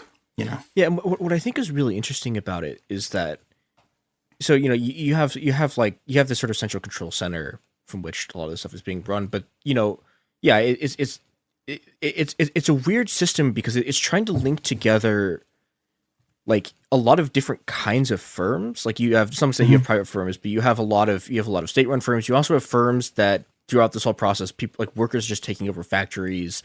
They're setting up these sort of like, call them industrial cordons, I think, if I'm remembering my Spanish right. It's like, yeah, they start setting up their own institutions, and it becomes this way of sort of like networking these groups together. And the other thing I think is interesting is, so you have them on the one hand, like just getting rid of markets and going like, okay, wait, we can just coordinate production through this and like not have markets. And then the second thing they do is it's the freedom immediately becomes political. In the sense that, like, yeah, like one of the things that's what's going on in this period is that, and Chile has a very, very right wing, like, it's basically like even today it's like really like one of the only like huge unions left in Chile is truckers unions, and those guys are extremely right wing. They're in this period they're being backed by the CIA. They're being trained by AFL-CIO, as I say like every episode, but. Like, yeah, and they're intentionally doing strikes to try to overthrow the government by blocking production. And, like the workers are like, well, okay, hold on. We can just use this cybernetic system to figure out where these blocks are, figure out where materials need to be moved through. And we can just, stop the kind of revolution. We can just sort of like, we can just fight our way through it. And it's interesting. It's like this happens. And so then that like the original plan of using these truckers is like this sort of right wing, like the first attempt fails, and once that fails, it's like they have to go to the military. Yes, and the coup eventually works. It's hard to resist a coup outright, isn't it? Yeah. The thing with the trucker strike is that, like, you can very well imagine, like, the CIA and stuff going into it thinking, oh, this is what'll do it, right? This will sew it up, but not realizing that the workers actually had in their hands a, like, vastly more sophisticated system for outmaneuvering them. Yeah, and that system worked like a charm, like clockwork. Just like, and even like you read the accounts from this thing, like both in Eden Medina's Cybernetic Revolutionaries and in Beer's own account. And there's like the sense that it was actually kind of spooky and weird. That like even the people involved didn't quite expect it to work out that way, and that like they were surprised at how effective it is. But that it gets back to the core of cybernetics, that like feedback is weirdly effective at getting things done. You know, these like highly tuned feedback systems, they give you a lot of power to outmaneuver the scumbags, you know? Yeah, and I think in some sense, like, this is, like, people talk a lot about Chile as sort of like the sort of foreclosed future of like an electoral democratic socialism, but like, I don't think that was the potential of the moment. The potential of the moment was this. Mm-hmm. And it's interesting to me that, well, because Beers kind of traces out a political history that never quite happened, which is, so, okay, one of the sort of big political trends over the course of the 20th century is you have all these people who were sort of like, they basically got turned into planning bureaucrats during World War II, because every government basically turns into a giant planning engine. And then, you know, some of them, you know, essentially stay on in the government doing planning stuff. Beers like goes into the corporate world, and the corporations are also, you know, they also start doing this planning stuff. And, you know, but Beers is interesting because he pivots, like he pivots in a direction that the world doesn't, which is he pivots towards, okay, the solution to sort of, you know, the kind of like decay of these like authoritarian planning systems, whether they be like the corporate versions of it or the sort of like state administered, like total economic planning from the top down versions, is, oh, well, okay, we need to have planning from the bottom up. Mm-hmm. And it's distributed planning. Yeah. And he like everyone involved with Cybersyn gets murdered. The only reason Beer survives is because he wasn't in the country, and it's this really interesting like it's this kind of what if story. Not everybody got murdered, but some of them did, and some of them were in exile. Some of them were imprisoned. Yeah, it was you know, it was not a good time. Beer got out early, and he knew things that were getting bad, and everybody around him knew things were getting bad. Mm-hmm. Like he was on like a kind of, I guess, like almost a diplomatic mission to like try and get some of the blockade stuff. Like he was trying to flog like a container ship full of iron or something. You know, he was shopping it around to try and help out. But like trying to sell Chilean wine to the world. That's what it was. Yeah. But yeah, it's oh, hold on, I had a thought there. Oh, and then like afterwards, like Beer spent a fair bit of his time like trying to get his comrades out of Chile and get them out of prison. Yeah. And got them resettled in the UK and so on. And America as well. Mm-hmm. But yeah, I think that this is like, that's a very interesting point about the you know, the sort of the real value of this moment being that movement towards autonomy, that reorganization of society, not towards neoliberal engineering of markets and sort of reinforcement of private dictatorships, but towards a kind of like holistic control system that is still informed by, you know, the principles of autonomy and science. It's definitely like an answer to the crisis of the 70s, which was not taken up, and in that sense, it is a foreclosed future. But of course, one that we can take lessons from now. Yeah, I think there's something else that's very interesting to me about this, because, you know, if you look at how, like, if you look at how the socialist bloc sort of responds to the crisis of the 70s and, you know, their sort of decay in the 80s, like they have this option available to them, right? They have in a lot of ways they have a lot better technology than what the Chileans are using. They have more resources, and every single one of them goes no, and instead just sort of like transitions. Instead of, I think it has to do with there's a line. This is like slightly before this. There's a line in a debate Mao and Zhou Enlai are having in, I think it's 1967. This is like the peak of the sort of worker-led part of the Cultural Revolution. Like the workers have taken Shanghai, and Mao and Zhou Enlai are talking, and they're trying to figure out like what are they going to do. They've set off this force. It's now become uncontrollable, and there's this line where they're talking about, okay, well, if we give them a commune, they have to have free elections, and Zhou Enlai is like, well, that would be anarchism, and they're just like, oh god, we can't do that, and they never do. In the end, the end result of this whole sort of process is that China, like, instead of sort of like devolving any level of control down to like any of the workers who are doing things, they're like, okay, well, we'll do capitalism instead. We'll create markets. We'll sort of like maintain our firm structure, but integrate the party cadres into it. Yeah, and it's a very interesting thing to me too, because like there have been other like lots of socialist parties of sort of various like degrees of radicalness have come to power like since 1973, and to my knowledge, not a single one of them has ever picked any of this stuff back up. Like even like the most radical sort of early Chavez never like touches this. Like even like I don't think the EZLN's ever done it. Like, I mean, they have technological issues there, but like it's interesting to me that like basically no one who's ever taken power since has ever attempted it again. Which again is strange, because this is one of the sort of like this. You would think this is at least a potential solution to sort of this problem of the stagnation and sort of collapse of the old systems of planning economies, but no one takes it up. And I'm interested to think what you two think about that, and like why this doesn't happen.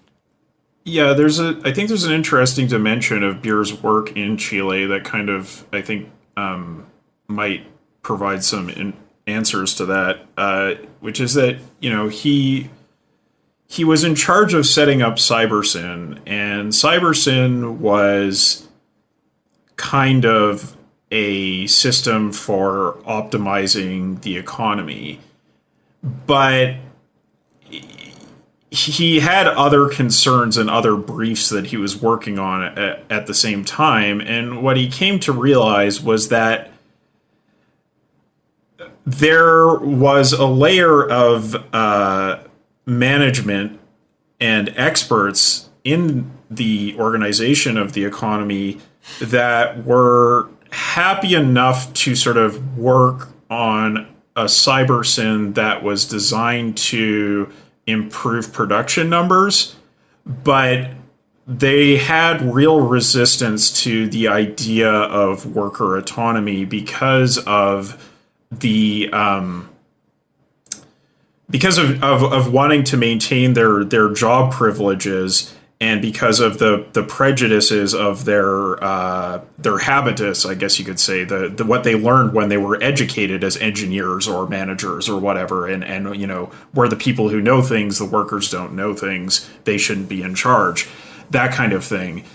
And so he starts to realize that in order to really make CyberSyn effective as an engine for autonomy, what needs to happen is that sort of what you were describing with the Shanghai Commune, the workers need to learn these cybernetic principles themselves and implement them through autonomous action.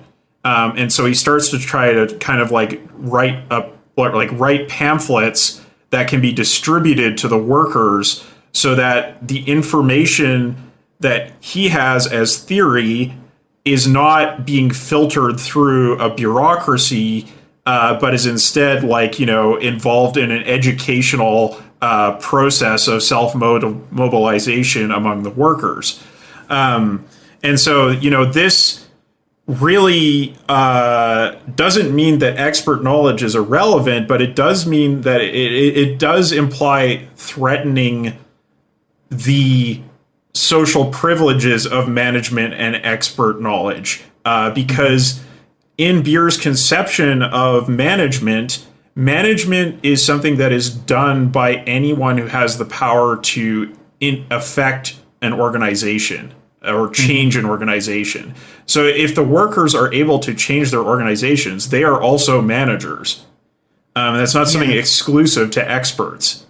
Well, it's like for Beer, management is a function, it's not a person, right? Yes. In Beer's ideal world, management would just be these decision nodes that emerge among workers, right? And a manager would never be a person.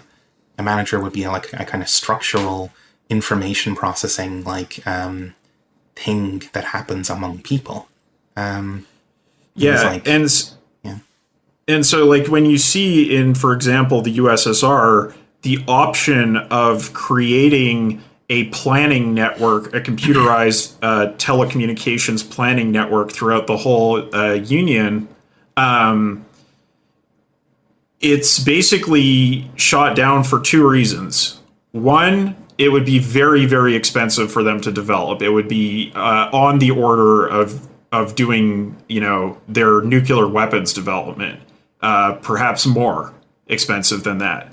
And two, it is simply at odds with the system of planning, the command economy that had grown up in the wake of the revolution. Right, it's simply at odds with the power of all of the factory managers, the planners, all that kind of stuff. It just kind of makes it threatens their identity and it threatens their position of power. And so, I think that when you look at the socialist countries and why they didn't adopt this system, I think it's because it would require the people in power to really rethink their entire role and identity as members of society. And then there's a dreadful irony really in that it's Stafford Beer, somebody who comes out of bourgeois management stuff and is deep in the pocket for that. He's the one who actually sincerely pursues the most radical project in socialist history that we've ever seen. Vastly more radical in its intent and it's it's the beginnings of its impact than anything any Leninist has ever done. And it's basically because he actually did want real freedom and autonomy for working people. And your average Leninist just doesn't, Again, to go back to the example from earlier, right, that when under pressure, they'll do capitalism before they'll do anything that even resembles autonomy for workers. They'll take that path rather than doing the right thing. That does speak to the character of the thing, and it's that class interest basically of those kind of functionaries, right? And the thing that makes Beer different is that he sincerely actually wanted to do it, and the workers' autonomy thing wasn't just a smokescreen for him, Yeah, and when he starts to come up with these ideas of thinking an economic planning system is not adequate, we need to go beyond that to thinking about the constitution of the social body, he quickly finds that he's being marginalized within those circles of planners in the Chilean government, because this is not something that they are enthusiastic about. They're actually quite concerned about this idea. Even if Allende would be, all for it, right? Because he was very sincere about his interest in autonomy.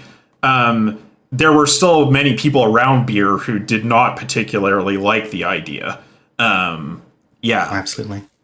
And I think if we look at it, in terms of why hasn't it happened since then in all of these intervening decades, I think you also have to look at the international system and the way that countries figure into it, because we have all of these neoliberal structures of management and organization that were created in the 80s and 90s and early aughts that a socialist government has to contend with if they are to embark on a program like this, which isn't to say it's impossible, but what it does mean is that there are all these sort of highly complex regulatory and organizational structures that have roots deep in our societies right now. And it is the path of least resistance to not attempt to engage in an effort to kind of, let the market atrophy as you develop an alternative structure for social organization. Because all of these structures are there and you have to kind of like root them out and replace them with something new, as opposed to having all these ready-mades of what's already there, the market centered solutions, the kind of autocratic solutions, all of the management systems that have been developed with an autocracy in mind instead of something that is truly democratic and kind of self-gestating. Mm-hmm. And I think as well, there's a kind of other thing that the left has been kind of in a very weak position for quite a while now, like since the 70s, right? And we're just starting to come around to maybe being on possibly an upswing, but also I think there was this kind of long depressive phase at the end of at the crossing of the centuries, right, where a lot of the leftists kind of, and this actually gets into why some of the reasons why we started General Intellect Unit, that we felt like we needed to bring this kind of systems thinking and technical seriousness back to the table after the kind of weird depressive phases where say the ultra globalization stuff or the Occupy stuff, where people kind of take an almost explicitly anti-strategic kind of turn and a kind of anti-technical turn. There's that kind of depressive hangover of oh my god, capital and its technology is hegemonic. How the fuck are we ever going to get out of this? It would have been hard to make an argument for a scientific and technical kind of fusion with the humanist kind of impulses of socialism.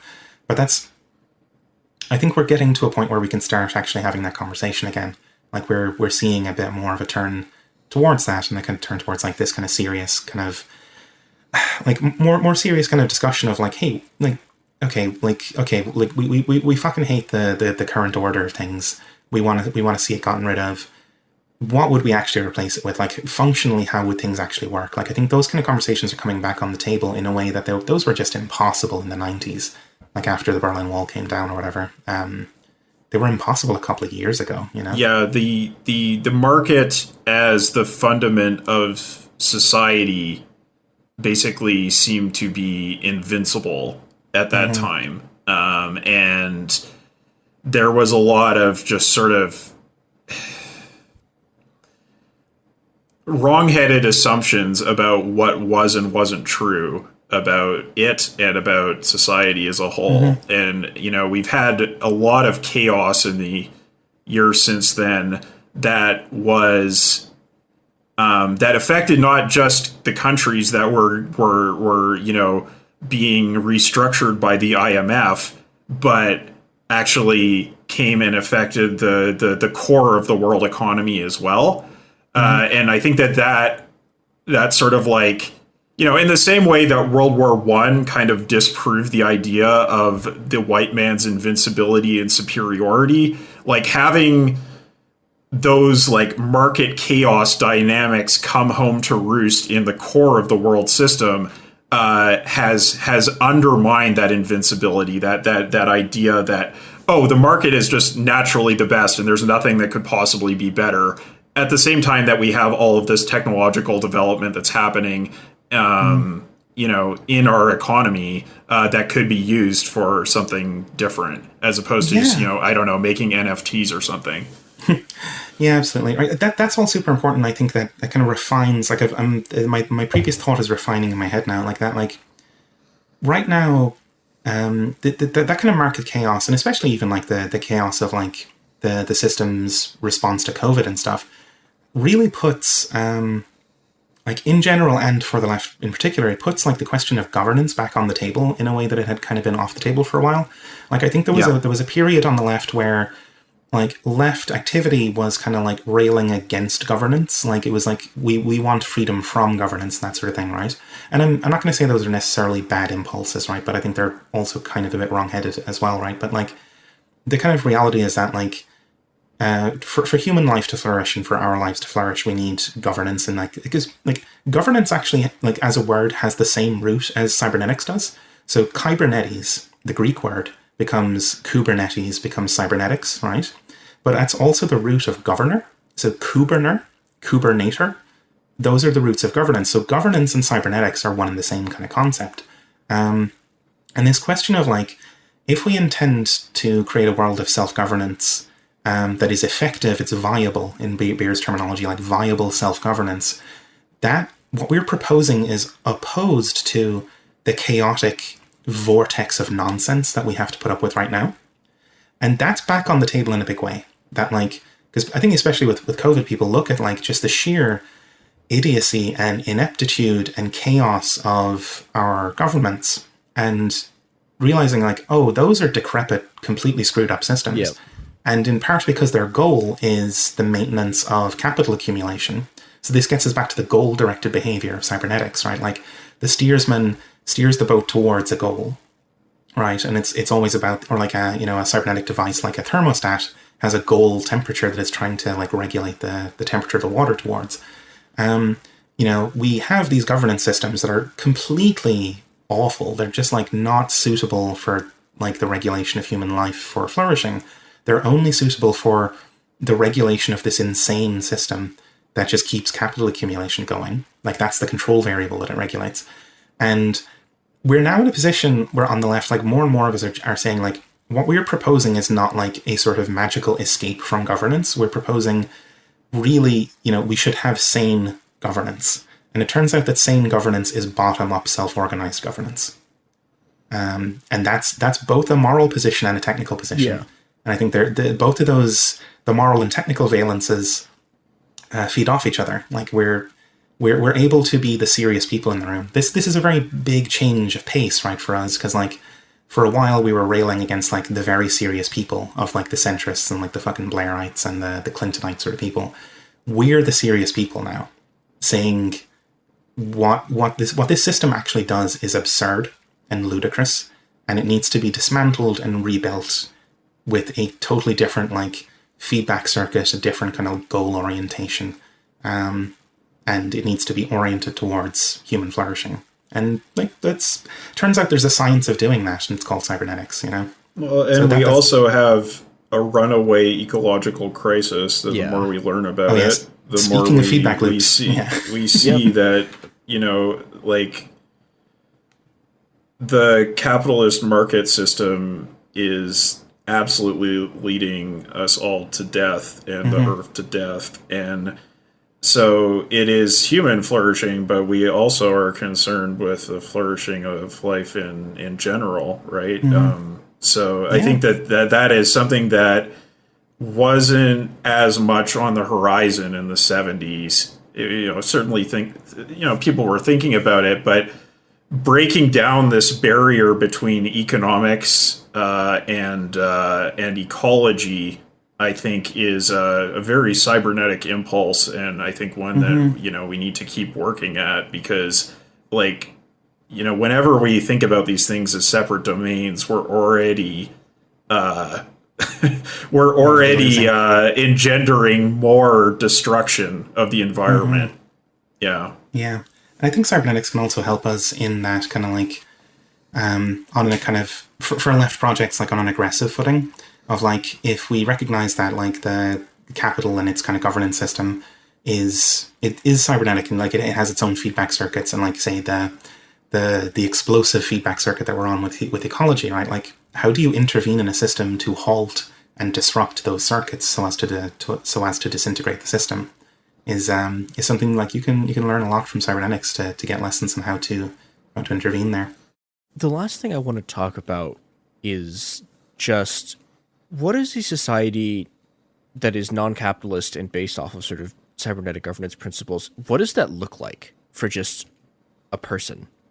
Because I think, this has been one of the big sort of like political challenges of the last 50 years. It's just the complete foreclosure of the ability to even just sort of imagine a system that's not this. Mm-hmm. Yeah, I think it means, in the first instance, it means a different orientation to your workplace and your community, right? Because when you grow up in a society where power is exercised autocratically, it has an infantilizing effect on you as an individual. Yeah. Maybe your relationship to your workplace is one of sort of emotional detachment or of tantrum throwing, right? Because these are reactions, these are natural reactions to being in an abusive environment. But if you are in a system where the work of management is not only open to you, but expected of you, you have a different orientation to that workplace, to the community you're in, because it's your responsibility. If you don't do it, you're going to lose your autonomy, and also you're going to have real problems that you have to grapple with as an individual. So there is a responsibility that comes there, but also like that means an opening up of horizons in terms of, well, things don't always have to be the same. Things don't always have to be handed down to you from management on high. They can actually change. Like, you can see the possibilities in front of you. You can plan for the future in your context, and you can have that meaningful freedom in your life and be, a full human being in that sense, right? And so I think that that's a very core everyday change that you could see. In terms of, sort of your horizons of where you might work or what you might do, you could expect that there would be more possibilities for each person to be like quote unquote entrepreneurial, right? To have initiative in their life and be able to envision and create things around them that, they can't do right now because they either are stuck in a job that doesn't give them that freedom, or they are actually not even able to have a job right now where they can have a reasonable expectation of survival because their workplace is 100% oriented around just making sure the work gets done and, the consequences be damned. So I think that, that is another area that's important. And that sort of freedom of management extends all the way up to, working in different kinds of capacities or jobs. Like some people in kind of a middle ranking area in a corporation these days might get shuffled around from department to department to try to kind of get a well-rounded understanding of what the corporation is and how it functions. But, we can kind of expect that these roles would be more open to everybody because, again, a system in the VSM is not a person. A system is a function, and that function should be fulfilled in a way that is as flexible as possible. So there's a lot less kind of, well, I'm stuck in accounting and that's my life now and that's all that I'll ever be. Of course, there are limits to education, there are limits to specialization, all of that kind of stuff. Like, you know, it takes time to learn these things, but you could expect some more flexibility there without having that terror of, oh yeah, you know, in the neoliberal era, everybody's expected to have like 15 jobs in the course of their quote unquote career, but also each of those jobs is going to be interspersed with a period of absolute terror as they live with unemployed in a society without a safety net, right? I think that's, you know, those are real consequences for everybody's life, I think. Yeah.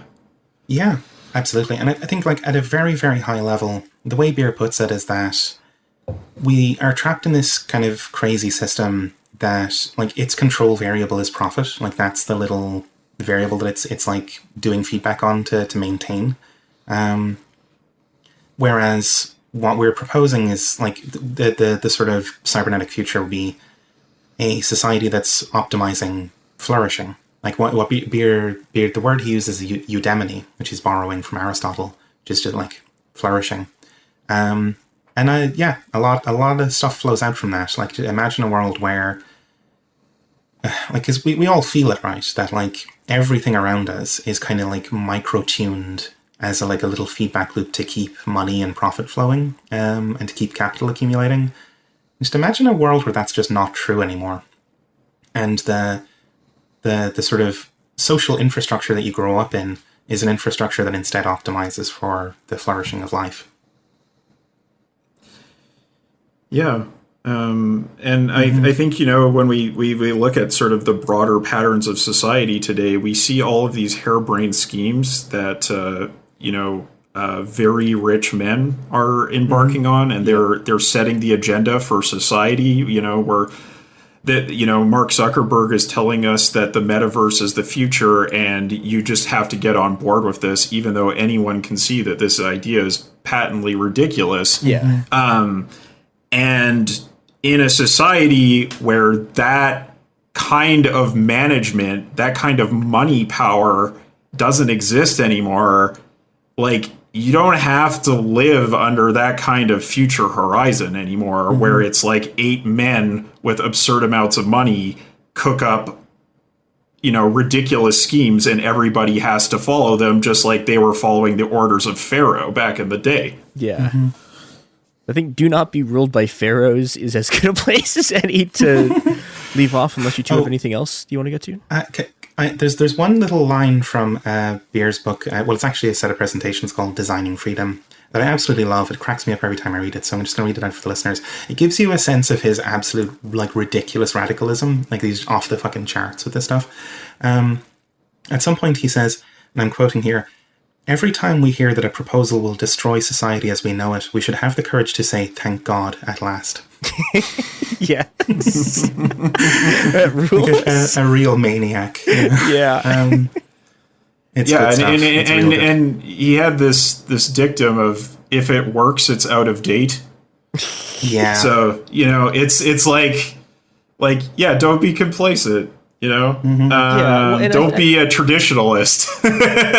And I think also that there's been really horrific consequences of sort of the right being the ones to, like, take the urge for creative destruction, or just like, you know, what was that line? There's some, I forget, some venture capitalist thing is like move fast and break things, and it's like, yeah. Well, okay, so when they move fast, the things they break is us, but yes, you know, we can move faster and break things that are bad. Yeah, it definitely gets to a creative and playful kind of mode of being, right? That, like, you might be able to wake up in the morning and think, God, you know, it'd be really cool if we could have like a childcare nursery just like out in the common area between these buildings and stuff, and like go to your like local, like your workers' council or whatever, and have a really plausible like way of actually getting that, and like collaborating with people to make that happen, and then being like, okay, we'll trial it as an experiment for 12 months. We'll see how it goes, and then there's a feedback cycle where it's like, okay, some aspect of this design didn't really work out. We'll go talk about it some more, and then iterate on that. And that's like, as it's an entrepreneurialism that doesn't bear much resemblance to what that word means right now. It just means that human beings living real things, real workers, will be able to actually control their environments and the substance of their lives in a meaningful way. Yeah, and like this, I think, back in the 90s, the early aughts, sort of before the 2008 crisis and in the hoary days of yore, there was a lot of talk about flexibility and dynamicism and adaptation. But what that always meant was we make decisions about what's going to change and you have to adapt, right? It was always this arbitrary power from outside that would just be changing the social fabric, and you had to be flexible enough to cope with what you were being subjected to. It's very different if, the planning is being done by you, for you, and you're moving towards adaptation and flexibility out of a sense of, oh yeah, this would be better, and I'm going to adapt to be in a better state, to work with my environment in a more healthy and a more flourishing way, as opposed to just like, oh yeah, you've got to work 3 jobs now, so figure it out, right? That's a very different kind of flexibility, a very different kind of adaptation. And, those things have sort of become dirty words in some ways, but they are really core to the way that we all exist as organisms in the world. And they don't have to be just synonyms for abuse. Mm-hmm. Exactly. Yeah, I think, okay, we can take this as a place to leave off. Yeah, do you two have stuff you want to log? I know you have stuff you want to plug, but plug the things that you want people to listen to, because they are good. We're General Intellect Unit. You go to generalintellectunit.net, and it's got all the episodes on there. We're on Twitter at GIUnitPod. You can find us on all the podcast things. We're also part of a podcast network called Emancipation. So that's emancipation.network on the web. Some really excellent shows on there. We're collaborating with Swampside Chats and Mortal Science, From Alpha to Omega, Jumpsuit Utopia. They're really wonderful shows that are all... It's a variety of different sort of takes on things, but like there's a sort of spiritual common ground that we all have. We're all interested in thinking systematically. We're all interested in emancipation, as the network name says, and we're all interested in sort of building something going forward, trying to construct an alternative, as opposed to simply getting caught up in day-to-day politics or getting caught up in doomer mentality. It's systematic, it's critical, but it's also constructive, and I think that's what we're all trying to do there. Well, thank you to both for coming on. Thank you. It's been wonderful. Thanks for having us. And this has been It Could Happen Here. You can find us at Happen Here Pod in the places. There's also stuff at Cool Zone Media that you can also find in those same places, and possibly also different ones. Oh yeah, we have a website. Everyone asks me for my sources every single week, and they get posted there once a month. So yeah, go to coolzonemedia.com and you will find all of the sources, so you don't have to DM me every week. All right, goodbye.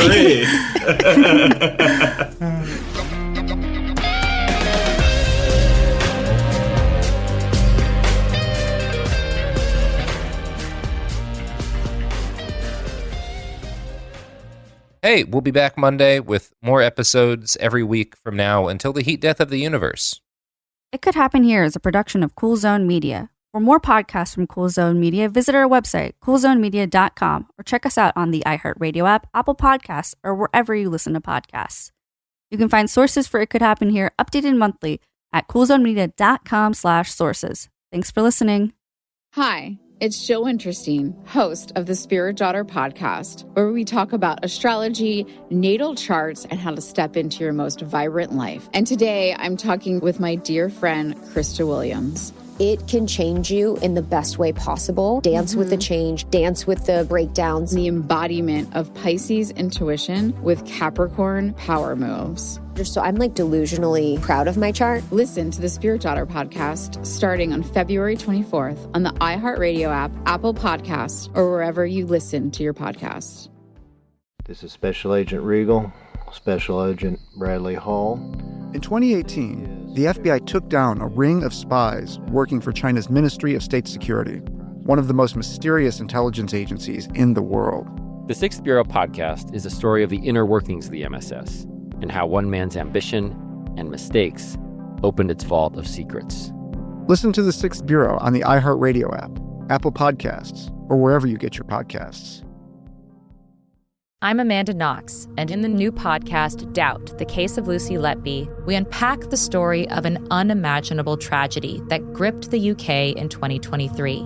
But what if we didn't get the whole story? Evidence has been made to fit. The moment you look at the whole picture, the case collapses. What if the truth was disguised by a story we chose to believe? Oh my God, I think she might be innocent. Listen to Doubt, the Case of Lucy Letby on the iHeartRadio app, Apple Podcasts, or wherever you get your podcasts. I'm Clayton Eckerd. In 2022, I was the lead of ABC's The Bachelor. But here's the thing. Bachelor fans hated him. If I could press a button and rewind it all, I would. That's when his life took a disturbing turn.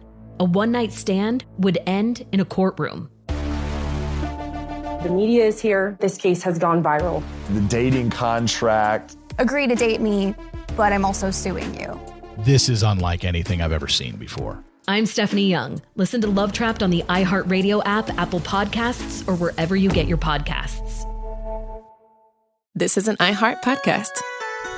Guaranteed Human.